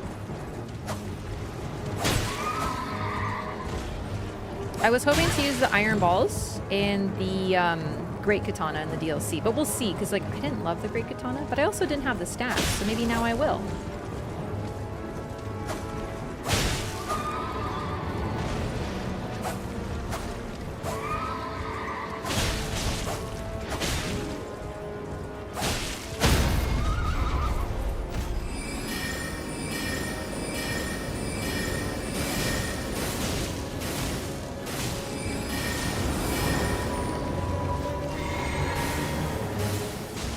Yeah, that's why I love, like, how fair it is that he can just, you spend all that time killing them out and then he just immediately resummons it.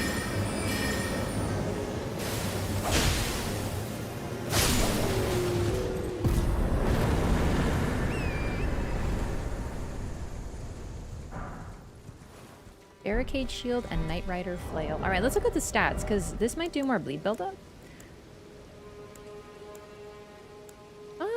Well, yeah, I definitely don't have the stats. And the blood buildup is the same, so never mind.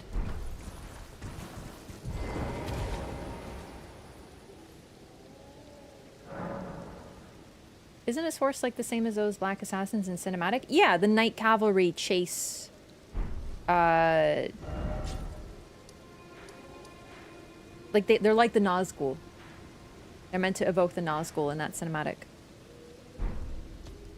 Okay, gamers, I'm just going to use the restroom, and then I'll be right back. We're going to go clear a couple golden seeds and flask upgrades, which I'm like... I think I remember the route. Let's see how much my autopilot kicks in. I'll be right back. Give me 1 second.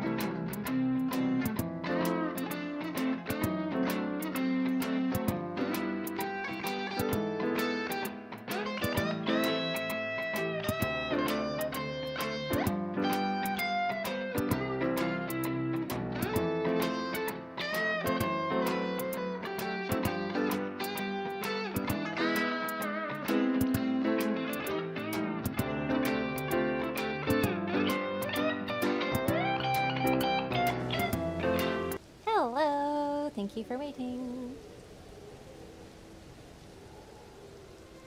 Cinematic is Black Knives? No, we also see the Nazgul. I don't remember. It's been so long since I've seen the cinematic. That might be something fun to do for the lore run, actually. I think we will do that. Also, I'm so sorry. I saw it and then I was like, oh, I have to say thank you in a minute. And then I freaking forgot.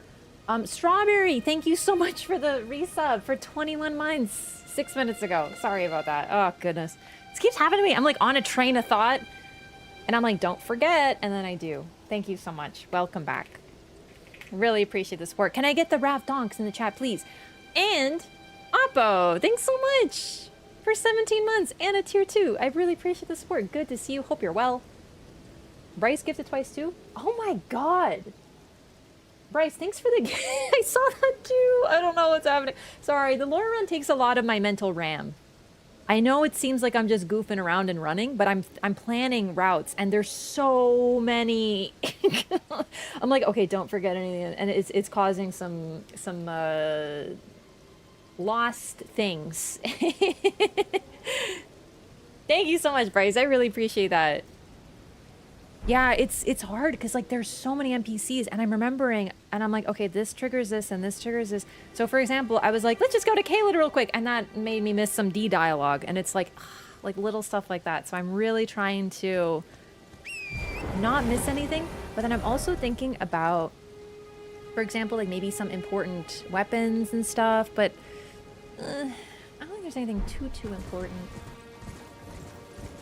My initial plan was to make this more focused on stuff that is recontextualized by the DLC and Night Rain, but I think I would like to do a little bit more thorough as well, because it's like a good update for 2026 to see, because maybe there's some lore that I didn't even think about that I'll recontextualize.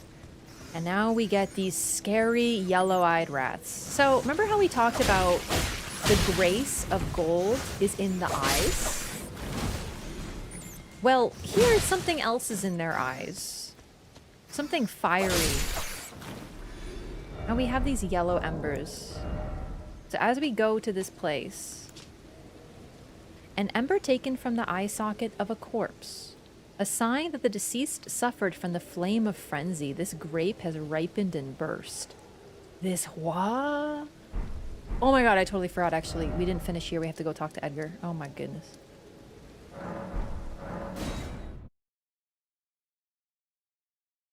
You know what I mean? Can I even make it back here? Oh no, I can't, can I? Okay, never mind. Yeah, just real quick, gotta go back to Castle Morb.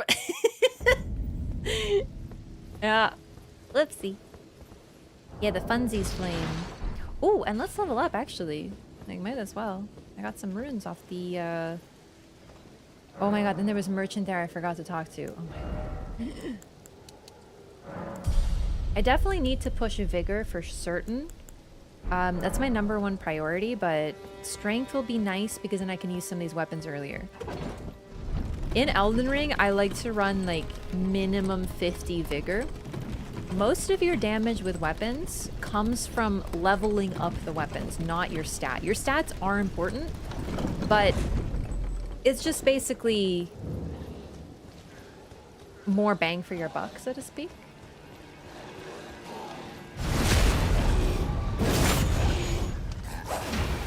I'll pick up the Claymore. Chat was saying it's up here, and they were like, it's the Baymore. I know chat loves the Baymore. But at what cost?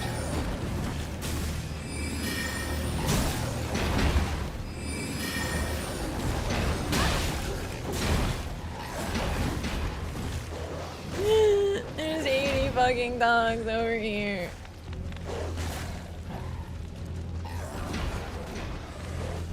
Is it on the body? Is it on this? I don't know where it is.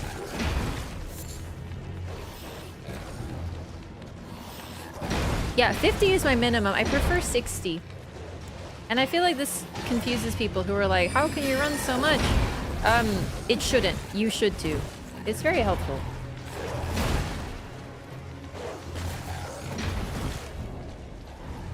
Leveling endurance? Oh, I don't need to level endurance because I always wear dresses.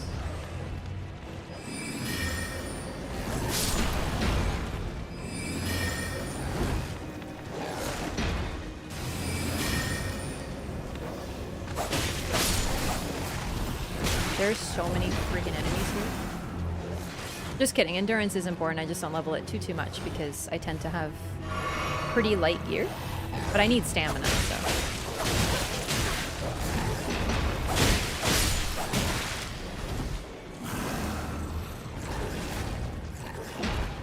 Oh, and there's a big one too? Oh my god. It's true. Strength weapons will require more stamina, so I may actually end up leveling more. Oh shit. More than I thought.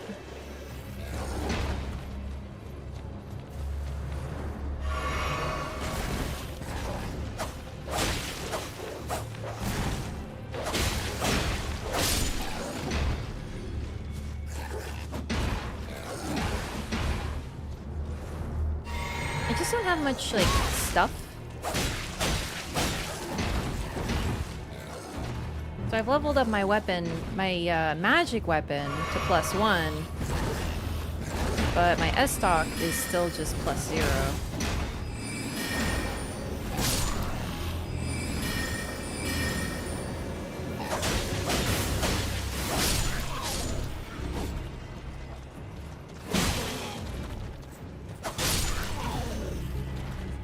Yo, you should fight the Misbegotten. Look at this.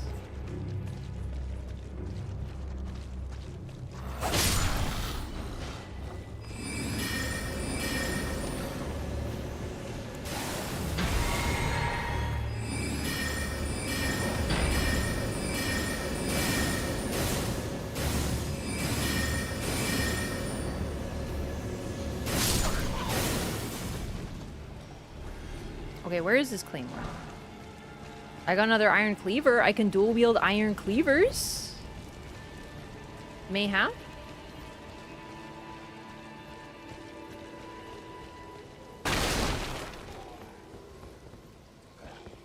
Ooh. Oh, there it is. Okay, let's see this thing.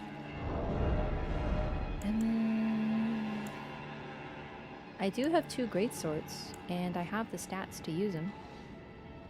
Mayhap.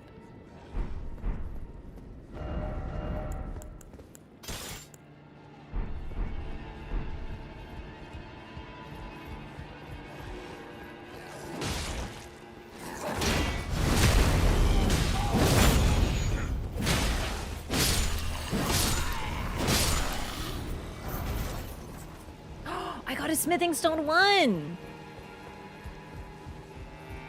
Maybe, chat, what do you think? Should I move my camera in the top right corner for Elden Ring so you can see my drops and stuff? Because I kind of forgot that shows up there.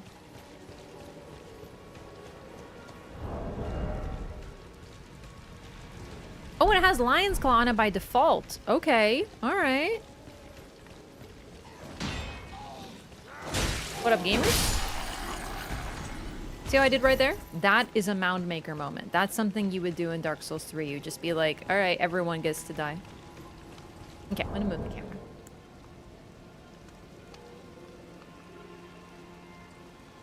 Some stuff will be hidden, but I don't think it'll be anything too important. I think this will be better. You can see my runes, and you can see what I pick up.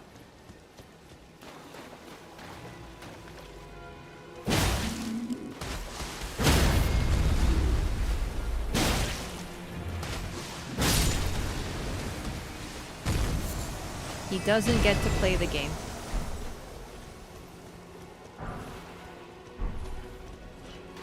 Welcome to strength weapons.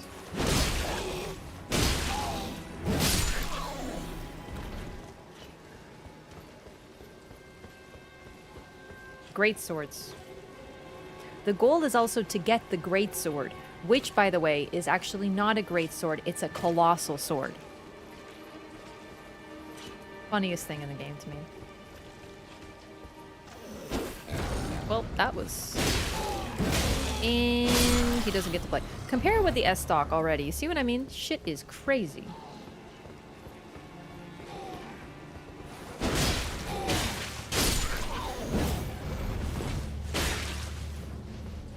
Okay, 2 of you guys here when I have no FP is a little fucked up. We're just gonna run past you. We're gonna do one of these. We're gonna do one of these. And excuse me. Land.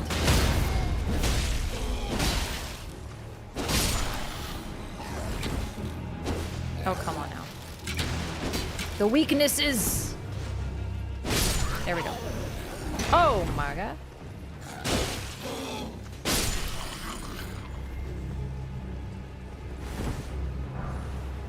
A golden rune 2. Starting to get a little bit more gold in there.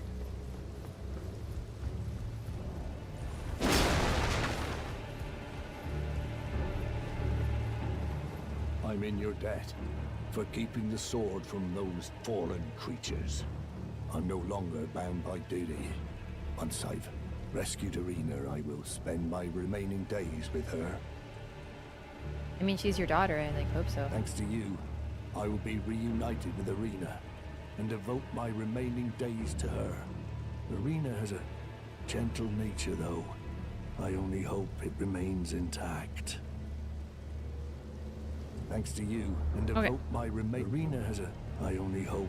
Well, that's a happy ending, chat. We got a weapon. We got to save the day. I have aggro, so I can't open the map or fast travel.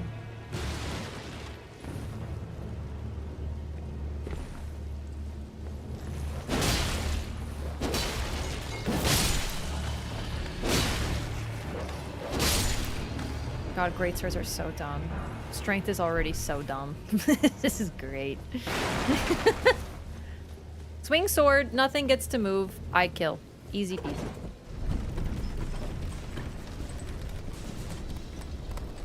Hey, I wasn't expecting Edgar to 1v1 a freaking lion man either.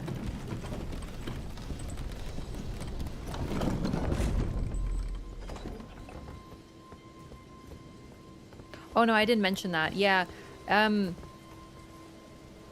It's very clear that the Leonine Misbegotten takes the sword because it is a Revenger's sword. That's very blatant, right? So he takes it because he is getting vengeance for how they have been treated. Unique skill, Oath of Vengeance. Swear an oath upon the greatsword to avenge the clan, temporarily raising all attributes for a certain duration. While the oath's effects are active, poise will also be increased. You kind of go through this area and you're a little bit like, ooh, maybe they had a point. Like, maybe, like, you know what I mean? Anyway, happy ending! He gets reunited with Irina. He's kind of a prick, but maybe she can teach him to be a better person. So let's go see how this quest line ends up. Oh. Just kidding. It is a FromSoft game after all.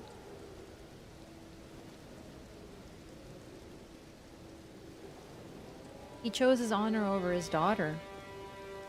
Irina, how could this be? My daughter deserved better. The fault lies with me. I chose duty over my daughter's safety. And that is how fate has answered. I'll find them. The foul wretches responsible for this. I'll hunt them down and exterminate every last one of them. Rest assured, Irina, it will be done. I'll find them. The foul wretches responsible for this. Rest assured. Except she had a gentle nature. She wouldn't have wanted that.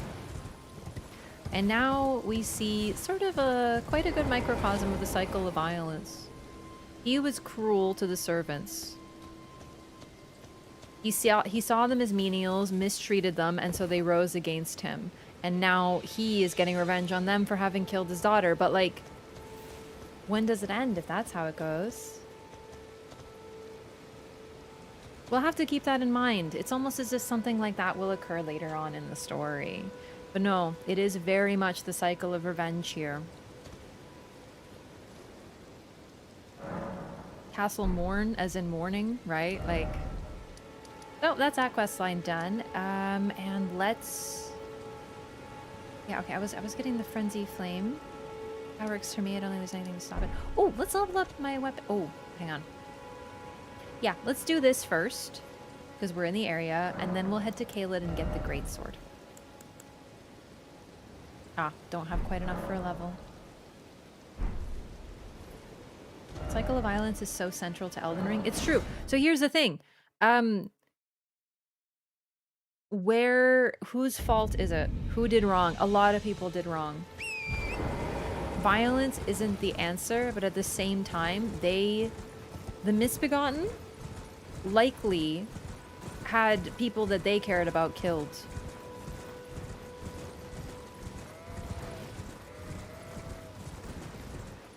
How many family members of theirs were killed, so they got revenge? They rose up and they killed their oppressors. They made themselves safe.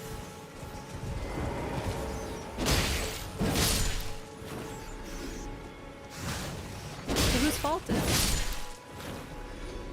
Is it theirs? Should they have been peaceful? Was there a way? Eye of Yellow. Is there a way for them to have been peacefully free? They just wanted to be safe.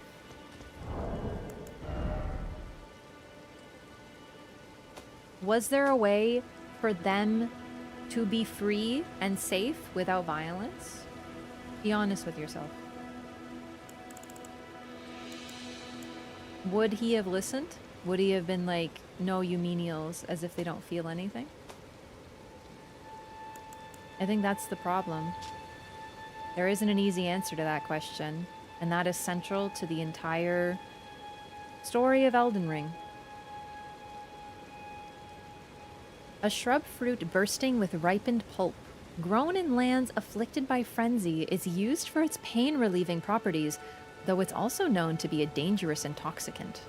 And it also looks like gooed up eyes. I don't know if there's a single good or innocent character in the game. Roderika comes close, and we will get to her. Roderika is phenomenal. I adore her very much.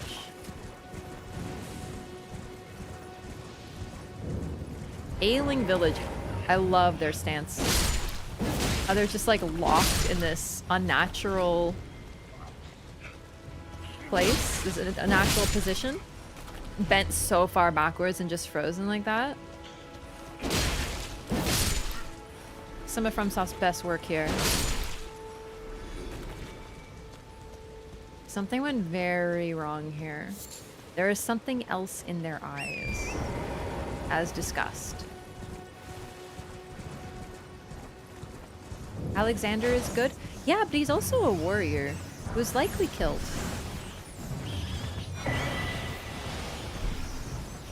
And he puts people into his jar. Now, a lot of those people, we know for a fact that people seek to be put in his jar. And the jars in general tend to be more good-natured than people. But he doesn't really ask before he puts the people like Radahn's and Melania's soldiers in there. So he's interesting. I think he's very sweet. I think he's a good person. But nonetheless, he still is involved with violence.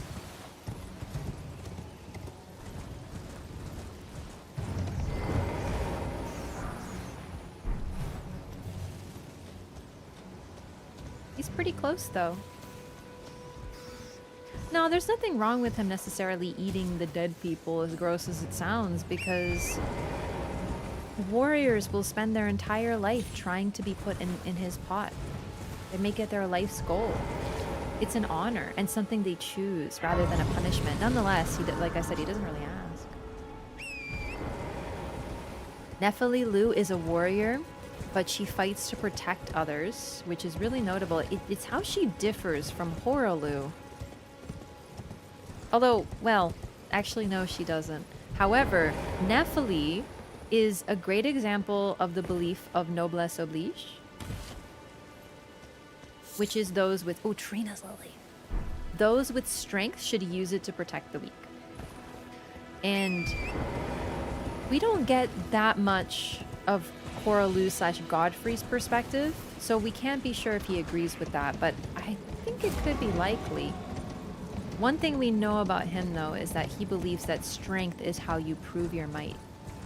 You prove you're right by winning in battle. If you win, you were correct.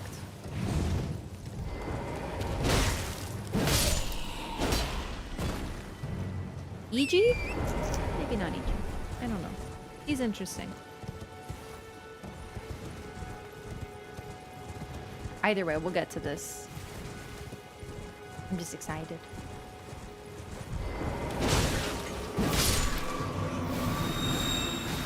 Whoop!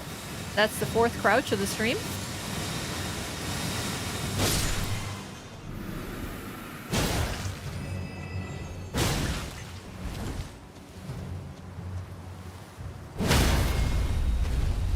Three R2s and it's staggered. It's a different game already. I literally switched from a +0 S-Stock to a +0 Claymore, and it's a different video game.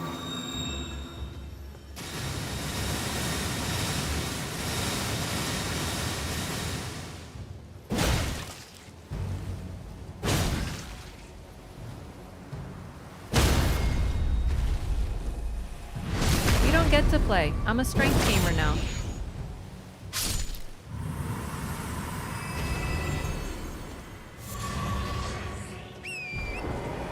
Okay, got a really interesting item here, so let's read it. Got a few actually. Let's read about the ruin fragment. Stone fragment found near places where ruins have fallen from the sky. These shards of stone are believed to have once been part of a temple in the sky. They glow with a faint light from within.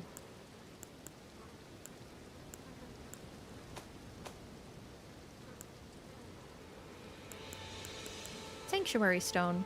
A rare piece of stone fragment found near places where ruins have fallen from the sky. It feeds and strengthens the light as it shines.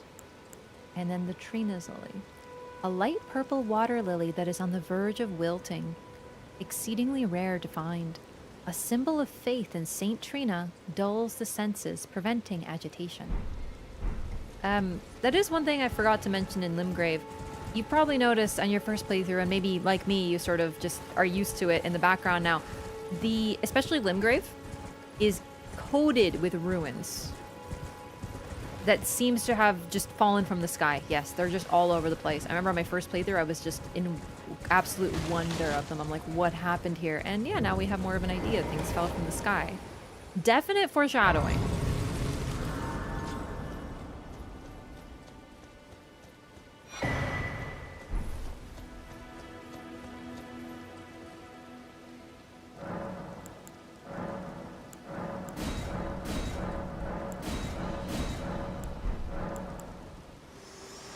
Melina?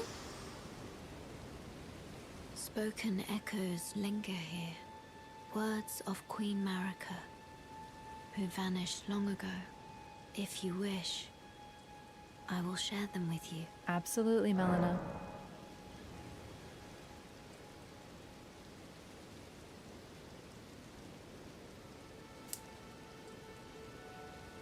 In Marika's own words, then, after thy death, I will give back what I once claimed, return to the lands between, wage war, and brandish the Elden Ring, grow strong in the face of death. Warriors of my lord, Lord Godfrey.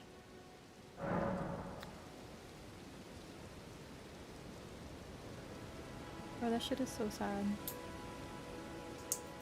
They're always saying no? No, not always.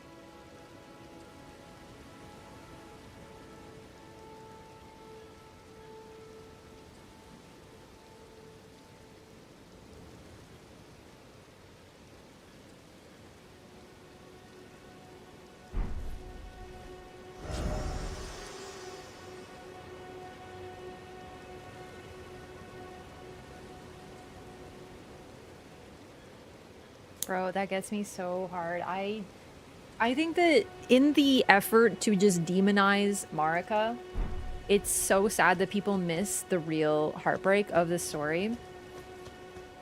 So this is one of the churches that teaches us what happened with the Tarnished.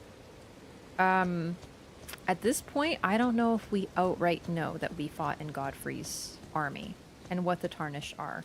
But basically, we will die, and then after our death, we will get back what was taken from us, our grace, and then we shall return to the to the lands between, and we will brandish the Elden Ring after waging war.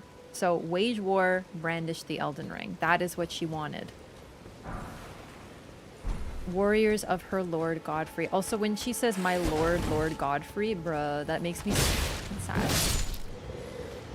Marika and Godfrey is such an unexpected couple, like really, if you think about them. They seem so opposed to each other, but we'll get to this. I think people underestimate just how significant it was that she, of all people, you know how they say you can't choose your family? You can't choose your family, but you can choose your spouse. And he is the one person that she chose to be by her side. The only person she chose. She did not choose Radagon. She didn't choose her other half. She didn't choose to be recombined with him to have him be dominant, but she chose Godfrey. Oh, they're such an icon. I can't wait to talk about them as we get further. So this is about the Tarnished. Hello, Ghost. The mausoleum prowls, cradling the soulless demigod. O Marika, Queen Eternal, he is your unwanted child. Oh god, and then we get to the mausoleum. Oh boy. As far as we know, there is only one soulless demigod. Yet, apparently, the mausoleums all contain a soulless demigod within them. Also, the mausoleums themselves look like they were made... They look more like Nox architecture. Honestly, still not sure what to do with that. It is very strange. Also, that he is your unwanted child. There has been tons of theories on what that means, on who that is. At one point I was like, it's Godwyn. Personally, I don't think that anymore. I'll get to why. This is one of those things that is just really, really weird. Because, sure, it's possible others... Promise, I don't know how to get into this without getting, like, real deep into the lore. Let's just say it's confusing for now. And, honestly, any explanation will have some holes. Because, okay, the Wandering Mausoleums, like I said, they look like they're made by the Nox. They have a different architecture than anything else. They look older, and of a different style. Now, the Nox, we know that the Black Knives are scions of the Eternal Cities. We also know that they are Numen, but I am of the opinion that not all the Nox are Numen, and that some of them are descendants of the astrologers. Either way, they seem to know that demigods who are partially killed grow Deathroot, which is always what I figured they were doing here, that they were preventing the growth of Deathroot, because a lot of things can't grow when something is in motion. Right? Like, what's that saying? A rolling stone gathers no moss, right? You can't grow moss on a rolling stone. So why not have a giant freaking building so nothing can grow? But who the fuck are they? How are there so many of them that they're all soulless? Why did the Nox? I don't know. I don't know. Also, who is the unwanted child? If it is said like this, one of your unwanted children, it would make more sense, but Ghost refers to just a single unwanted child. Yes, yes. It's also possible that it is a vague reference to Godwyn in the sense of what he is now, in this, like, twisted, soulless form. Him being unwanted as this form, which is fair, but that's kind of a stretch. It's a very weird line of dialogue that is really hard to reconcile. Generally, the Wandering Mausoleums are hard to reconcile, because we know of one soulless demigod, and he's a real big deal. The fact that there's many is kind of like, huh? So, we'll see. That is one thing that I'd really like to see if we can figure out. Like, let's see if we can come up with that, because there's definitely some stuff that we could... Oh, Jesus! Who the frick? Oh my god, Oh god, it's a page. Look away. Look, don't line of sight the crossbow. The crossbow. Bob and weave, bob and weave. Okay. Careful.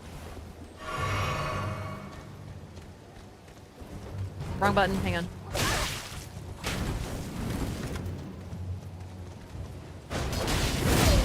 Mine hits harder, bitch.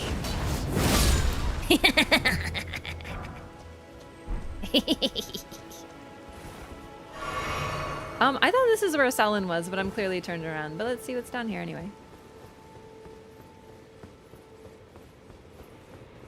Holy shit, another one!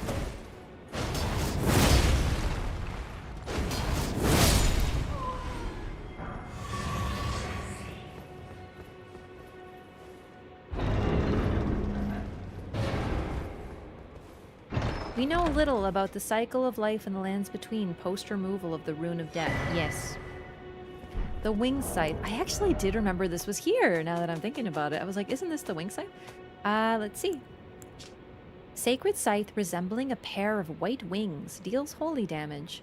According to pagan belief, white-winged maidens are said to be death's gentle envoys. Now...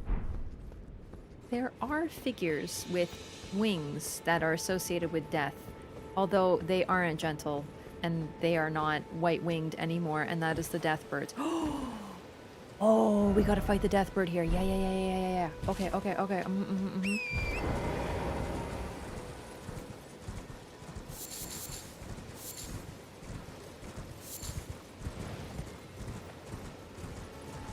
No, I'm remembering something very important. That's to do most likely with death birds, believe it or not. Now, if you're like gentle, yeah, something has really happened to death. Like, no shit, right?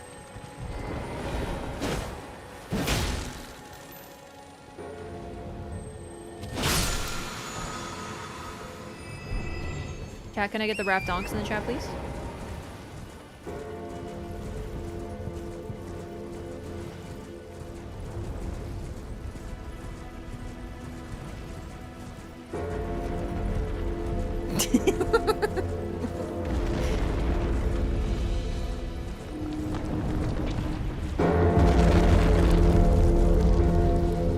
I don't remember how we stopped this one. Oh, they're right there, the barnacles. Let's get them. Except the barnacles are actually skulls. Skulls of the people who gave up their bodies in order to guard this place eternally. Hence these creepy, headless knights that are always around the wandering mausoleums. This is something recycled from Dark Souls 2, but I mean that with absolute, you know, warmness in my heart because it's such a cool concept. They're warriors that were sealed into, in this case, a wandering mausoleum. In Dark Souls 2, they were sealed to their armor so they could eternally watch over the sunken city. It's a really phenomenal concept. Also, once again, that theme of being imprisoned to their fate, I guess.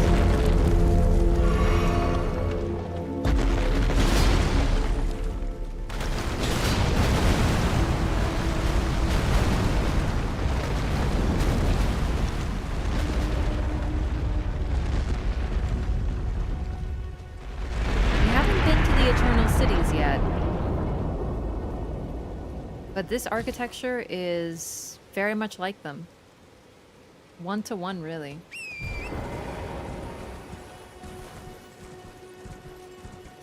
It could be they were Deathroot infected, and thus similar to those who live in death.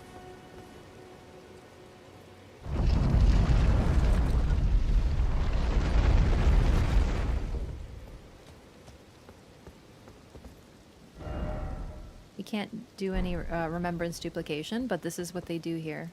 They duplicate the remembrance.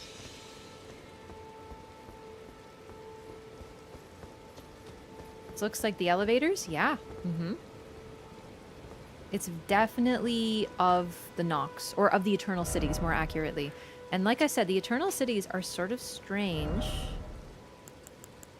We'll do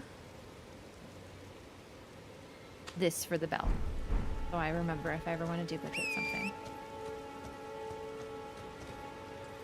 Yeah, the grass is a different shade. It's very ethereal. It's very creepy. Also, all of the soldiers of the Wandering Mausoleum are gone. Because we destroyed their heads. So they're not here anymore. It's very interesting.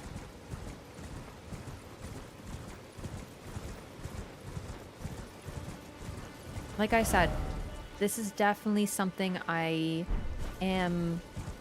had several theories over the years, but I'm not satisfied with any of them. So that will be one of our goals of the playthrough. In fact, I'm going to write that down.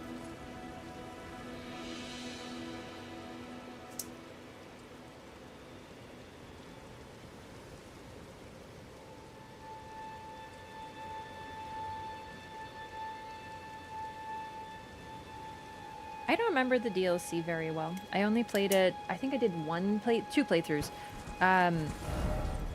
But I just wasn't very fond of it, so I didn't play it too much. However, that's another reason I want to go back, is really get that lore.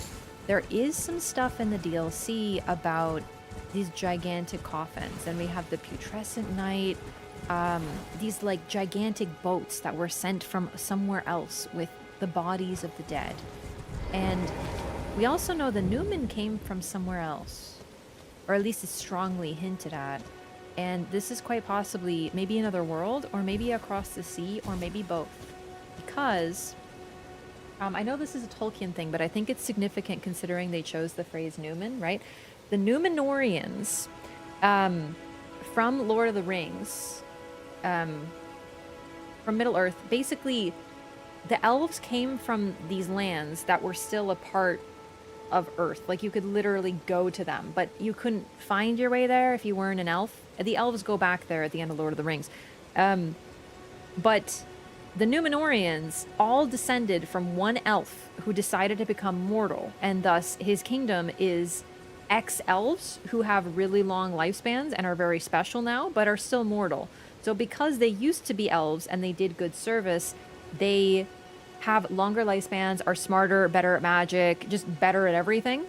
But they still kind of technically came from this other land of the elves, a strange eternal place. So I wonder if that's what they're hearkening toward with these strange boats, with these strange people.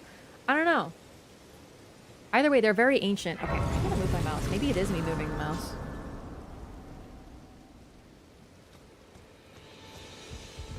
Because we know death has changed because of the removal of the Rune of Death. Although it's really hard to say whether that is the only reason that death has changed, right?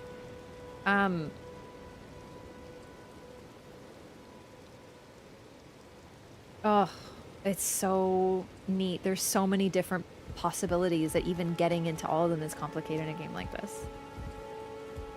Elrond's twin brother. Yeah, Elrond's twin brother. So Elrond was the elf who chose to stay immortal, and his twin brother chose to become mortal. Thank you, I forgot the name. Character select also says that Newmen live longer but have limited offspring, kind of elvish too. True, but it's also... The Númenóreans aren't necessarily like that, but it's definitely something potentially that they're involved with. And the name Newman is very significant considering...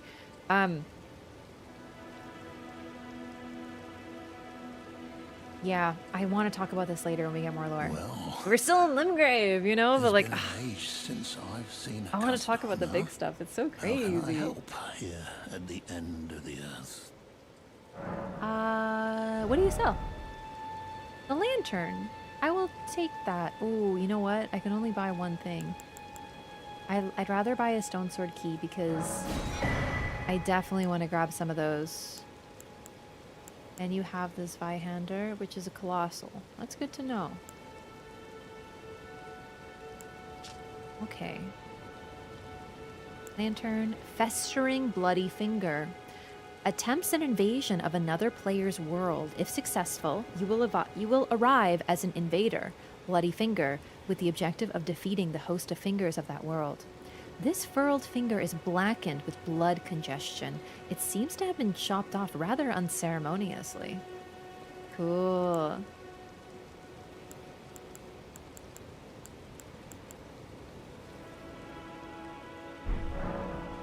Have a safe journey.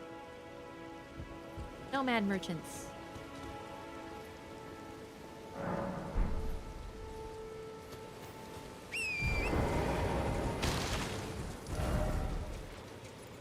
I feel like I'm missing something here, but like as part of the route.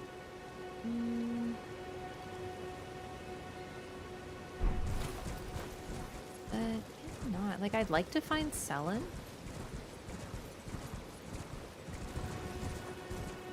I think I can find her via backtracking. Imagine shopping, they just have a bloody finger on sale. I know, the lands between are metal as hell.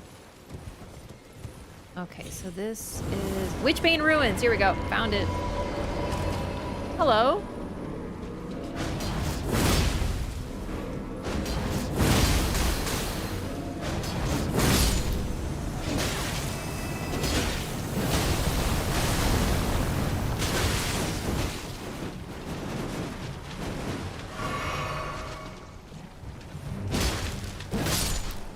Interesting name. And there are these strange puppet soldiers here. So first of all, we were just attacked by a giant rock of faces. Crazy. Interesting. terrifying. And then there's these guys. Weird, creepy marionettes. We don't know what these are yet. We haven't seen them before. We don't know where to place them. But let's see what's here. If I could ever find the entrance. There it is.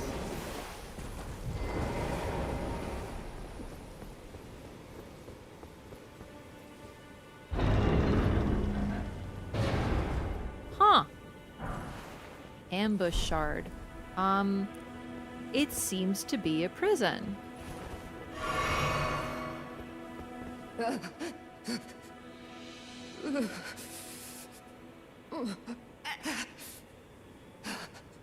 It will do no good, I swear it. And yet you persist. You frothing degenerates.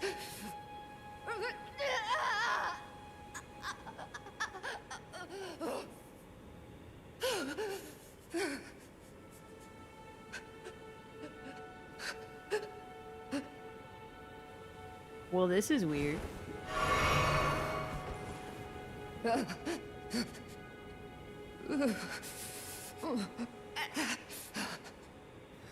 Okay. So, Sellen is here, question mark. That's weird and confusing. Let's see if we can figure out what the hell is up with that.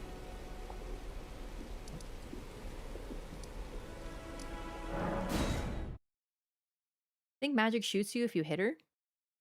Fair. I'm gonna leave it out of science.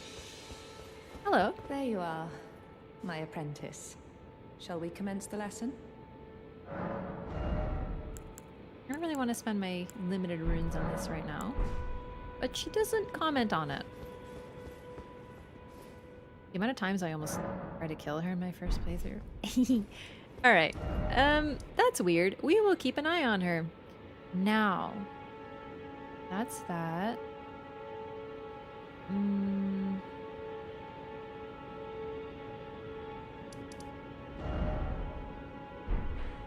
Let's just go this. I hate that list.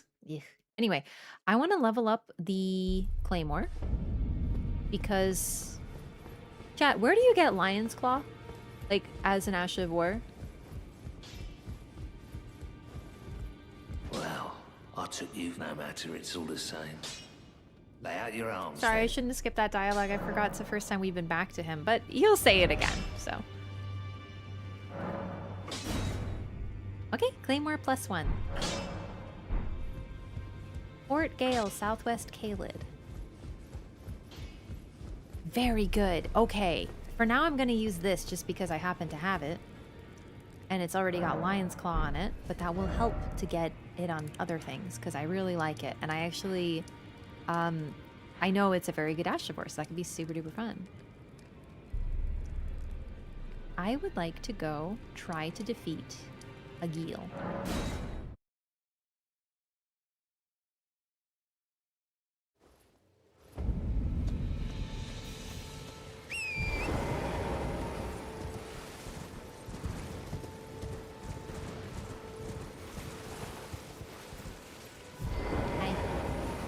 Don't be a fool. Okay, so he tells you not to fight the dragon. I'm gonna go fight the dragon, though. This might not go well, but that's okay. If anyone knows where the summon sign is, feel free to let me know. Because I don't know if I've ever summoned him. I genuinely am not sure. It's been a lot of time, but I don't remember ever seeing his sign. I think the Stake of Marika is... Oh, great. Up here somewhere?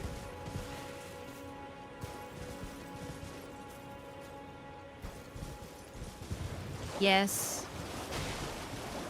Even a broken clock is right twice a day.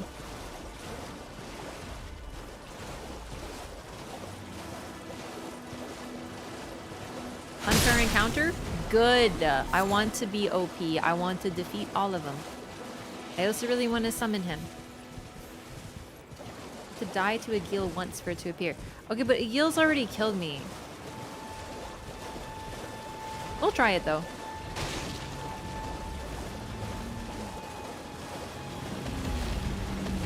I hope I'm OP. I fucking hate this thing. I hate all flying dragons. They're stinky.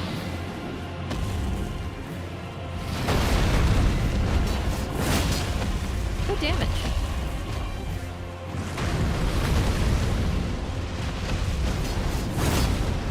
Great, stupid.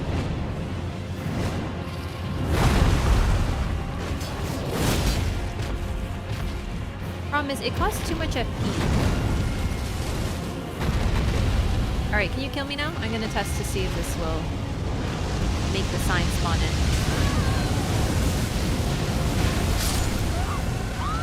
Fight the dragons as they're at their heads? Yeah, that's a non-dex weapon behavior because they very often put their head up, so you can't hit it. Some of the longer weapons maybe, but most of the time I can't hit their heads consistently, so I just go for the toes because they're consistent at least.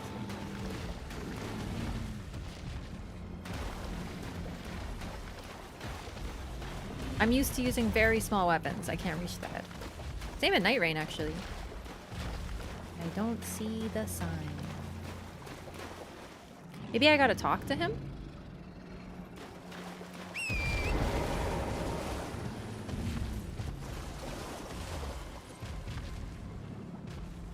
For the shot. Chat's telling me that you can get him to... Wait, where's my runes?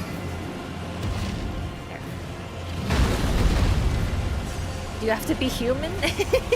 Fortunately not in this game. So you wanted to lose? Yes, that's why I said I'm going to die to see if the sign appears. And I just stood in the fire and died on purpose.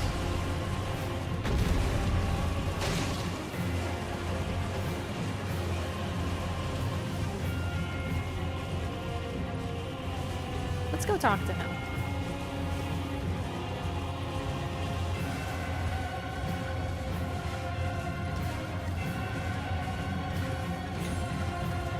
I have a vague memory of doing this, but I genuinely thought I, like, invented a memory, so I'm really not sure. Hey, how's it going, Tiger?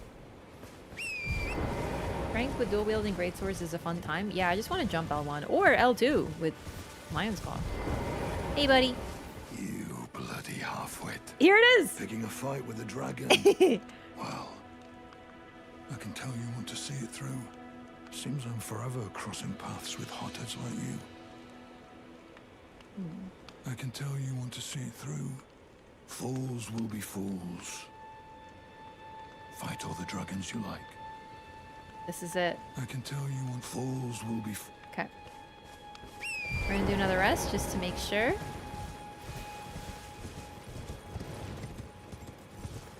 Also, once again, his dialogue is hinting that we're reminding him of somebody, and he's thinking of somebody else when he's talking. Forever crossing paths with hotheads like you. Very interesting.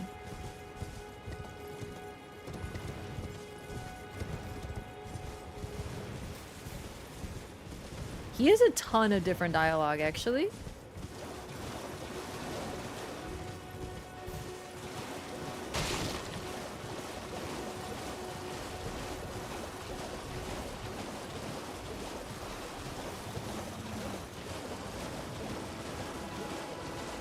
That's why I'm doing this, as much as I really don't like fighting these things. Okay, Stake of Margit here.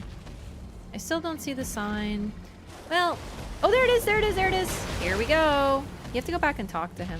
This is what I mean. This, like, Limgrave has so much of the classic FromSoft touch. It's just, unfortunately, later on, there's less of this sort of stuff. Like, you talk to someone, do something they tell you not to do, go back, and you can summon them. Like, that sort of stuff is very new. No, you don't have to do that for NPCs. Oh, shit.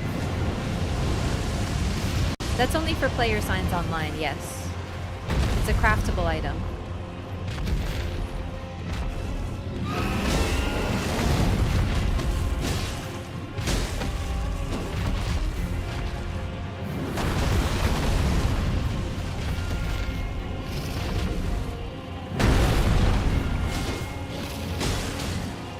One-handing? Whoops.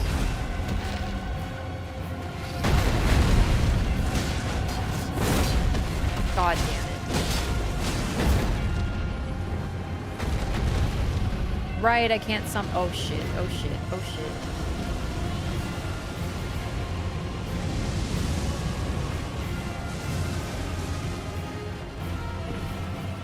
Can't summon Torrent.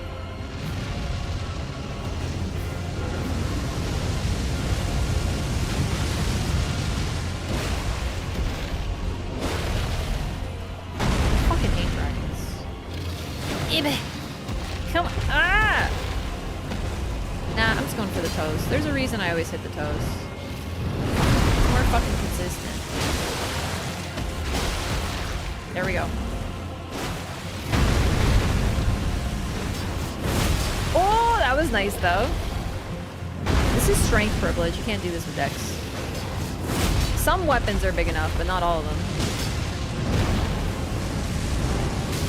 Alright, that move? Genuinely not sure how to avoid it when you're right next to it. Still to this day, including Night Rain.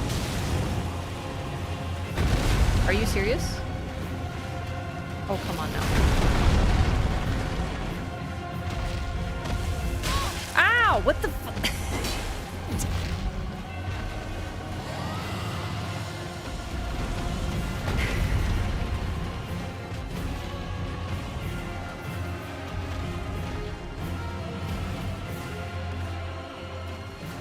Come on, Yura.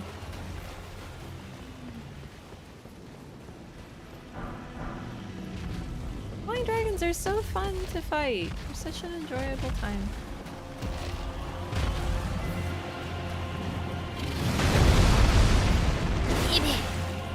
Get down from there! You're too tall! Oh great, that... whoa. Yikes. Nice. Missed the dodge, that's okay.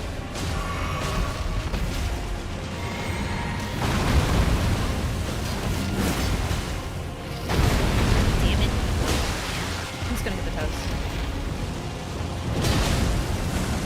No!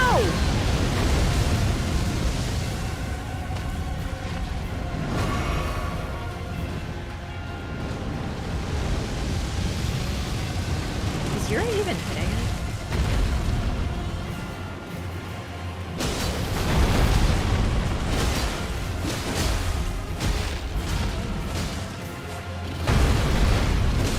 A little. We're working together, baby.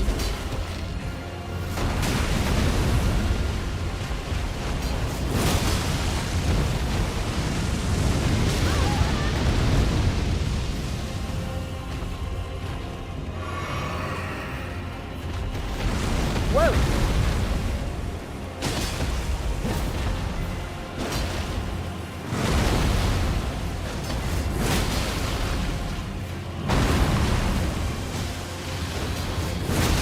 There it goes. Oh my god. Strength moment. Right here, baby. That's it.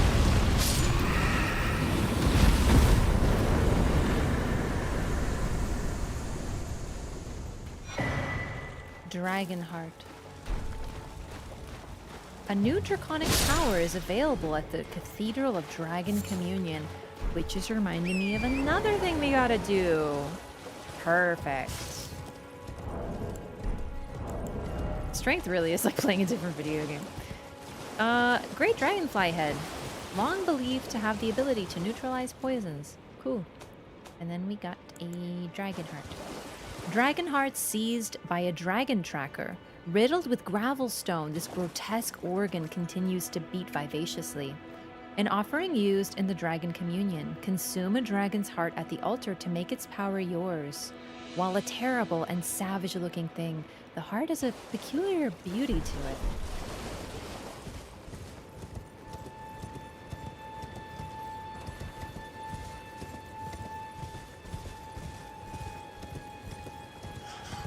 So, Dragon Communion, of course, communion is... well, we're gonna eat the heart. If we do that. It's, huh.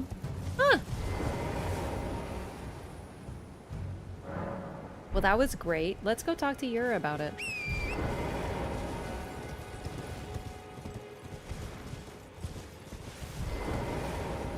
There you are. That was my first dragon hunt in quite some time. Paired up with a hothead like you, it was just like old times. Now that you've so impressively felled that dragon, there's something you should know. The heart you brought back. It's used in dragon communion. If you should find yourself overcome by hunger for the heart, yearning for its strength, then seek the decrepit church on the little island off the western coast. You must not forget, though, those who partake in dragon communion will one day shed their humanity, their hunger for dragon, their yearning only worsens until the floodgates burst, unleashing eternal torment, the strength of a mighty dragon. Magnificent, but deadly. It's no surprise that dragon communion is ruinous. You must not forget, though, those who partake their hunger for dragon until the flesh strength. It's no surprise. Very interesting. If you eat dragon hearts, you set yourself on a path of eternal yearning, hunger, where you will eventually shed your humanity. It is ruinous. That's very interesting. You only get that dialogue if you defeat Agil while Yura is still here. So now I can go fight Nereus, and I think I'm going to do that quickly. Although, I think I can level up.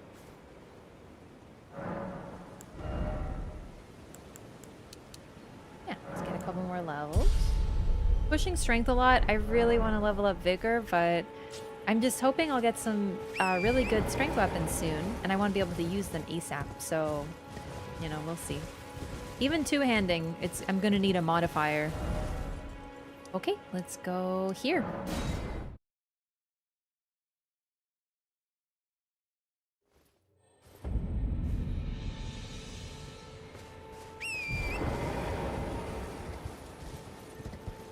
Binary Ghost, thank you for the super chat, despite it being like a weird code.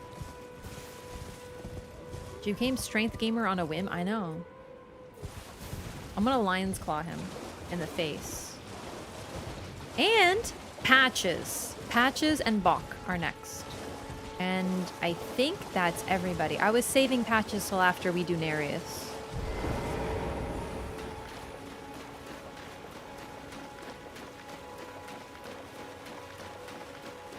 Starfist and Nightreign? Starfists are really strong in this game. Fists in general got like super buff. You don't get to play. You don't get to... Uh-oh. Okay, we're still squishy though! If it isn't Nereus. There's the dialogue. Finger.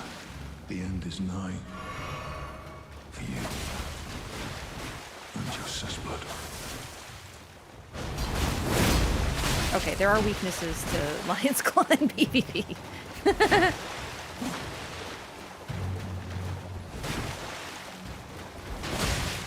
I just have to be really careful. One of his Reduvias would pretty much one-shot me at this level, so...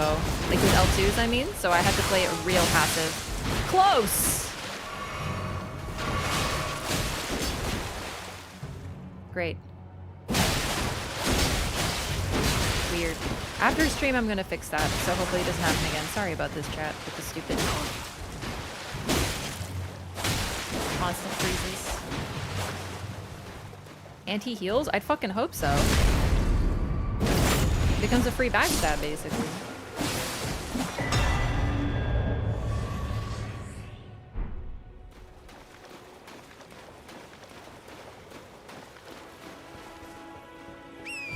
So, we've already talked to him over there, but let's make sure that we don't have more dialogue now that we've killed him. We might have to rest, but we'll see.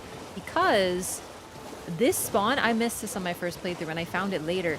You have to talk to him here or he won't move, and I think he's just not here.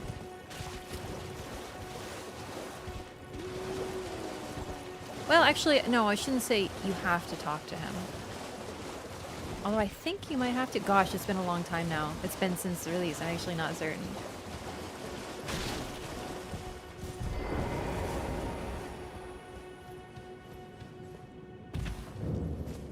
It is the game itself, but it is really weird. I don't love it.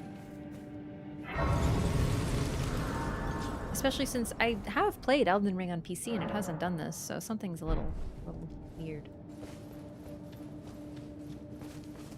I can't see a thing in here. It's very dark. Oh, and then we got to get the flask of Wondrous Physic.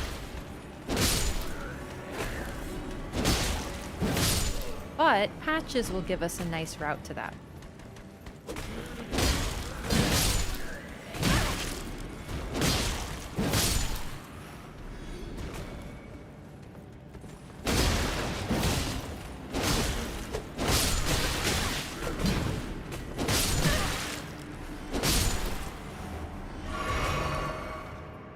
Patches is exceptionally helpful.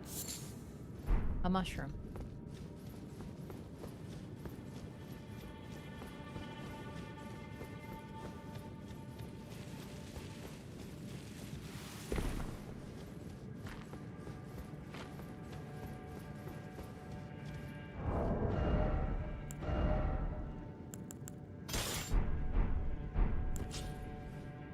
I'm just a little scared I'll kill him. So we enter a boss fog, but there's no one here. Okay. Well. Thought you'd just help yourself to a man's personal belongings, huh? You scheming little thief. The gods demand repentance. My god, when I Cough heard up his your voice. coin. All of it. I was like, this is my boy. Oh my god, he's got this. Look at this build. Oh, I'm thick rolling. Hang on. You know what? He'll just have to live with it. God, I love him so much. He's such a little brat. He's got a shield poke, dude.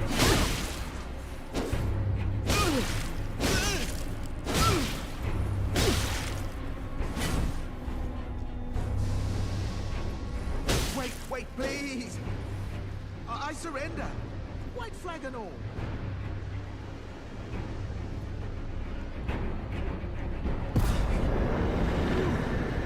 Well, finally come round, have you? I knew you would.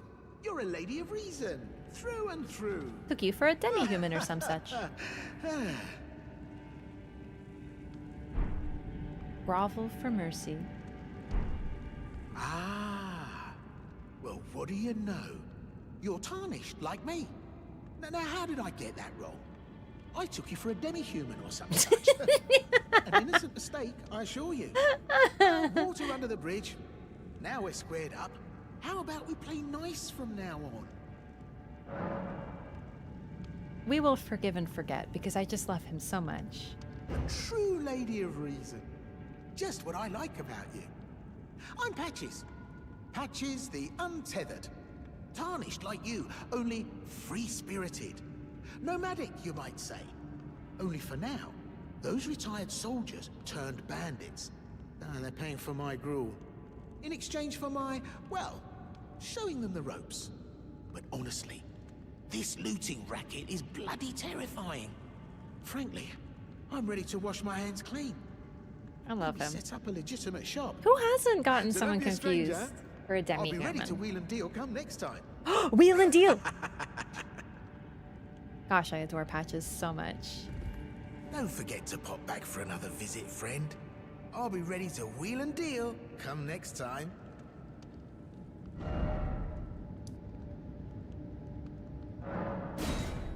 I adore him. The clothes doesn't have lore. It's not actually his. It has nothing to do with him. He's trapping people. He tricks you. I forgot to read Divine Fortification. It's actually the same, so it's fine. Oh, I forgot to read Flame of Frenzy, of course. Incantation originating from the Let's start over. Incantation originating from the maddening 3 fingers causes the yellow flame of frenzy to burst forth from the caster's eyes. The flame of frenzy deals damage and causes buildup of madness. This incantation also causes buildup of madness in the caster and is only effective against Tarnished. Yeah, they only get... I guess the only ones who get frenzied are other Tarnished.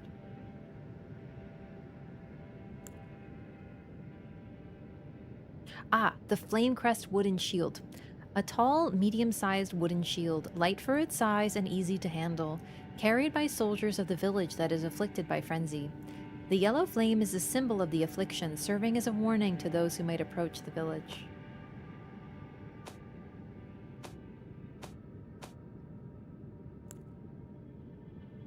Oh, dude, I totally forgot to read the Twin Blade Talisman. I saw it, I just forgot to read it.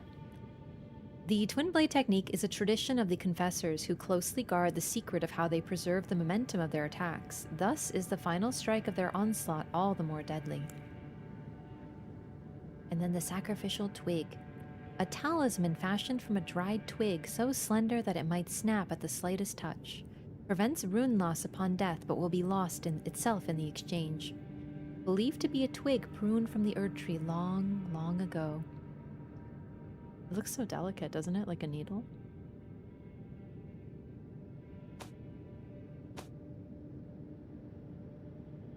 Like a needle.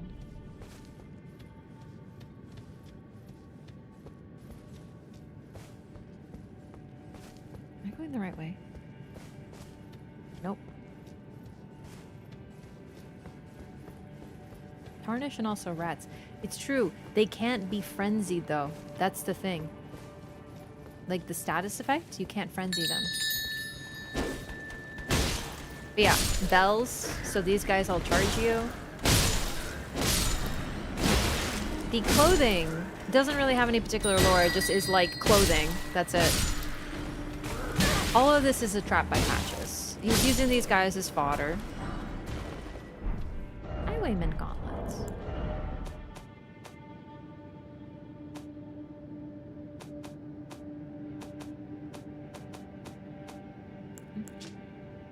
Worn by former foot soldiers who have turned to banditry.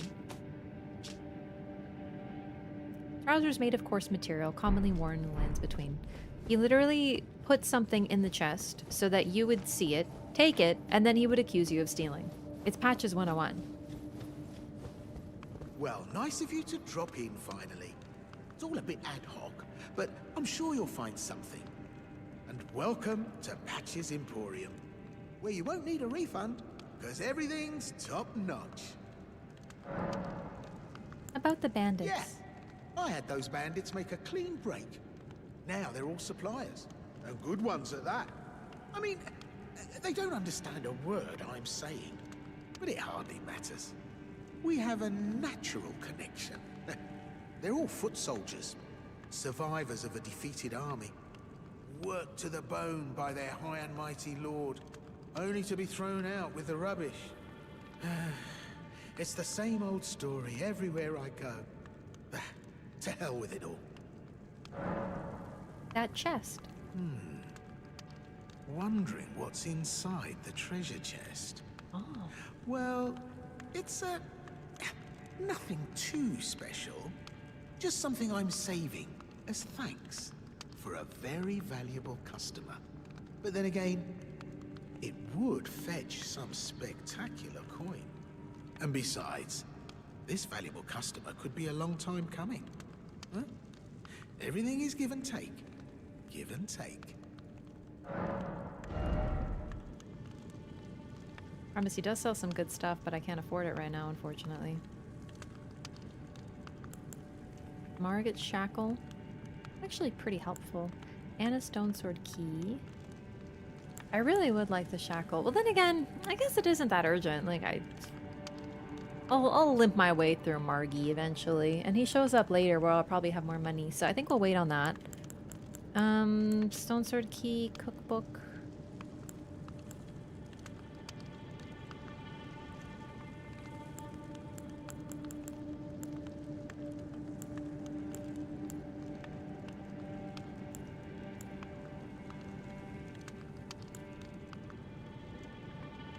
Grace Mimic, a fetish indicating the guidance of grace. Similar to grace, this fetish draws rays guiding the way, only without any sense of order. Useful as a last resort for those who have lost their way, or for use by those who believe that unrefined guidance will lead to truer encounters. Honestly, really not sure what those do. Either way, let's read the shackle. A fetish bathed in golden magic, shackles were used to bind the accursed people called the Omen, and these ones were made to keep a particular omen under strictest confinement. Though faint, the shackles still retain vestiges of power, enough to trap the once-bound Margit on Earth, if only for a short time. It would be helpful, and I'd like to showcase it. That.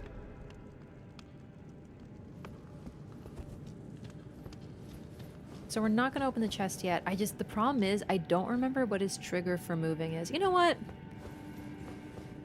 Let's just do it. I don't want to risk missing this dialogue. So I'm gonna just grab the chest. A trap? What? Well, well, well. I should have known, you scheming little thief. The gods demand vengeance! Vengeance! I don't know what I expected.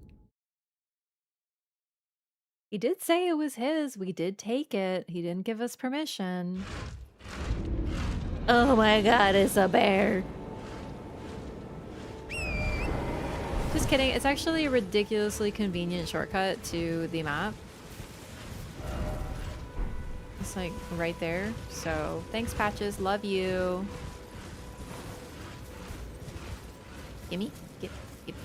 Gimme. Thank you.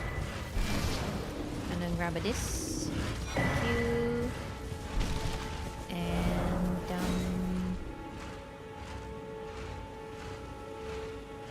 And Blaidd.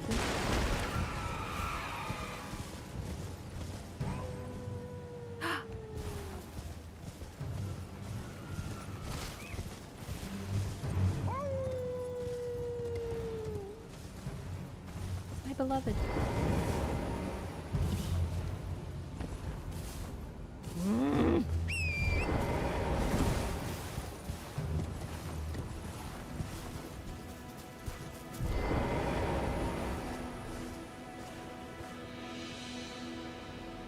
Could this be dog?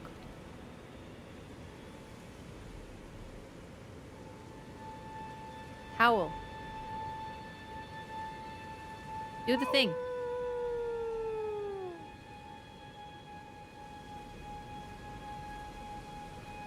He's so pretty. Behold, dog.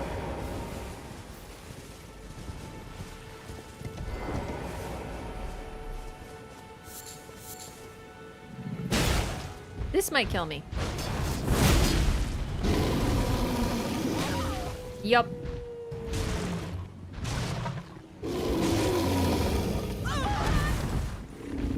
Holy shit. That was so forgiving.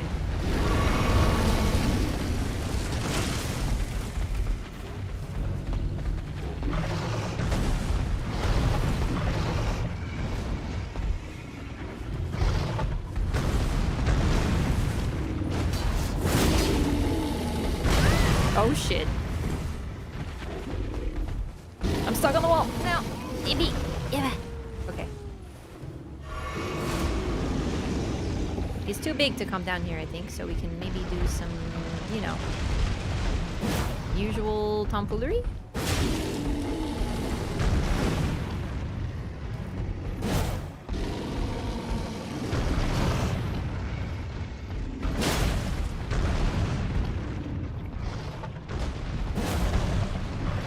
This is actually the fairest way to fight a rune bear because rune bears suck and are fundamentally dumb, so why not?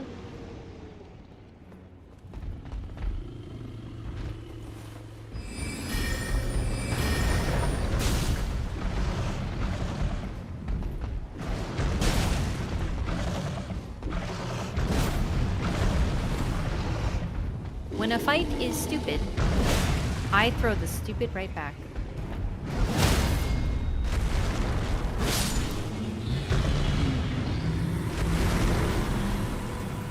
Up.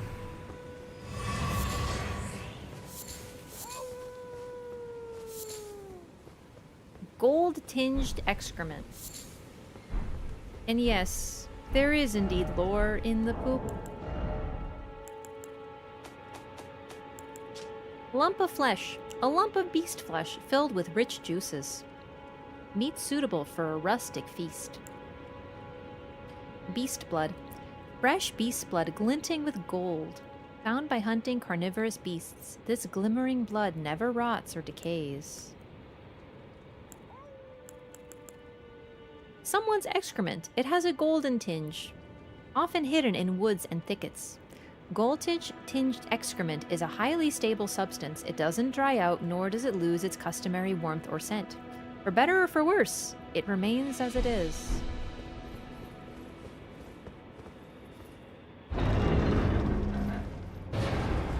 Nothing decays when it is tinged with gold.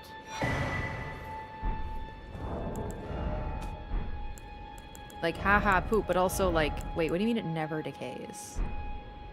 The Axe Talisman. I actually didn't know this was here, but this is very helpful for my build. Yeah, so now, of course, poop is part of the natural life cycle. It decays, and it can feed plants, for example, but if it doesn't decay, it can't do that. Something is very wrong in this place.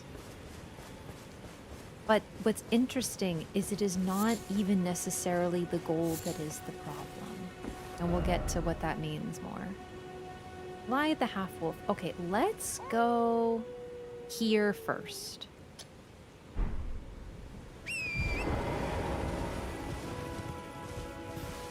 And yes, then we have the dung beetles,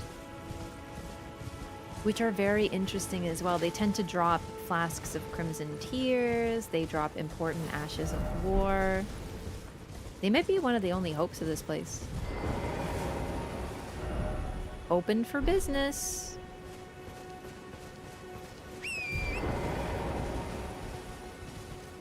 Ah, welcome, dear customer. Yes, right this way. Right this way. Welcome, valued customer. Come, trade in our wandering emporium. Please, buy something. I'm hungry. I've been hungry so long. Please? This is my favorite merchant because he's very sinister. Because he literally has a sign that says open for business. He says he's hungry, and he sells nothing but meat. It's like, and fingers. You're like, it's like, ugh. I love it. You can acquire exalted flesh. Okay. So you've seen this one, but this is our very first Armorer's Cookbook. A record of crafting techniques left by an armorer who served the great General Radahn. Contains knowledge of dealing with rot, the application of fire in particular. And you get exalted flesh. Gosh, problem is it's expensive, but that's important more.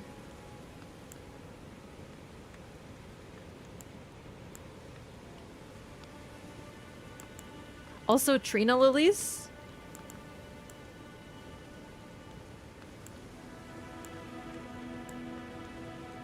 Alright. Saint Trina's arrow. Arrow carved to resemble a withered water lily, afflicts targets with a powerful sleep effect. Priests of Saint Trina use these arrows to spread their teachings. The sweet oblivion of sleep can become quite the habit. So, definitely a little sinister. To spread the teachings, you shoot people with arrows and put them to sleep against their will. Riveted wooden shield. Small wooden round shield that has been reinforced with metal. The design riveted to the center represents both sword and tree. Blue gold kite shield. Highly reputed for its solid build and reliability. The design represents the Erd tree foregrounded against a blue sky. Very pretty.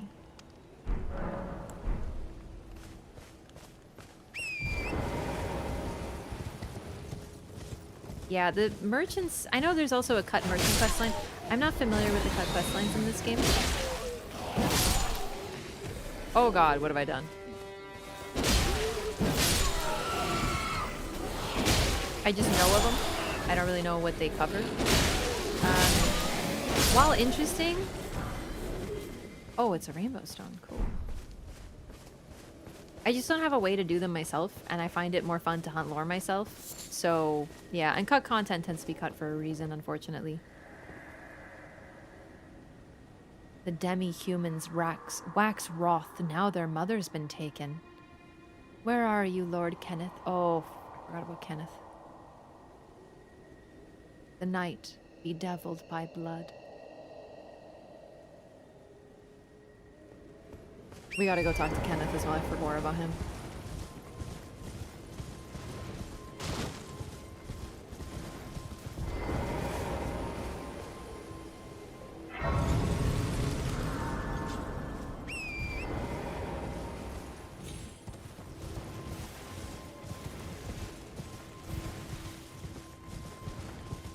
So let's not do this right now, because we want to actually talk to Kenneth and have his dialogue about this topic. So I just wanted this. And then we shall go...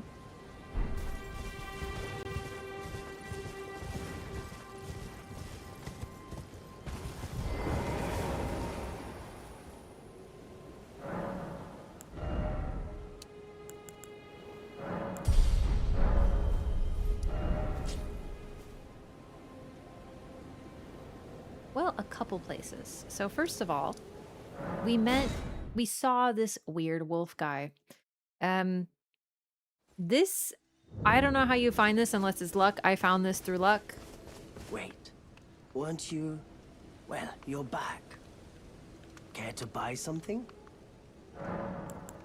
About Kale. I actually forgot to ask him about himself. I'm so rude. I am of a nomadic people, selling wares as I travel. The land has been tainted by madness since the shattering of the Elden Ring. It's only Tarnished, like yourself, who keep things from drying up entirely. Let's say you're a very welcome customer. About the howling in Mistwood. The howl of a wolf? In the Mistwood? I suppose he must still be skulking about. I know. Why not meet him for yourself? Next time you hear the wolf's howl, make this signal right under the source. Don't fret. There is nothing to fear. I just have an inkling the two of you might hit it off. Finger snap. Goodbye for now.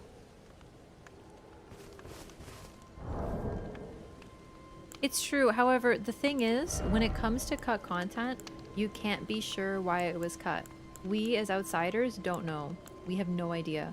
Was it cut for time? Was it cut for they realized that they wanted to go in a completely different direction? For example, the pickled turtleneck meat in the network test has a line, or maybe it's just the turtleneck meat. I don't remember exactly which iteration of it, but it says that it boosts vitality, and basically they imply that it was a aphrodisiac. It's probably the regular turtleneck meat, but they cut this line that it's an aphrodisiac, but no one in the lands between has interest in that anymore, implying that the stagnation of the land makes it so no one is interested in creating new life, let's say, right? They cut that line completely. Now, why did they cut it? Because honestly, I would argue that the game gives us this information already, that generally things, as Melina says, life continues, but nonetheless, things are sort of stuck. Like, things are not decaying, and thus new life is not being created. It's a very strange place, the lands between. But they cut that line for a reason. So, we don't know what the reasons are. It could be they went with a different direction. It could be they were like, this is not what we want to say. Like, this is completely wrong. We don't know. All of those things are possibilities, and as a result, I don't put too much attention in cut content. Also, like, for lore, I like to hunt it myself. So much of the joy is like doing it myself, so I don't really want to. I can't do it myself, so I'm like, well, I guess I won't. Anyway, the finger snap.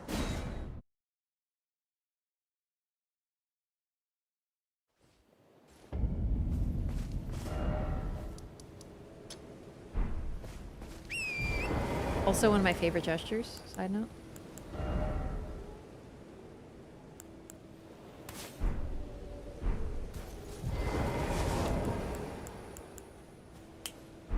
Such a nice sounding snap.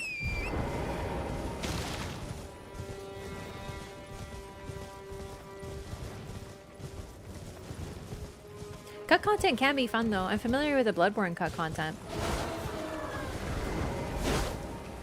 It's neat. So for example, there used to be woods outside of Cainhurst in Bloodborne.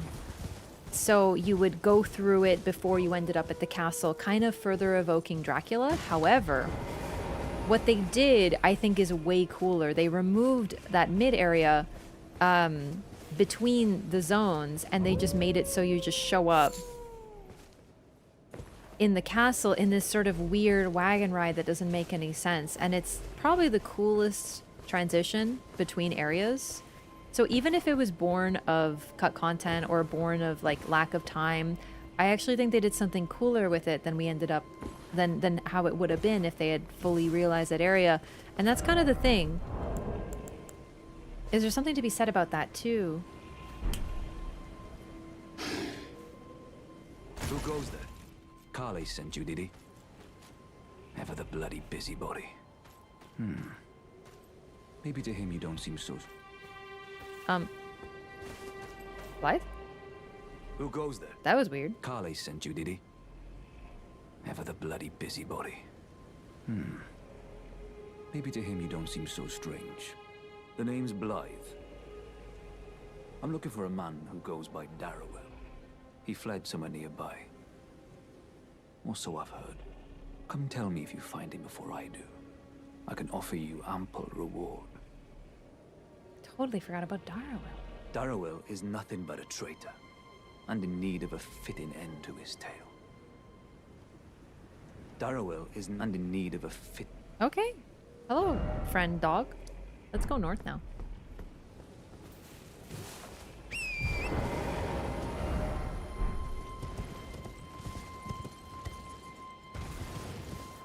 Yeah, so just by the way, Blaidd, like a lot of the Carians, actually all the Carians, has a Welsh accent.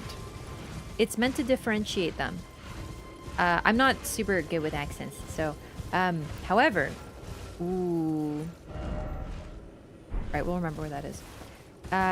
However, Blaidd also is the Welsh word for wolf. So his name is literally just Wolf. Now, as if that isn't funny enough, they do that freaking twice in this game.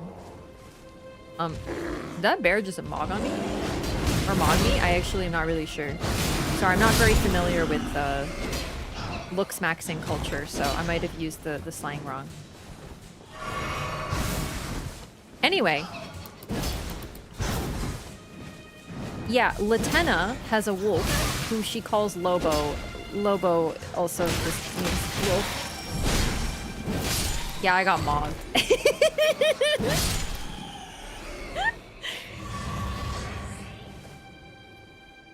I love these things, but they're so weird.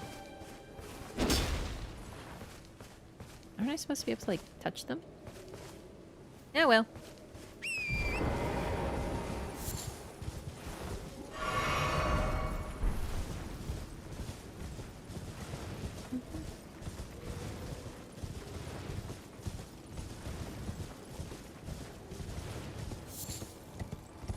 I do believe the great Kenneth Haight is in this vicinity. So, Kenneth, Darrowell.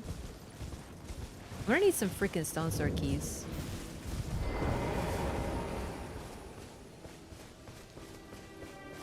I should also read the Sacred Tear before I use it, because I kind of forgot. Blessing of the Erd Tree, worshipped in the churches of all lands, this is but a faint vestige.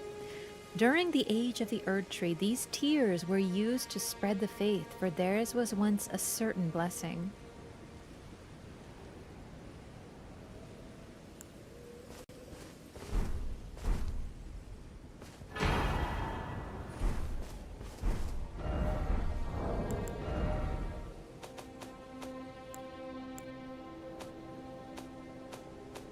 There it is.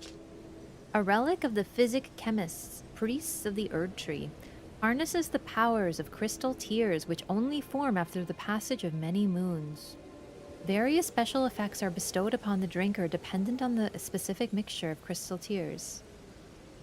Basins are placed at the foot of minor Erd trees throughout the lands between in order to collect their crystallized tears. Tears of a tree. I forgot they're all called tears. It is so interesting. What kind of tree cries?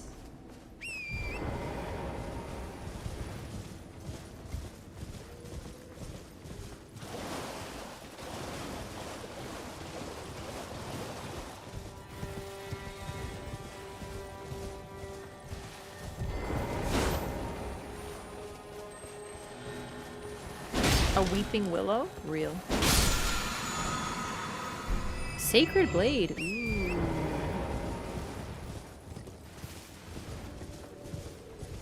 Yeah, I feel like I accidentally set you up for a joke there.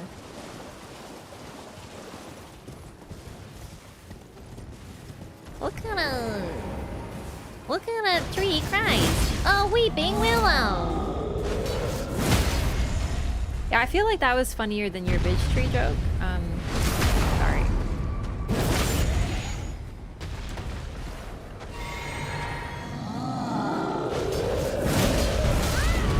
Direct grundular damage.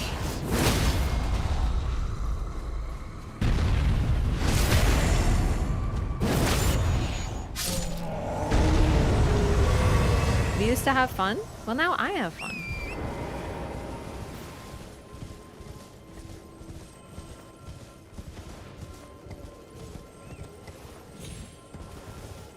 Okay, I don't need that Beeble. Alright. Come here, the great Kenneth Haight. Did I miss the lore behind the rune arc? We did read that, yeah. We'll talk about rune arcs. Is anybody there? Someone who might be interested in rescuing the great Kenneth Haight, servant to the true order and celebrated repudiator of the false. Oh, Erdtree, grant me succor.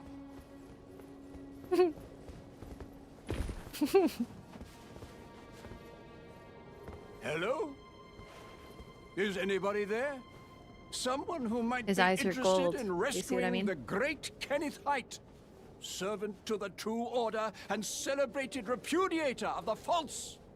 Oh, Erdtree, grant me succor. He's not very good at using those eyes, though, because you'll be standing right in front of him with a telescope to his face, and he'll like, is anybody there? Is anybody out there? Is anybody there? Someone who might be interested in... Ah, you've come to lend me your aid, have you? Well, that's very kind, but, No. No, the help is very much appreciated. Even from a Tarnished. Despite appearances, nobility is no prerequisite to serving the true order. You might have heard of me. Kenneth Haight. How good of him. Next in line is the rightful ruler of Limgrave. Young Tarnished, I would have a boon of you. I want you to take back my fort. It lies to the south, beyond the Mistwood. A knight commander from Stormveil took it. A fool! And plumb mad to boot. Simply obsessed with blood. What are you waiting for? A kiss goodbye? My fort lies to the south, beyond the Mistwood. Take it back for me. Oh, I see. You wish to know the reward. Fret not. The great Kenneth Haight is known for his considerable largesse. Oh. The celebrations will be lavish indeed upon the dawn of my fort's retrieval. Yes. Now, allow me to furnish you with a little advice. I would take great care to avoid Godric's Tarnished hunts were I in your shoes. That depraved lot are obsessed with sacrificing Tarnished like you for the sake of grafting. Honestly, Godric's nothing more than a jumped-up country bumpkin. Lord? Oh, don't make me laugh. First, he hid himself amongst the womenfolk to flee the capital, then hid from Radahn in that castle. Then he insulted Melina, lost to her in battle, only to lick her boots rather than die like a man. Has he no shame? The big girl's blouse? And to think, he's the blood of Godfrey, last of the golden lineage. You almost wouldn't know it to look at him. Yeah, I almost feel sorry for the chap the more I think of it. Yeah, bro, like, goes in on him, like, like, he has the receipts. So in case you're wondering where we get this lore that he hid from the women folk, he hid amongst the women folk, he dressed up as a woman and hid to escape the capital during one of the sieges.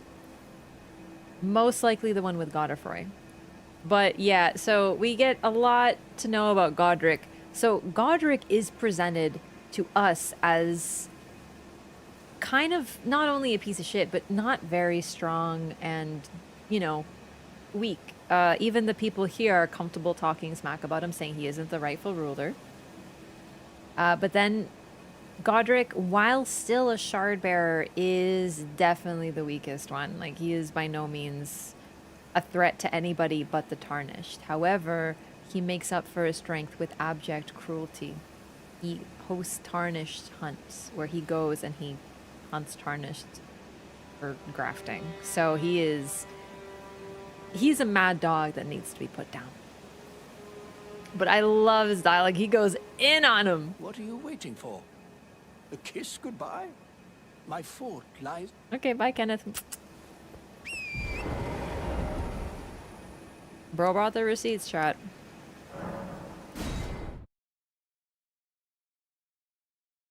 I thought Godric was the lord of all that is golden. Who told you that, Godric?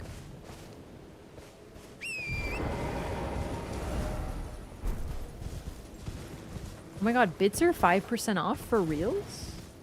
I should know that. I feel like I should have, but...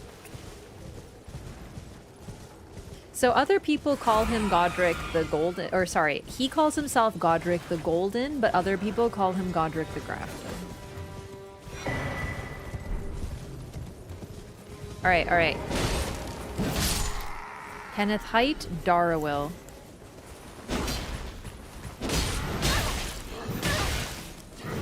Okay, you get so much hyper armor, I kind of forgot.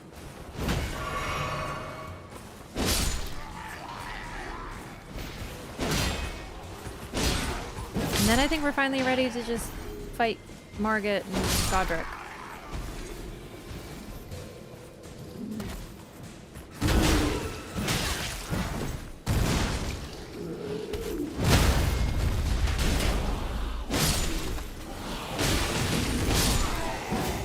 Excuse me.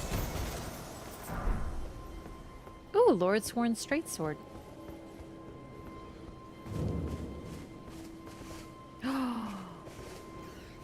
Dead demi-human queen. A blood rose. Oh, very interesting. So, a ghost outside this fort and Kenneth have both stated that this knight here is crazy, that he's bedeviled by blood. Blood-slick roses that bloom in blood-soaked soil. Material used for crafting items, particularly beloved by those who serve the Lord of Blood. Glory to his inevitable reign.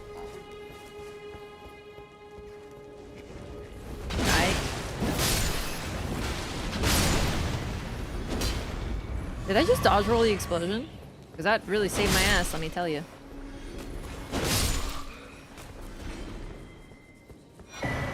Yeah, this is the Night Rain fort, 100%, yeah.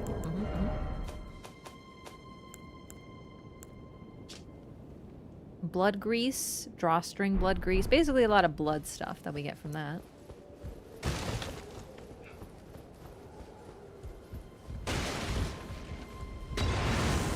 Whoop. Oh, we also do learn, though, that Godric is indeed the last of the line of Godfrey. While at this point in the story we don't know who that is yet.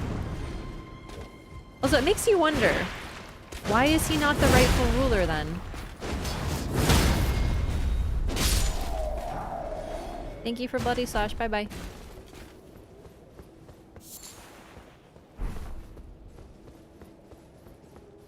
He's got a bunch of blood roses there.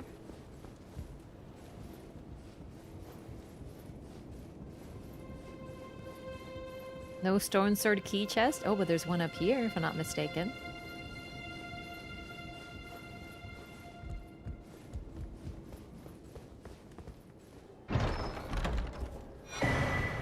Dectus medallion left. Join medallions to operate Grand Lift of Dectus. Left half of a split medallion depicting the Erd Tree. Brandishing the medallion with both halves conjoined will activate the Grand Lift of Dectus, connecting the Altus Plateau to Liurnia. The right half is said to reside in Fort Ferrith in the Dragon Barrow, far to the east. Yeah, what the hell? That won't open an Everjail.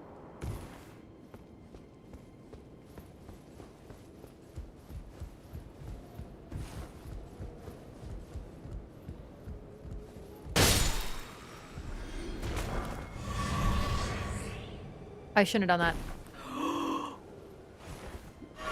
That was a Night Rain moment, and I almost paid for it, but we okay. Has Kenneth ever heard of Morgott? Not sure. We definitely get... Limgrave is super developed in terms of like how the game presents it. I think he would have heard of Morgott specifically as the Veiled Monarch. Potentially. However... Unlike the other zones where they sort of start, the storytelling, the density of stuff starts to sort of fall off a cliff. We get a lot from, ooh, Darrowell. Do I have an Everjail key? Do I need an Everjail key? I don't know. We get a lot of Limgrave's like whole culture. We know a lot about what happened here. And we'll learn it as we play, but there's discussions on how Godric isn't the rightful ruler here. Kenneth Haight says he's next in line, blah, blah, blah, right? So he might have heard of him, but it's not really relevant to governing Limgrave specifically. And that's what he's more focused on. He's focused on getting his 4-pack and getting Limgrave under control.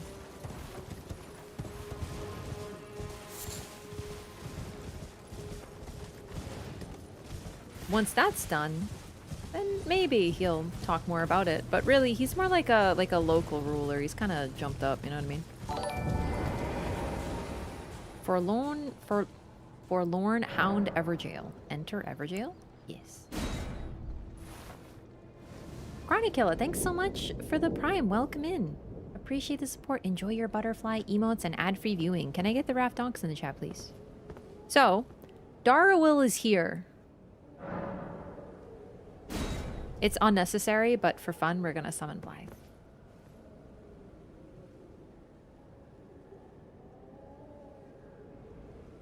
Darrowell. Rotting in a cell is no true justice. No.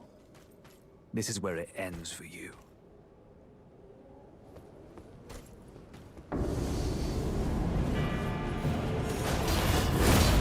Well, that's awkward. Still have to be careful, I'm still squishy. Okay, so far neither of us are doing great.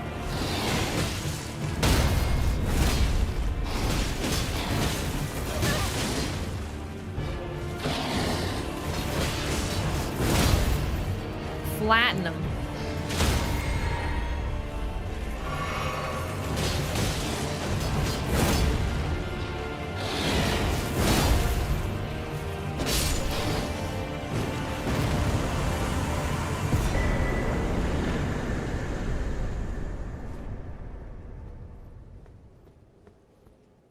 So Blaidd calls Darrowell a traitor and is trying to get real justice on him. Which to him means killing him.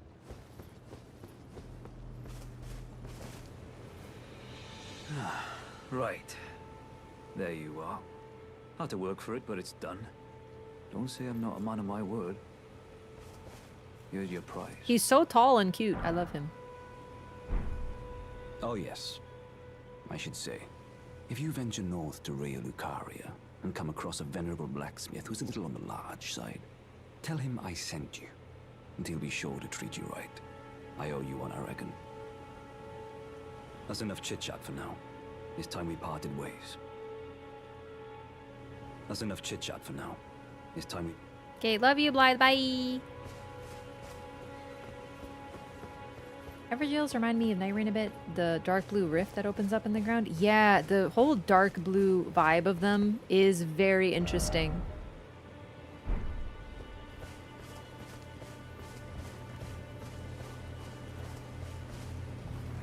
I always thought these enemies were very interesting because they always tend to be around Evergails.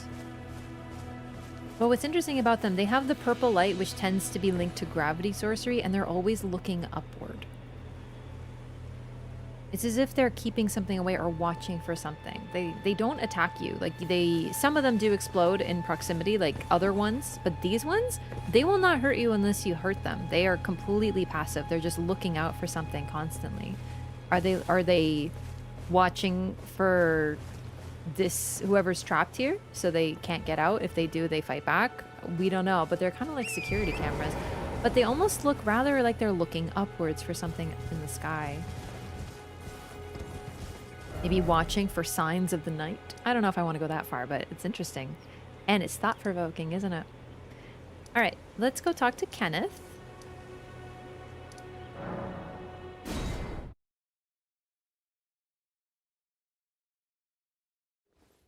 And then I feel like I'm still missing a quest somewhere. Seem very ineffective as guards. I think they're more like sentries. Because they're... Like, we don't know if they're ineffective at guards because nothing ever comes out of the Everjail. So if something came out, maybe they would fight it, but probably not. Maybe they maintain the Everjail. Definitely a possibility. We don't know how Everjails operate. I always thought they were like some sort of... Yeah, like gravity sorcery. Keeping them in place, but the dark blue definitely evokes the night, doesn't it? Now that we know. One of my ideas was that they were looking out for falling beasts, but they're always around Everjails. So that's a very interesting thing. Like, what are they doing? What are they watching out for? I'm not certain, but... I don't think we'll ever know, but they definitely evoke... They're thought-provoking. Yeah. Ah, I've been waiting for you with bated breath.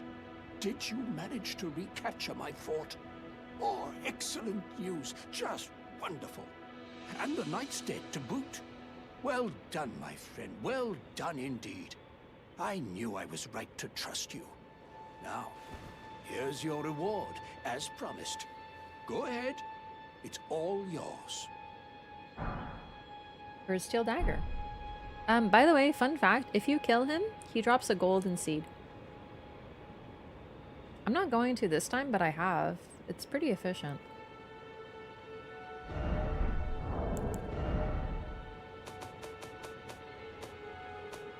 Just food for thought. An Earthsteel dagger with a grass crest engraved upon its blade, carried by the Erdtree royalty for self-defense in times of peace. Though forged to a high standard, the weapon is difficult to wield. Attack power also scales with faith. Quality faith weapon. Right then. Time for me to head to the fort. I've much to do. First, I'll have to re-establish communication with the demi-humans. What's that look? You don't believe me? Well, under the Erdtree, commingling with the demi-humans is made possible. Even the vulgar shall not be left behind, under the rule of true order. Which is why I, Kenneth Haight, next in line as the rightful ruler of Limgrave, have sworn to uphold it. It's so big of him. Just you watch, my friend. Just you watch. Ah, yes. I've been meaning to ask. Would you like to enter my service? I see bright things in your future, stout warrior. Enter into my service and learn the workings of the Erdtree's true order. And who knows?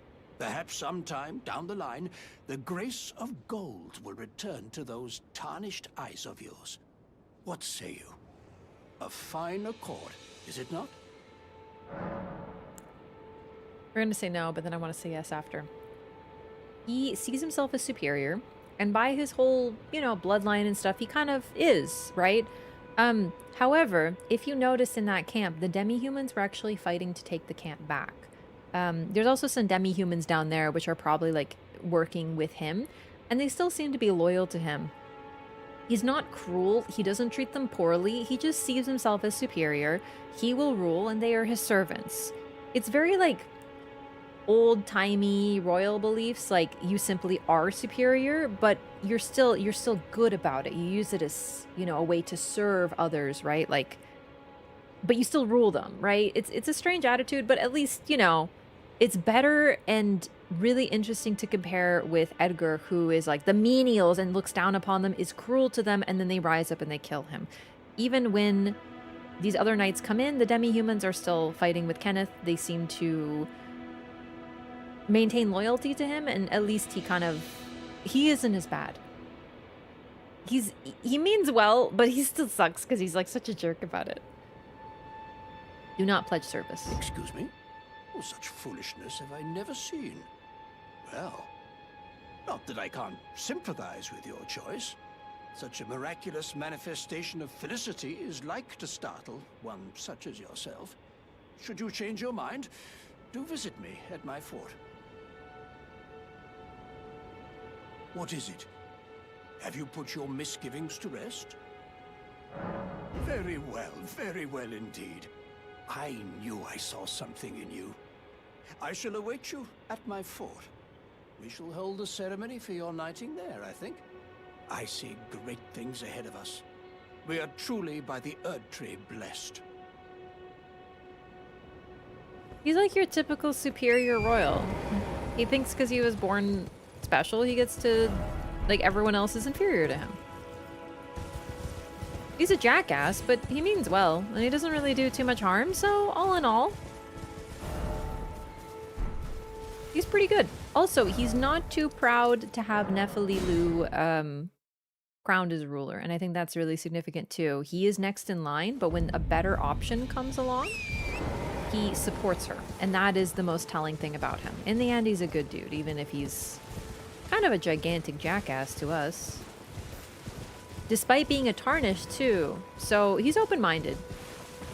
It's sort of like when someone says something and you're like, they got the spirit, but like, yes.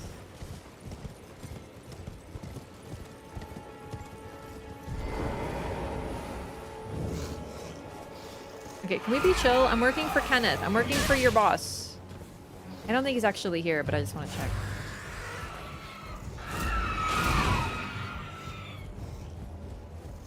He's also really funny. Like, you just roll your eyes and you're like, oh, whatever. Ah, you, is it? I suppose you must have seen it by now, yes. The sorry state of my fort? Why? Damn! Ooh, they're rising up.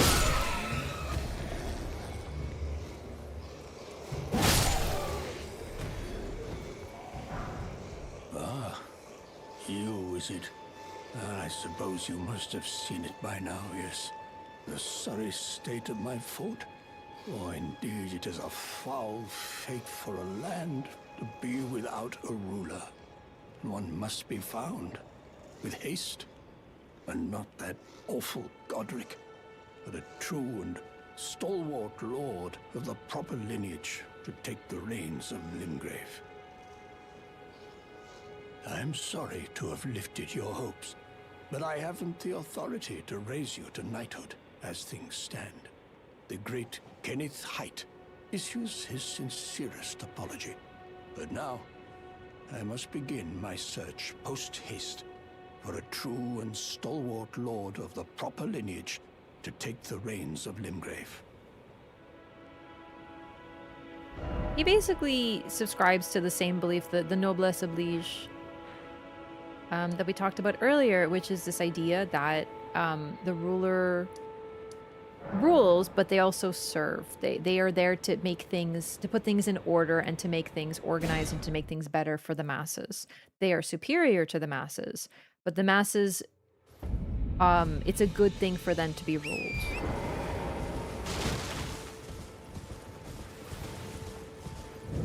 He's a monarchist, but, you know,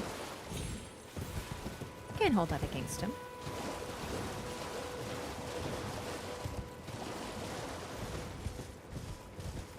Not to mention, he happens to get it right. Nephili rocks. But that's later. You pay attention to chat? Yes. But during lore runs, there will be less attention to chat because I'm also trying to create a cohesive narrative and keep it organized. So unfortunately, there will be less talking to chat because I'm trying to explain things as we see them, and there's a whole lot to talk about. And we also just had a whole long section with dialogue, you freaking whiny. Goodness me. Lord Godfrey, at last the end of his campaign, his golden armies unvanquished and unbowed, yet finds grace lost, tattered, and faded.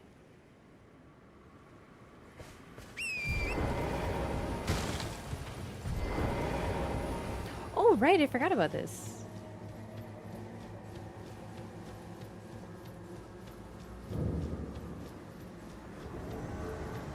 Anastasia, Tarnished Eater. And she got a big ol' knife.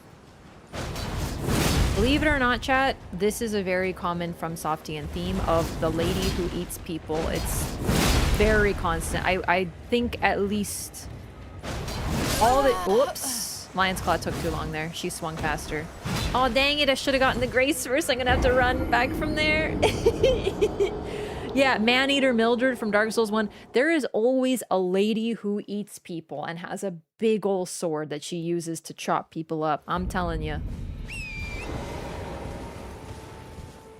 Anastasia, I believe, invades us once or twice more.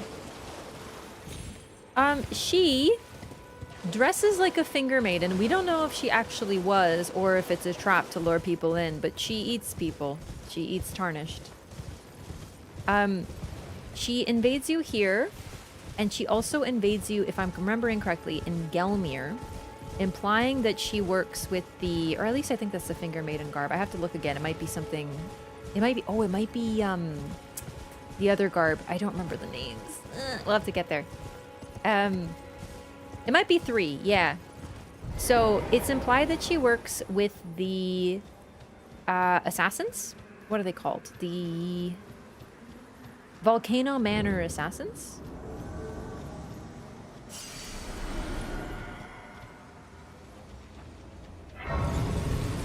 Now I can goof up all I want. She really does hit hard, though.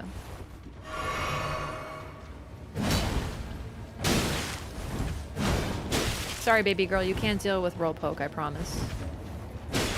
Except for hyper armor. Hyper armor beats roll poke. Yeah. Say no more, say no more.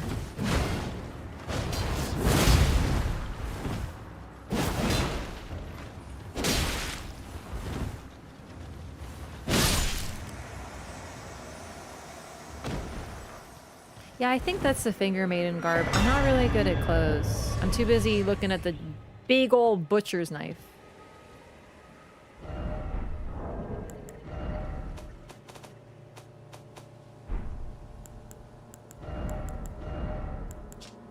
A talisman carried by assassins who strike unseen, patterned on a scorpion freshly shed of its exoskeleton, its claws seizing a heart with a blessed glow. Raises holy attack power, but lowers damage negation.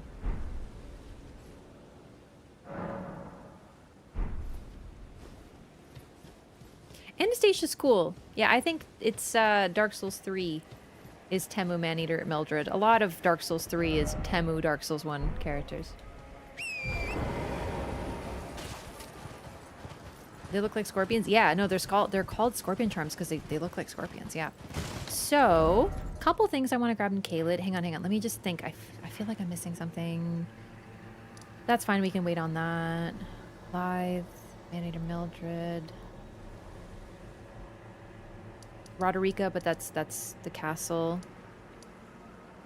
Heartbroken Maiden is her name. I forgot. We don't know her name yet, so it's just Heartbroken Maiden. They added this in a patch, so I actually don't think I've seen all of these. Yura's still there, but he's done. Isolated Merchant's Shack. Sorceress Sellen. I think that's the important stuff. I'm trying to think if there's anything else to do.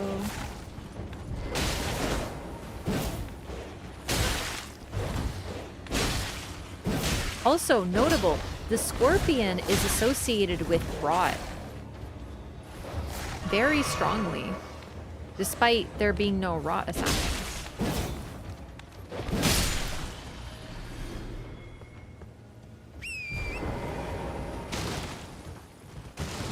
Let's level up while we're here. I think I'll do a split between vigor and strength. Also forgot to pick these up. Missionaries Cookbook. Nomadic Warriors Cookbook. It probably became victims of Anastasia.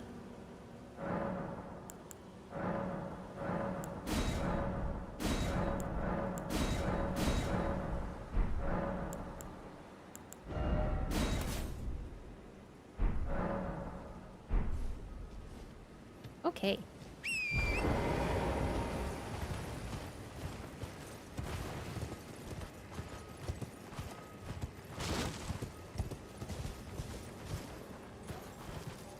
So Godfrey fought here. Oh, I forgot something.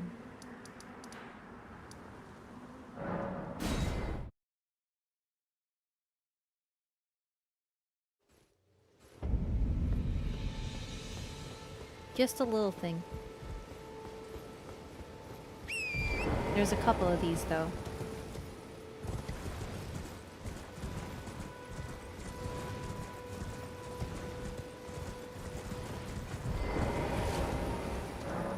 The Siege of Castle Morne, a lone hero fights for his vengeance, only to fall at the hand of Lord Godfrey.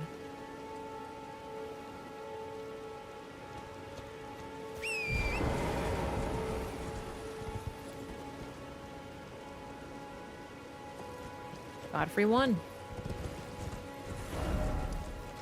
Godfrey always wins. I think it's around here. There's another sword monument that discusses Melina defeating Godric here.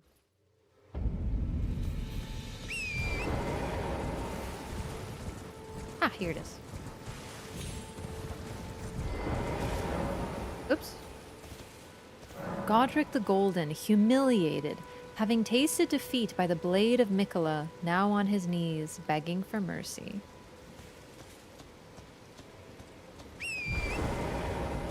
Right here.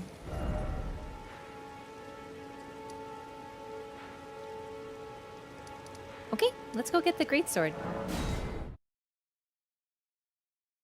And then it's time to actually start taking on the castle properly, Stormveil Castle. They made a commemorative plaque for his defeat. I know. A lot of the significant fights are marked with those swords and locations of them, so it's pretty cool.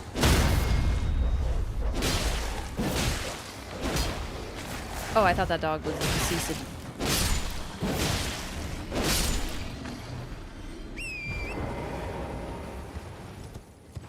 Oh, I love that sinister blood red sky.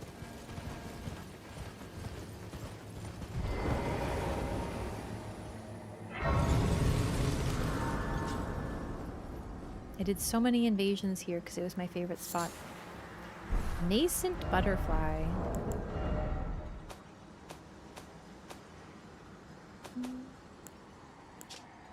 An arcane butterfly with translucent wings. This butterfly appears as if it's just emerged from its cocoon for its entire life. One more butterfly to acquire and then we'll talk about them. It's rotting. Everything rotting scarlet. The very earth that Kale rests upon, and Celia, town of sorcery. The end is nigh for us all.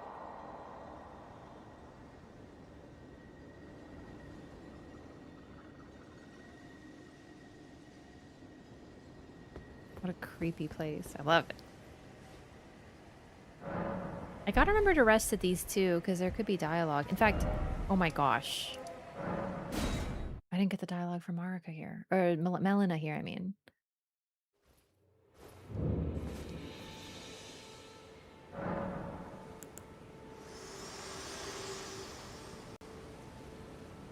Spoken echoes of Queen Marika linger here as well. Shall I share them with you? Notebook is ready. Very well. In Marika's own words, my lord, and thy warriors, I divest each of thee of thy grace. With thine eyes dimmed, ye will be driven from the lands between. Ye will wage war in a land afar, where ye will live and die. Well, perhaps that might serve you in lieu of a maiden's guidance.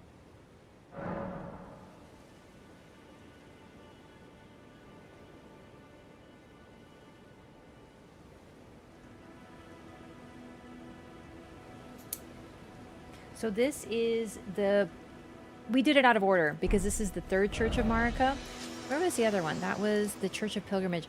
So this is what happens after. So first, Marika divested them, the Tarnished, and her lord Godfrey of their grace, sent them away. They will live there, they will die, and then after death, she will return what she took, and they shall come back to the lands between. Wage war and brandish the Elden Ring. Now, this would only be possible if the situation was exactly as it is.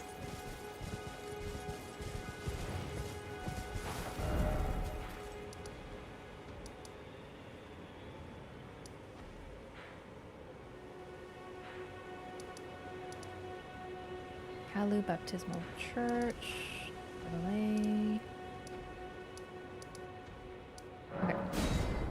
Do you know what's in chronological order? Well, we know the order because we know the order. So first she says, I will take your grace. And we know that happened to the Tarnished, that made them Tarnished. And then they were driven from the lands between. They had to leave.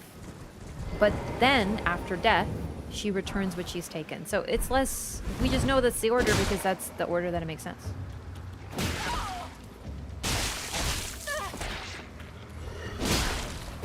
Look at that nice, juicy scarlet rot. Orangey red.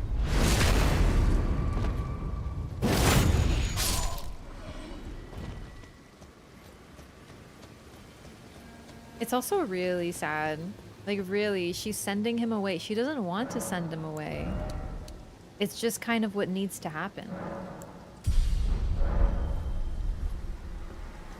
If things had happened differently, if she hadn't been forced to shatter the Elden Ring and end her age with such violence, the Tarnished wouldn't have needed to come. It's less all part of the plan and more she knew things would end up like this. Like, she didn't plan for... She planned for every eventuality. It doesn't mean that's what she wanted. It's just, I think she knew that things would turn out this way, and that's the biggest tragedy. She wanted to end her age, and she wasn't allowed to.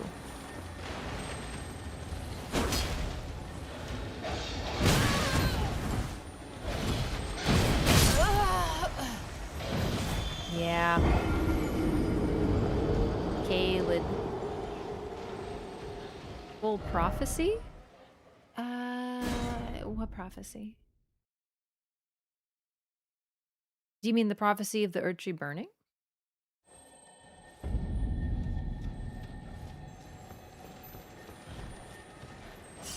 I just want to Beeble.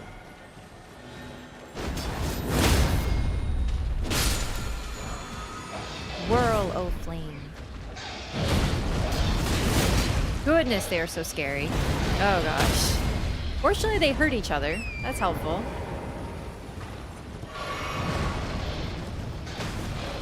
Erdtree burning?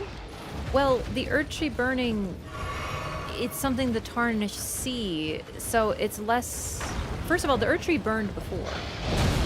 Second of all, that is most likely what Marika is sending them. She is the source of the prophecy. The prophecy comes from her, most likely, because she is grace. Anyway, we're getting too deep into stuff. I don't want to talk about this yet. I don't think she is not responding to the prophecy. She is the source of it, though.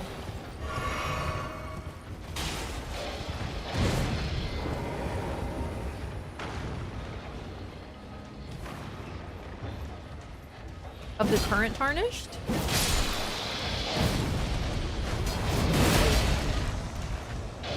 Oh, goodness. They're so vicious. They're so scary looking.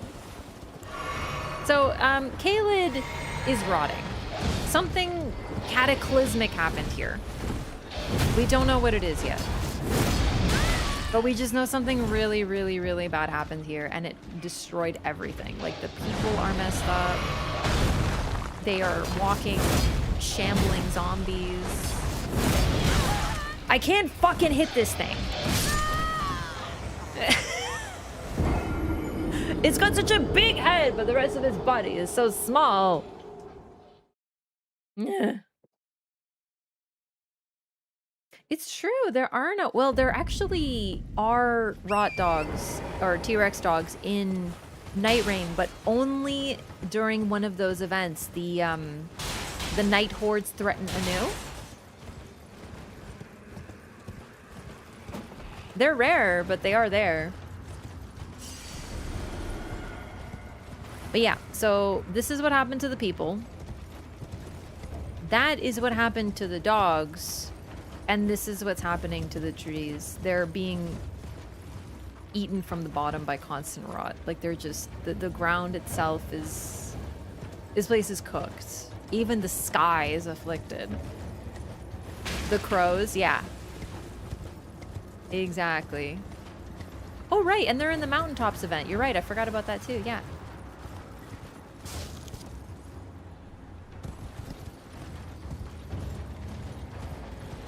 You can't stop me. I'm getting the freaking Guts Greatsword. I'm getting the Guts Greatsword. You can't stop me. I'm getting the Guts Greatsword. You might stop me. I'm getting, but I might not get the Guts Greatsword.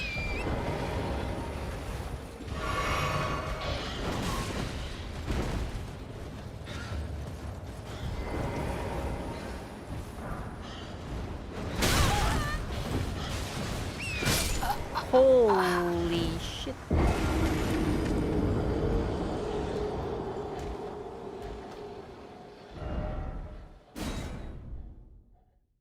Crows in the mountaintops? Yeah.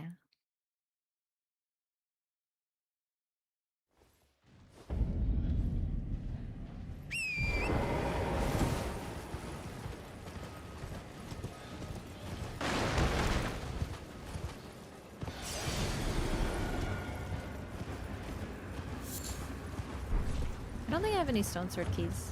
Hopefully I do. Nothing too important I need to grab immediately. So.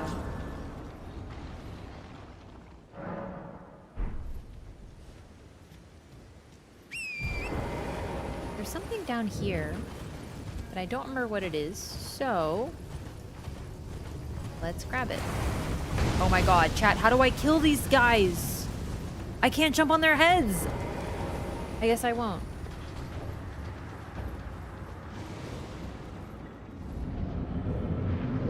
Oh, good, good, good.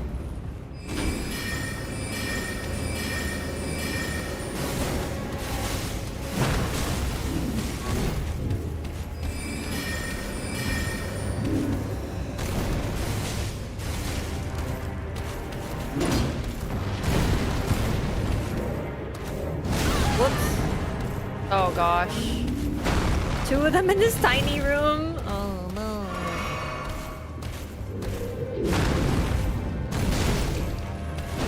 Especially since they're kind of hard to hit, because if you hit their heads, right? Like.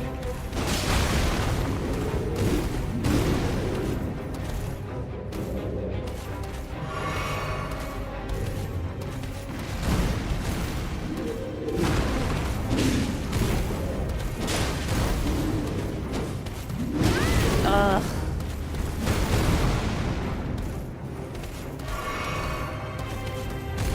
A summon might help. Maybe I'll bring the militiamen or something.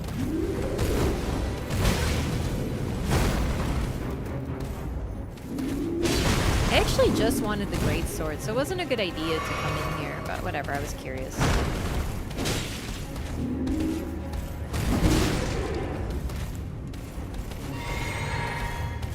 God, they're like staying so close together, it's very hard to try to separate them.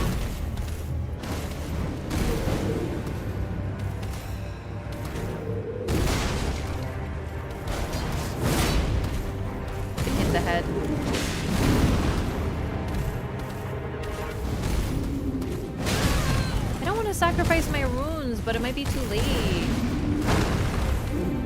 Because they're in here now, and I don't know if I'm going to be able to do this at this level.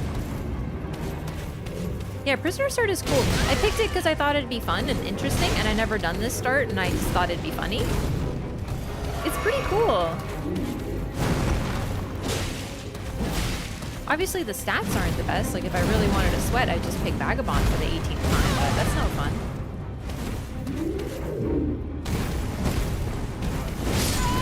Yeah, something there was hitting me. I think I'll try summoning the militiamen, because even, like, getting a bit of split aggro might help me get a few cheeky hits on their back.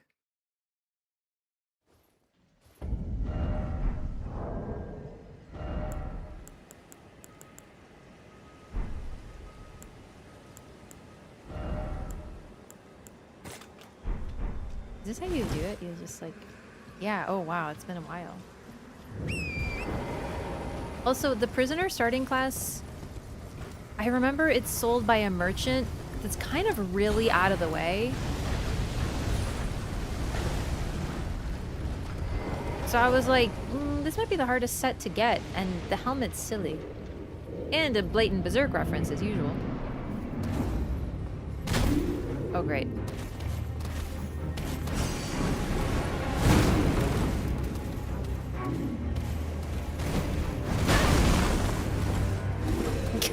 Good luck even summoning in this room.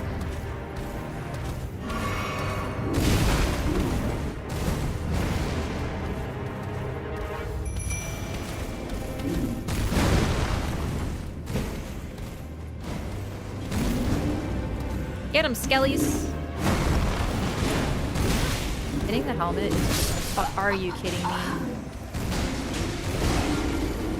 You know what? I don't think they'll be a good matchup. Yeah, they're literally already dead. But they lasted longer than me, I suppose. Maybe the wolves? I'll probably die pretty fast, too. This is a pretty vicious fight at this low level.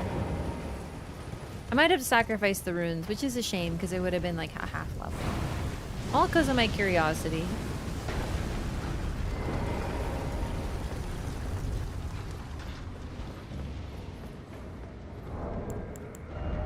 Look at the jellyfish.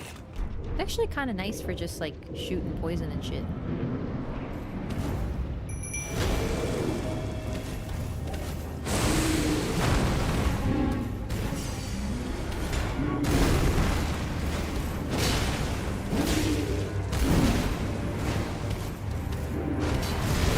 Also, she lights up the room so beautifully, it's so sweet.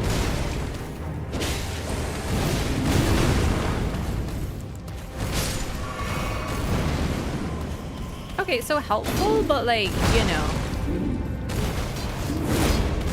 it still hits the head, and then it gets me stun locked. It's a vicious fight this early. This is mean. Anyway, let's just sacrifice the runes. I don't even really care too much about the reward here. It's kind of what I mean about like doing every single dungeon is like, it's like just not fucking worth the time.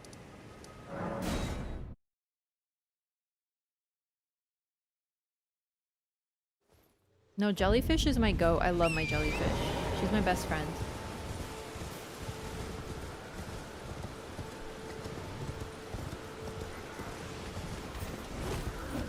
That's okay. I am for Stormveil Castle. As I said, this entire stream will be Limgrave, but Limgrave is freaking dense, so it's actually not that surprising.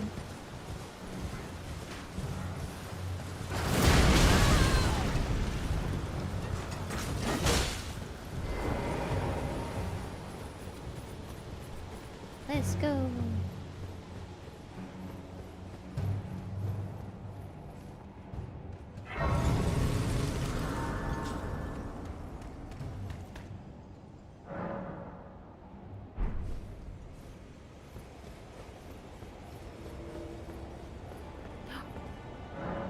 Roger! Let's summon Roger. I adore him.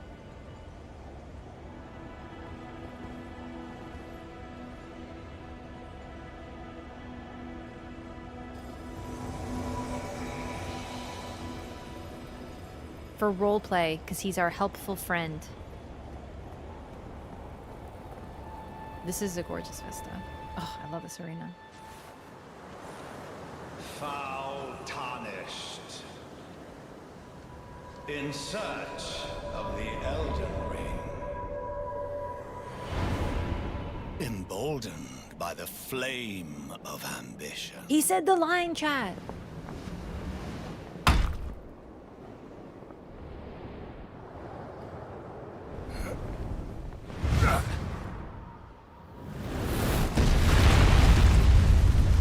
And then we die of fall damage, bro. Someone must extinguish thy flame. Let it be Margit the Fell. Emboldened by the flame of ambition. And he has to extinguish our flame. And we've already heard about a prophecy of ruin to the tree. So he's not saying that idly, not at all. This is Night Rain now.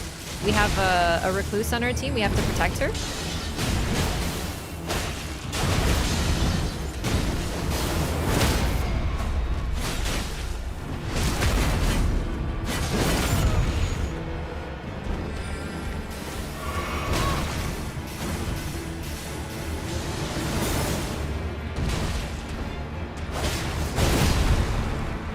Leave her alone.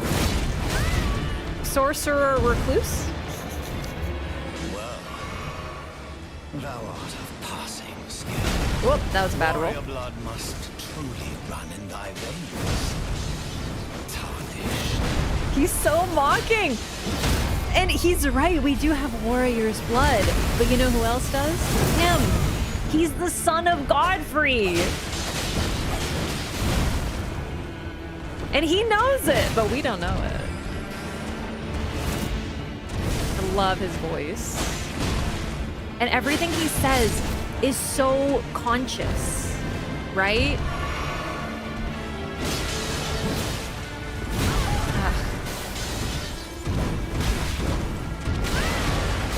I don't love that move. It's okay. Come on. It happened again, but it's okay. Okay.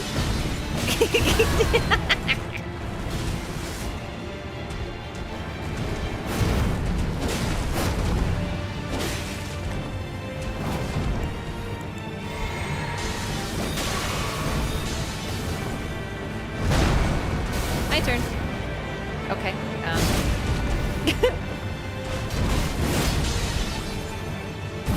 Ooh!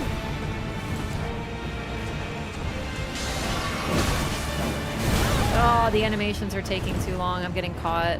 That's Margie. Come on. But I want to respond to you because if I click a button, you will start doing something. Shit. Foolish ambitions to rest. Roll caught me. Black flame moment? God, I know, right? That's fine. We got the Roger moment. Now I can just have fun with him for a little bit. It is worth it for the dialogue. I kind of forgot there's death dialogue, so dying at least once is fine. But now I'll die a few more times just for funsies. Come here, baby. What the fuck is my roll dodging today?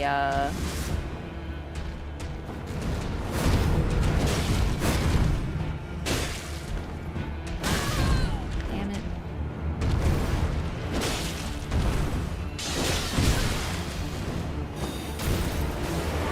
If only I were wilder.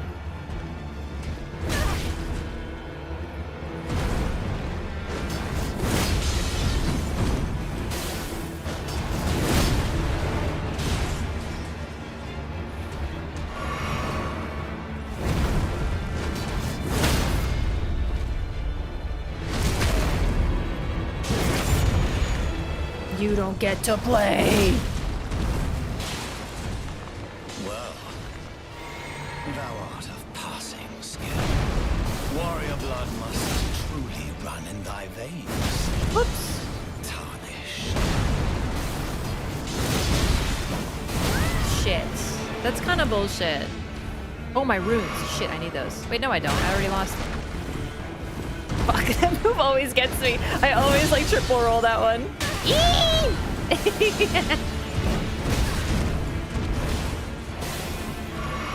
It's okay, Margit. Come here.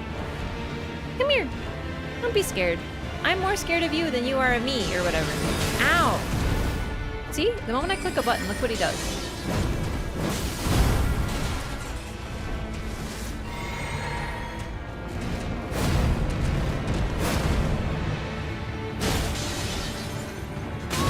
Fuck that move.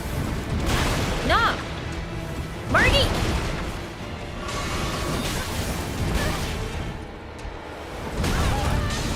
Stop. Just give me 1 second without you doing some constant combos. Holy fuck, I hate you. I'm sorry that that came out, but it's fucking true. I don't like you very much. You're kind of a dick. See?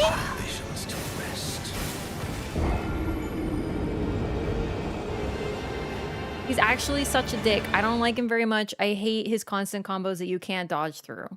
Because as everyone likes to tell me, he's a positioning fight. He's a piece of garbage fight is what he is, okay? I don't like positioning fights because what I'd like to do is position myself so that I can roll dodge all of his stuff and be the coolest bitch alive, but he doesn't let you because Elden Ring doesn't like fun. It's a constant struggle I have with this game and he encapsulates it. It hates fun. I want to position myself far away from you because I don't like you very much. I like you as a dude and I like you as a guy, but you're like the definition of you never stop attacking and it's very annoying.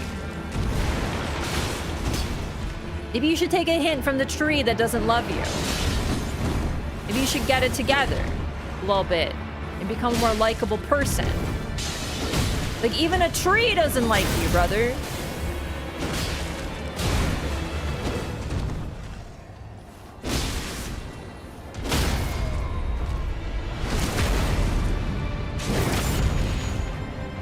Know what does like fun? Night Rain. Night Rain. Well, thou art of passing skill. Warrior blood must truly run in thy veins. Tarnished. L2 ring! You can't stop me because I can't read. All right, one moment, please. Sorry. Sorry, I'm a strength mate. I don't know how to read.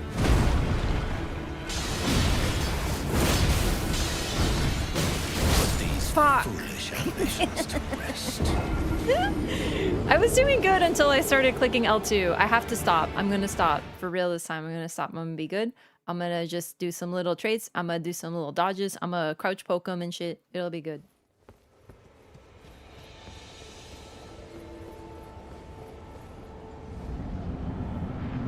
He's also very uncreative. Like, he's like, I must create a false name so no one shall know who I am. My name being Morgit, the Veiled Monarch. I shall instead name myself Margit. No one shall know.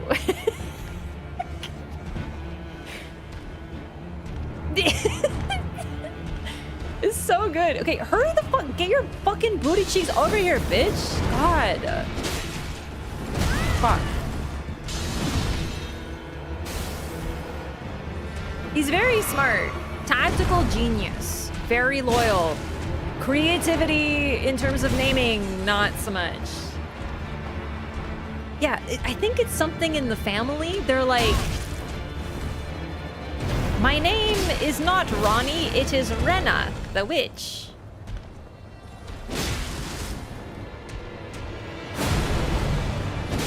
Don't worry about it.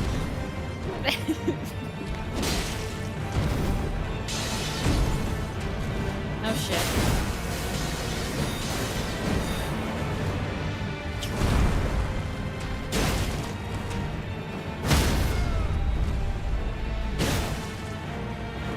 Oh, took too long. Use up all my stamina. Well, thou art of passing skill. Warrior blood must truly run. Oh, the fucking R2 got me killed. I thought that was a good idea because I'm using the charge talisman and then he just... and I'm dead. It worked on the first playthrough. The difference is that we don't know these people. Like, we don't know who Ranni is. We don't know who Morgott is. But presumably some people would know. So that's what's so funny. Like, I'm just an idiot with a fucking metal helmet on my head. Like, what the fuck do I know about anything? You know what I mean? He could call himself Morgott. I'd be like, Omega Lol, who? You know what I mean?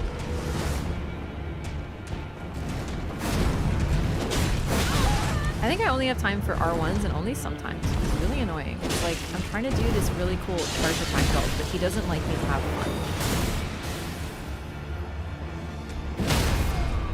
one. Or we can try jump attack. Thinking of that.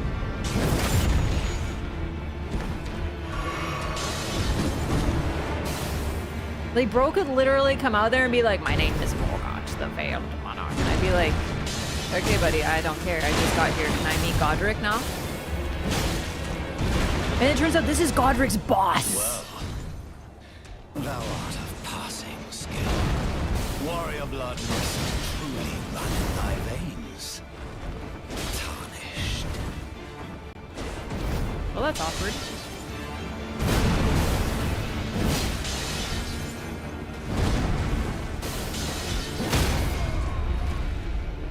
Jump attacks. I completely... Remember how I said that I should just do jump attack? Like, I kind of forgot I said that, but like, look how much fucking stagger they do. It's stupid.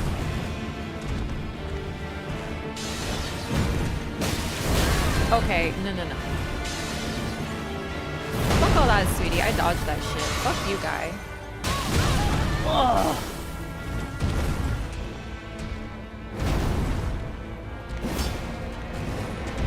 Don't tell anyone that happened. It's a secret.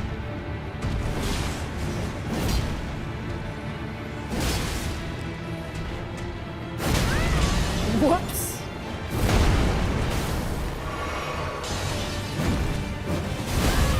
You can't dodge all those. Oh, I'm so annoyed by you, Margit.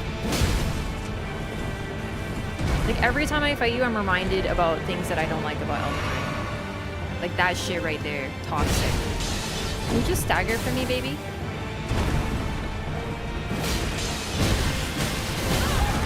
See what I mean?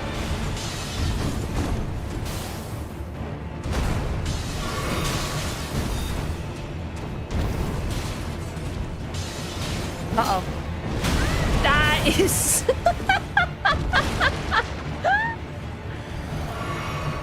Like, why can't I do that jump attack?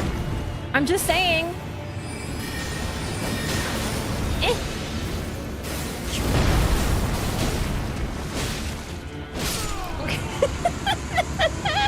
If that killed me, that would have been really funny, though. Oh, he just jumps over my head. Tarnished, smoldering with thy meager flame. Cower in fear of the night. The hands of the fell Omen shall brook thee no quarter. Bro dead, but he's still yapping. My live reaction. Also, yeah, of the night? Night Rain? Night Rain? No, he just has a bunch of emo horse boys who only come out at night, and he calls them the Knight's Cavalry.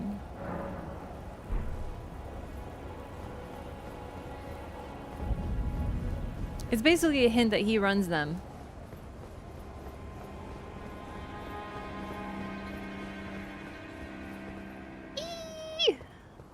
Stormveil. Honestly, yeah, I'm talking some shit because, like, I have to. It's, like, part of my job, but I do really like the Knight's Cavalry drip. They look pretty cool. So, don't tell Morgott I said that, though. It's not like he invented them or anything. You there? Come over here, would you? Hey, what up, baby? Tarnished, aren't you? I would advise against taking the main gate into the castle. It's tightly guarded by hardened old hands. Oh, try the opening right here. The guards don't know about it. You'll breach the castle undetected.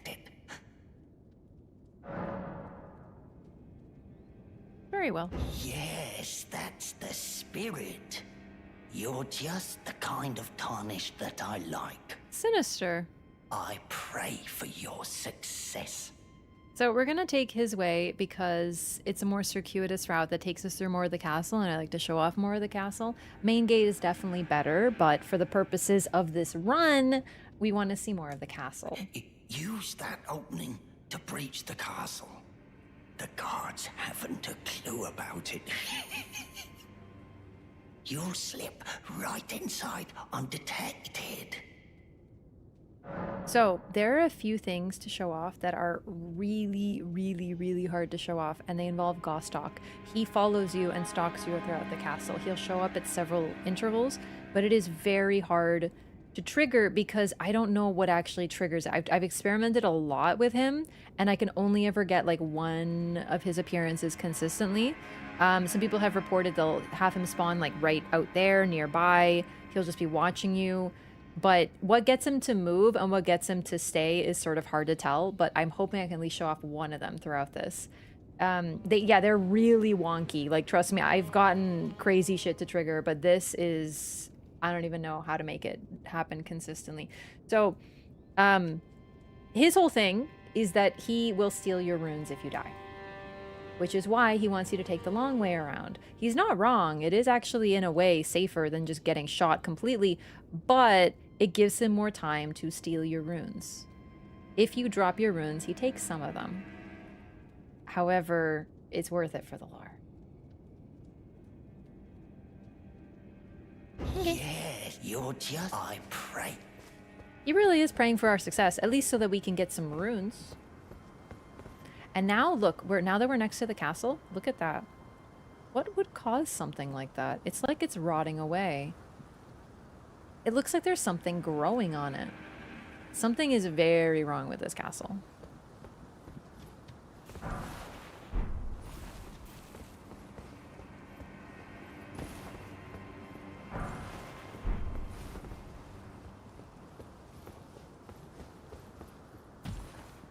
It's like it's been gouged.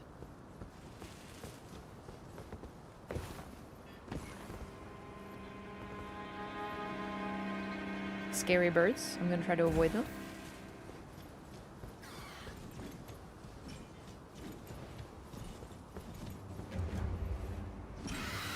Have you tried to wall jump? A few. Mostly trying to surge sprint has been the problem.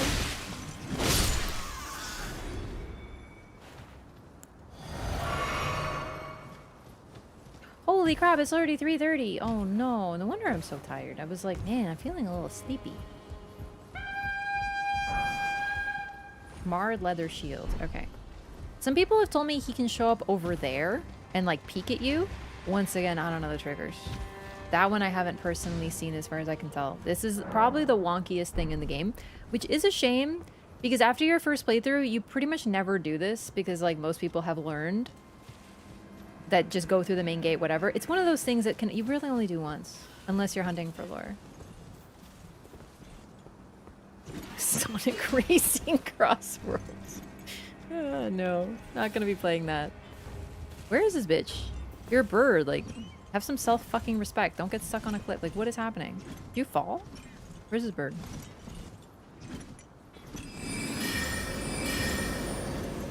Guardian would never do this. Okay.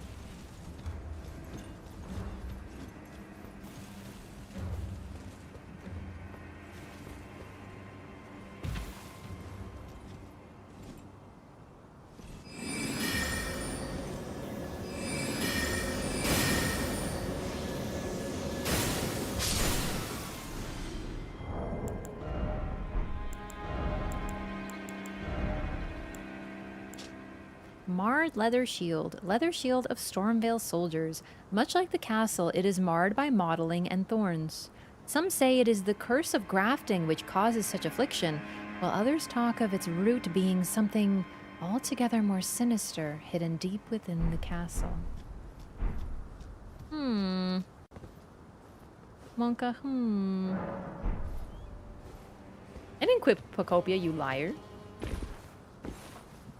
isn't Godric Morgoth's nephew or something like that? We don't really know how Godric is related to the family. We know he's of the lineage, so he's either a child of, or not a child of, but a direct descendant of Godfrey or Godwyn, although Godwyn would make him descendant of Godfrey. We really don't know. But he is of the line. He is directly linked to Queen Marika.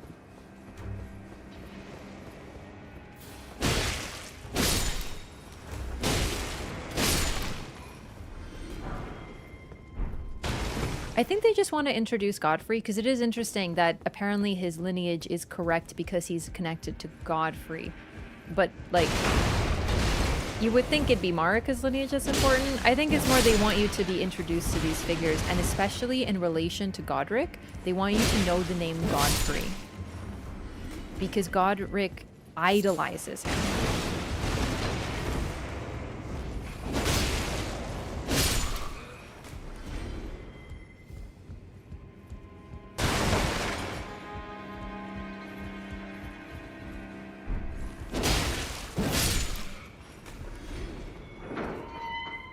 Let's go in here. Oh god, I actually have a lot of runes. It's okay. Nothing will go wrong in.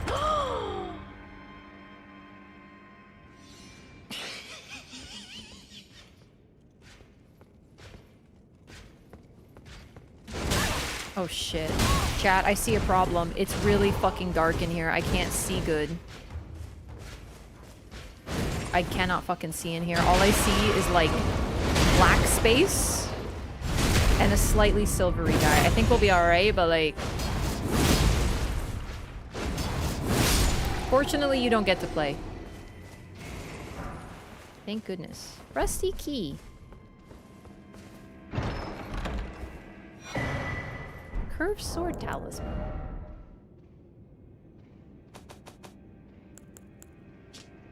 Opens a locked door in Stormveil Castle.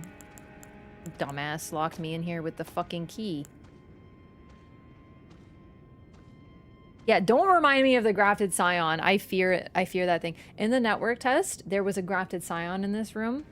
And the grafted scion scream did... I don't remember what buildup it was. Deathblight? Was it Deathblight? Ugh.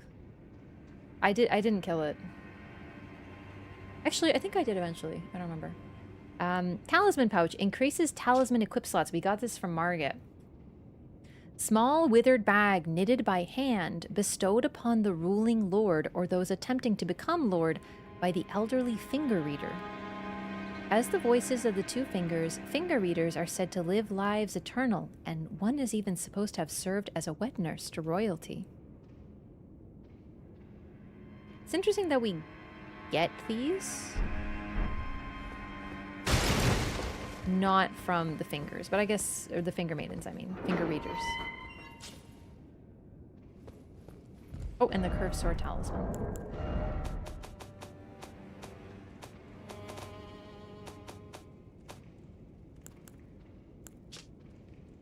A talisman depicting a curved sword and a swordsman enhances guard counters. It is said that a blind swordsman was the originator of this technique, the art of allowing one's opponent to strike so as to leave them vulnerable to a well-timed reply. A blind swordsman? Who looks like that? Also, it looks like the warrior. Or sorry, the nomad, I mean. The starting class. Is it warrior, actually? It is warrior.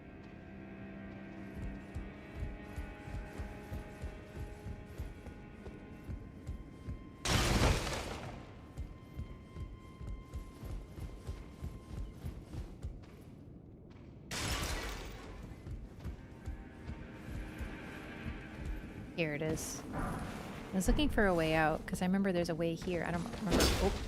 I don't remember we get here, but.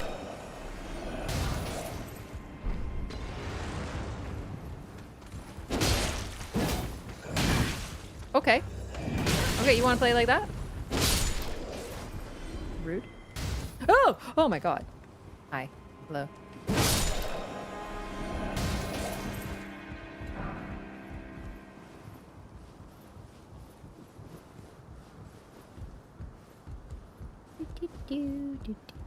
So yeah, we can see that the thorns are growing out of the castle. Like, once again, something is very wrong here.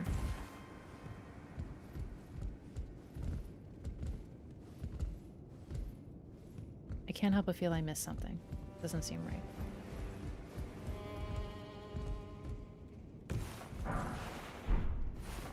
Like, I just went in a big circle. Unless that was optional? Take another route? This feels like there should be, like, a reward after all this.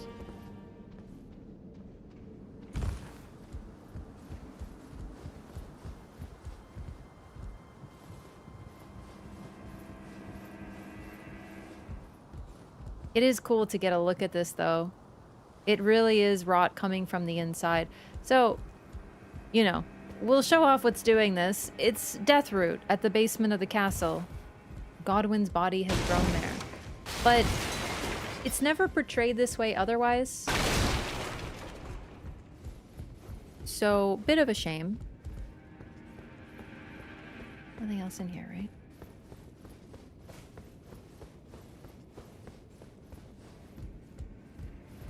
Like, the thorns, sure, but rotting buildings like this, we don't really see it.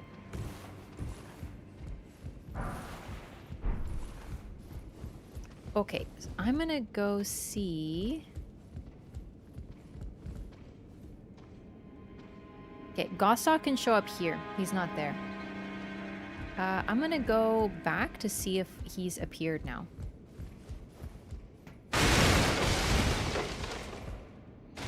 Uh-oh.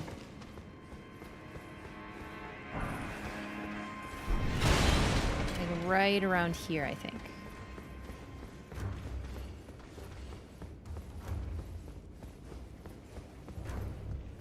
I don't know if it's dying. I don't know if, like, staying alive is the key.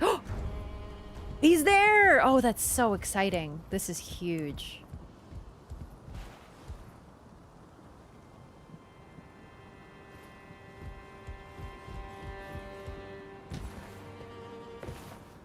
Yee!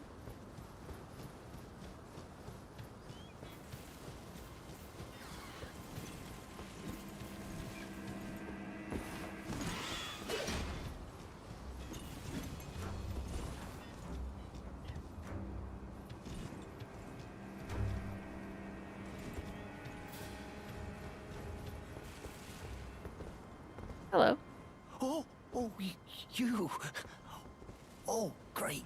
I'm glad you're here. Just a small reward. I was saving it for you. Please, it's all yours. A grace mimic. Oh, thank you. Good. Now let's be on our way, shall we? Wouldn't want the guards to spot you. Hop along, will you? What'll happen if the guards catch you strutting about? Hop along, will you? What'll happen? Great dialogue.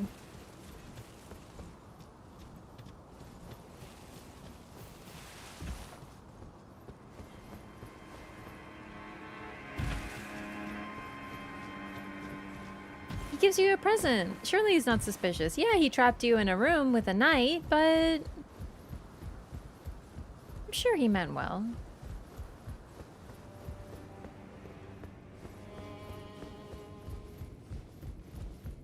Oldest case of Deathroot? Personally, I read it more as they changed how Deathroot operates. Or they put a little bit more focus in Stormveil. It's the first legacy dungeon. Limgrave in general has tons of signs of having way more attention put into it. I remember when I played this zone, I was like, holy shit, if Elden Ring like keeps this up, it might become my favorite game. Oh. It didn't, but I still like it. It's just like, it couldn't match that peak, unfortunately. Ah, that thingy. I have to figure out how to get over there. For sure. There's got to be a way out there. It's like,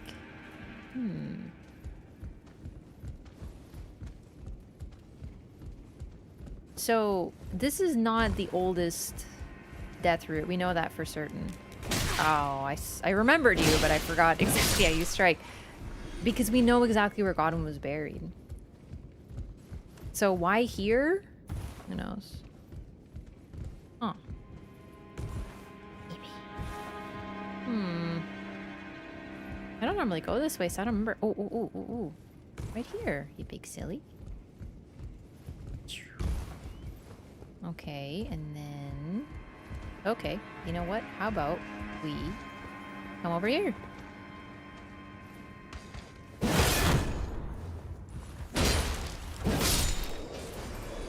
He took a shiny with him.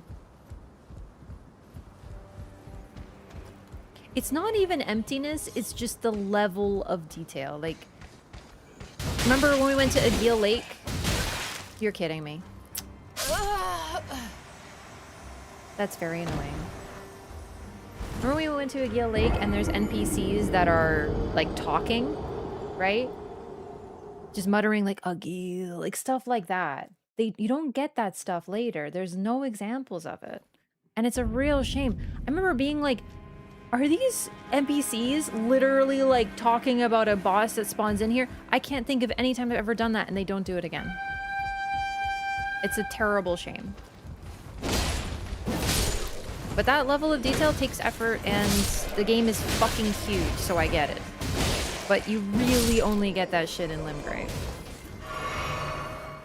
It makes the world feel so much more alive. Like, even in the sense of it being very dead. You know what I mean? Weathered straight sword.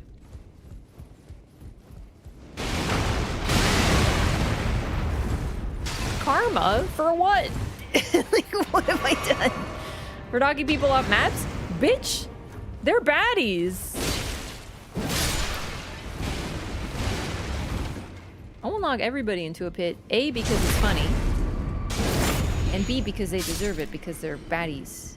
If you serve Godric, bro is cutting the limbs off people to attach them to himself because he's too much of a baby back bitch to get strong.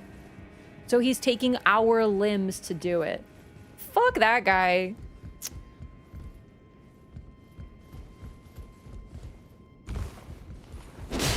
Also, it's more annoying because I worry I fucked up the Gostoc triggers, but what can I do? At least I got one of his appearances. Also, I had a lot of runes, so bit of a pity. He's gonna take a solid chunk of them, that's for sure.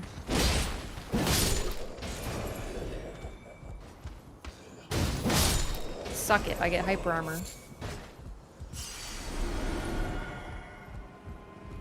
He took 4,000 of my runes, that little punk-ass bitch. I'm gonna take them out of his ass next time I see him. Brickhammer! Ooh!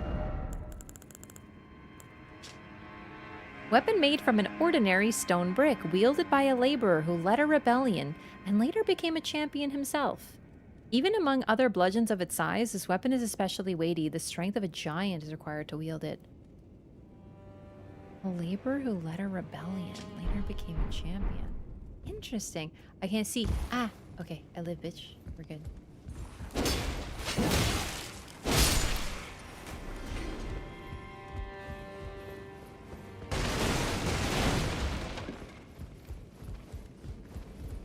Yeah, I find Elden Ring is a little overwhelming to replay as much as I like it. It's like a whole lot.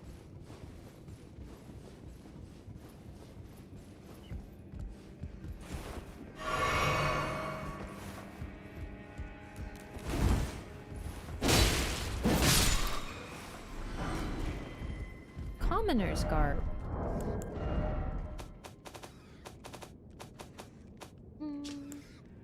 Garb with a thick embroidered cape attached, standard wear for commoners of the lands between. The board hung from the neck depicts a sprawling tree, its roots and branches forming two holes. This is a self-imposed shackle, a voluntary display of allegiance to the Erd Tree that increases faith.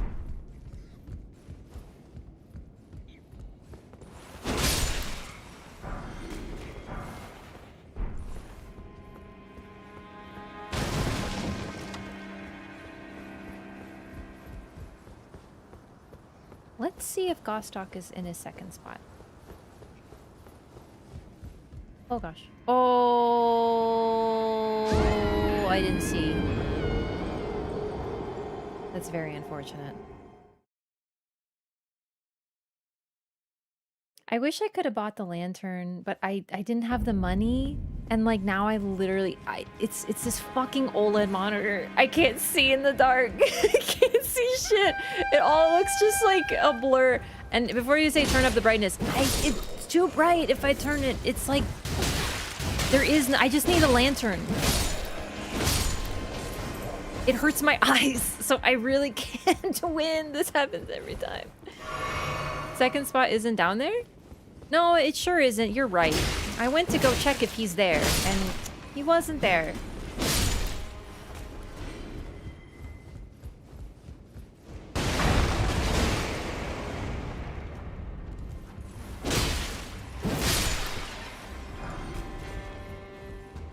Oh my god, he's gonna take even more runes from me, that little bitch. I swear to god. I'm gonna beat his ass. I'm gonna kill him for him. Use a torch? No, torches are stupid. Lanterns are goated. I refuse. I need to keep my magic glint blade tool in there. Okay, be careful. This is a huge death pit.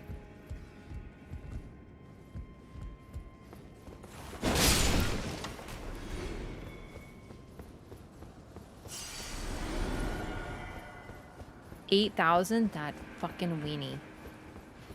I'm gonna kill him. I'm gonna kill him. Suck it!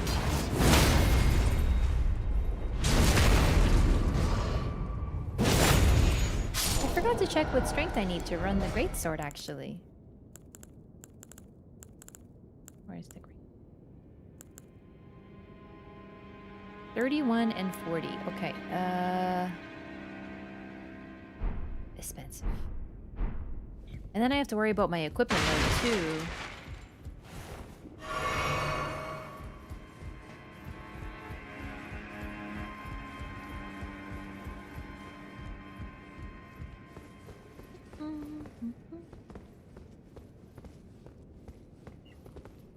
I haven't been here in so long. I'm like, where the frick even am I? What is this? I saw a prompt. What was that?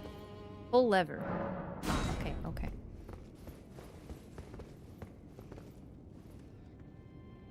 For dinky knights, they got pretty cool armor, not gonna lie. More hyper armor than a banished knight? I cut through his storm stomp with lion's claw. Can you believe that? Storm stomp cuts through almost everything. Not lion's claw. Okay, now I remember this very well. I know where the jump attack talisman is. I actually remember it so clearly. I want to go get it. You also kind of want to get some, like... Oh, shit. We have 14 dexterity and int? That's a fucking waste. Yeah, this is a very suboptimal class that I picked for this. But it's not, like, meant to be optimal. It's meant to be, like, fun. But, like, unfortunately, Elden Ring sometimes fucking hates fun, so... Am I even gonna make this? I feel like this is gonna... Okay, good. It would have been better if I picked something else, but I really wanted this helmet.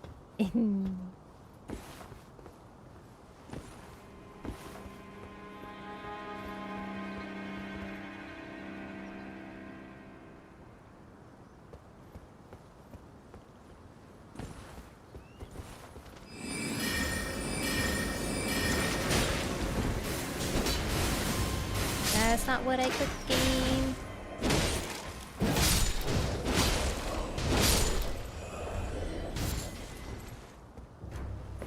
Oh, I killed him. Dang. Should have gone Wretch. Probably should have gone Vagabond, realistically, but like, I always play Vagabond because it's the most optimal, but it's like... I want to be a silly guy. And, you know, when I want to try out a spell or something, I think it'll work out pretty good. The Claw Talisman. Yes. Look at that freaking sky. Oh! Look at that tree. Oh, it's beautiful. Hurts my eyes a little bit. Let's go. There's also a gesture down here and something else. So let's see if I can find it. Yeah, Vagabond. Pretty... Whoa. That was almost really bad. Vagabond is just really, really good. Almost all of my PvP builds started Vagabond. I think like 99% of them.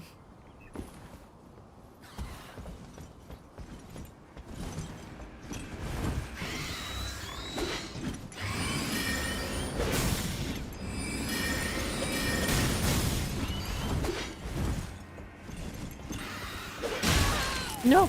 No, are you kidding me? He was 1! So was I, but he was 1! No! I think that's a gesture over there, though, so I clearly have the right idea. Dozing cross-legged is essential. We need it for the story. Also, 8 hours, by the way. Goodness me. I hate birds in this game. They're one of the enemies that I fear because at least I have a ranged spell. If you don't have a ranged spell, basically simply perish. It's very, very, very annoying.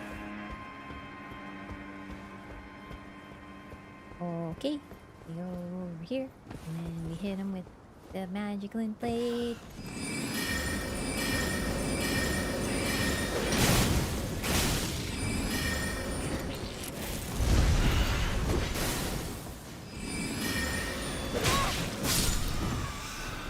We baited him into it. This is the greatest day of my life.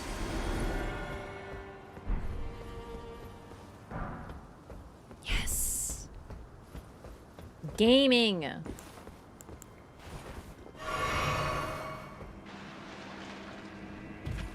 Okay, I kinda thought that would kill me.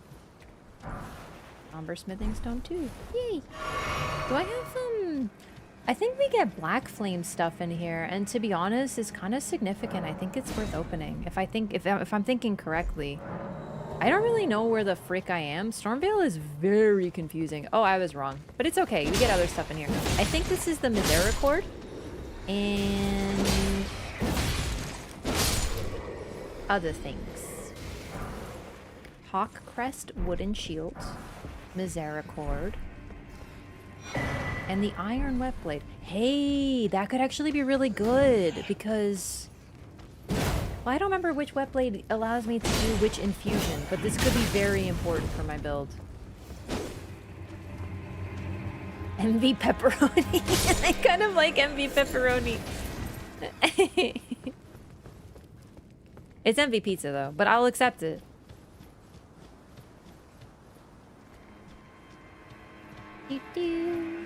That was my only stone sword key, and I don't know how to get another one, so please be nice to me.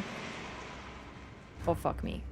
No, no, no, no, no, no, no, no, no, no, no, no. Goodbye. Goodbye, sir. With all due respect, goodbye.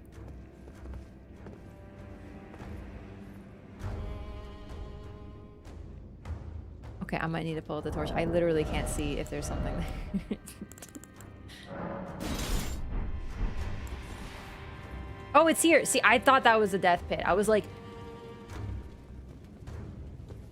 What? Why is this so big? What the fuck is this thing?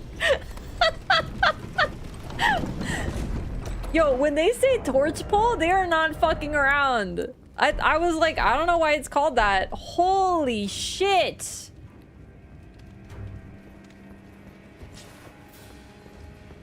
It's gigantic.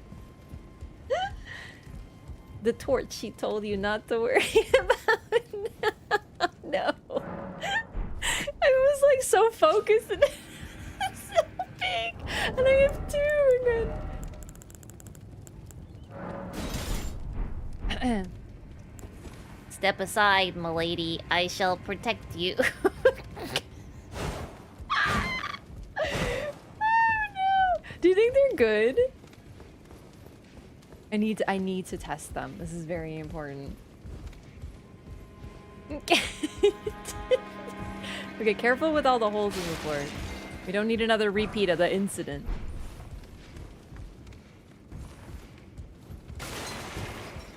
I don't have the stats for this, so please understand. Okay? Hello. I would like to stab you. Okay, I feel like it's not really holding it down so much. Oh, I'm also fat rolling. Okay, we get it. You spin. Go away. Get away from me. slightly heavy loaded, mayhap we reconsider. I don't have the stats, but 28 damage is really not it. Your dad's showing up with the bug repellent torches at the barbecue. Oh, okay. Oh. Lights up dark areas but cannot be raised overhead. Oh, I forgot to read the Knight Rider flail way back when. A flail with 2 additional bludgeoning heads, weapon of the Knight's cavalry who ride funeral steeds. The large spikes make it highly effective at inducing blood loss, but also demand higher dexterity to wield. The Iron Cleaver, which I also forgot to read. Fairly large iron cleaver, commonly used by the maltreated Misbegotten. Steeped in resentment, these weapons are swung wildly and relentlessly, often after rushing up to foes. And then the Bloodhound Fang, curved greatsword with a gently undulating blade wielded by Bloodhound Knights. A fearsome blade capable of brutal airborne attacks. So, we don't know about the Bloodhound Knights yet, but it's actually really significant that Blaidd calls one a traitor. We'll get to this, but as we learn more about the Bloodhound Knights, we learn that they are very loyal and they cannot betray their master. In fact, their monstrous form kind of evokes like a canine for a reason. Like they're Bloodhound Knights. They're as loyal as dogs. Yet this one is considered a traitor, which is very unusual. It definitely... We'll get to it when we see more on this, but it speaks to what Ranni did, most likely.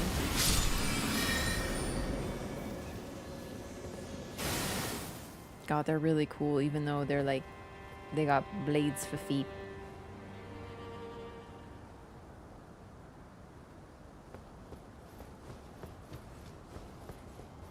Yeah, it's been a while since I played Elden Ring. That's true. You know what, though? I think I'm going to call it here, though.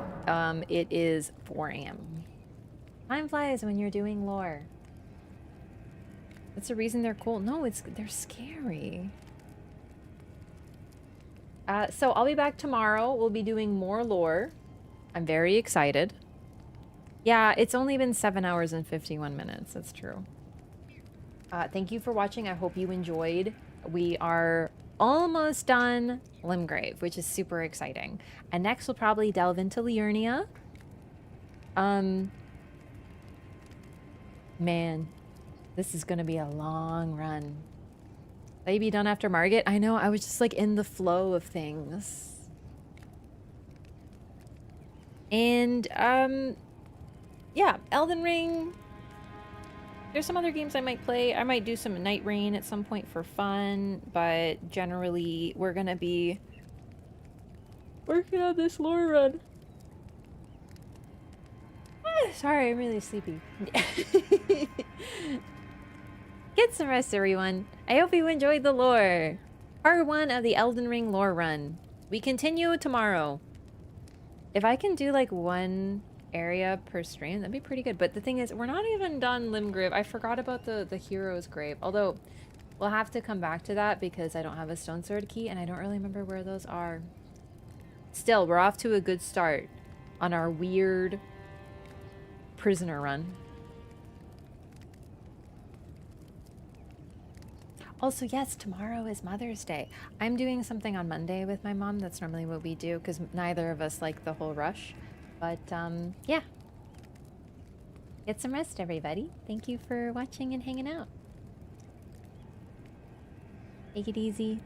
Good night. Thank you for watching the lore run. I'm very excited that we finally started. I've been talking about doing this for a long time, so thanks for hanging out, everyone. Good night. Bye.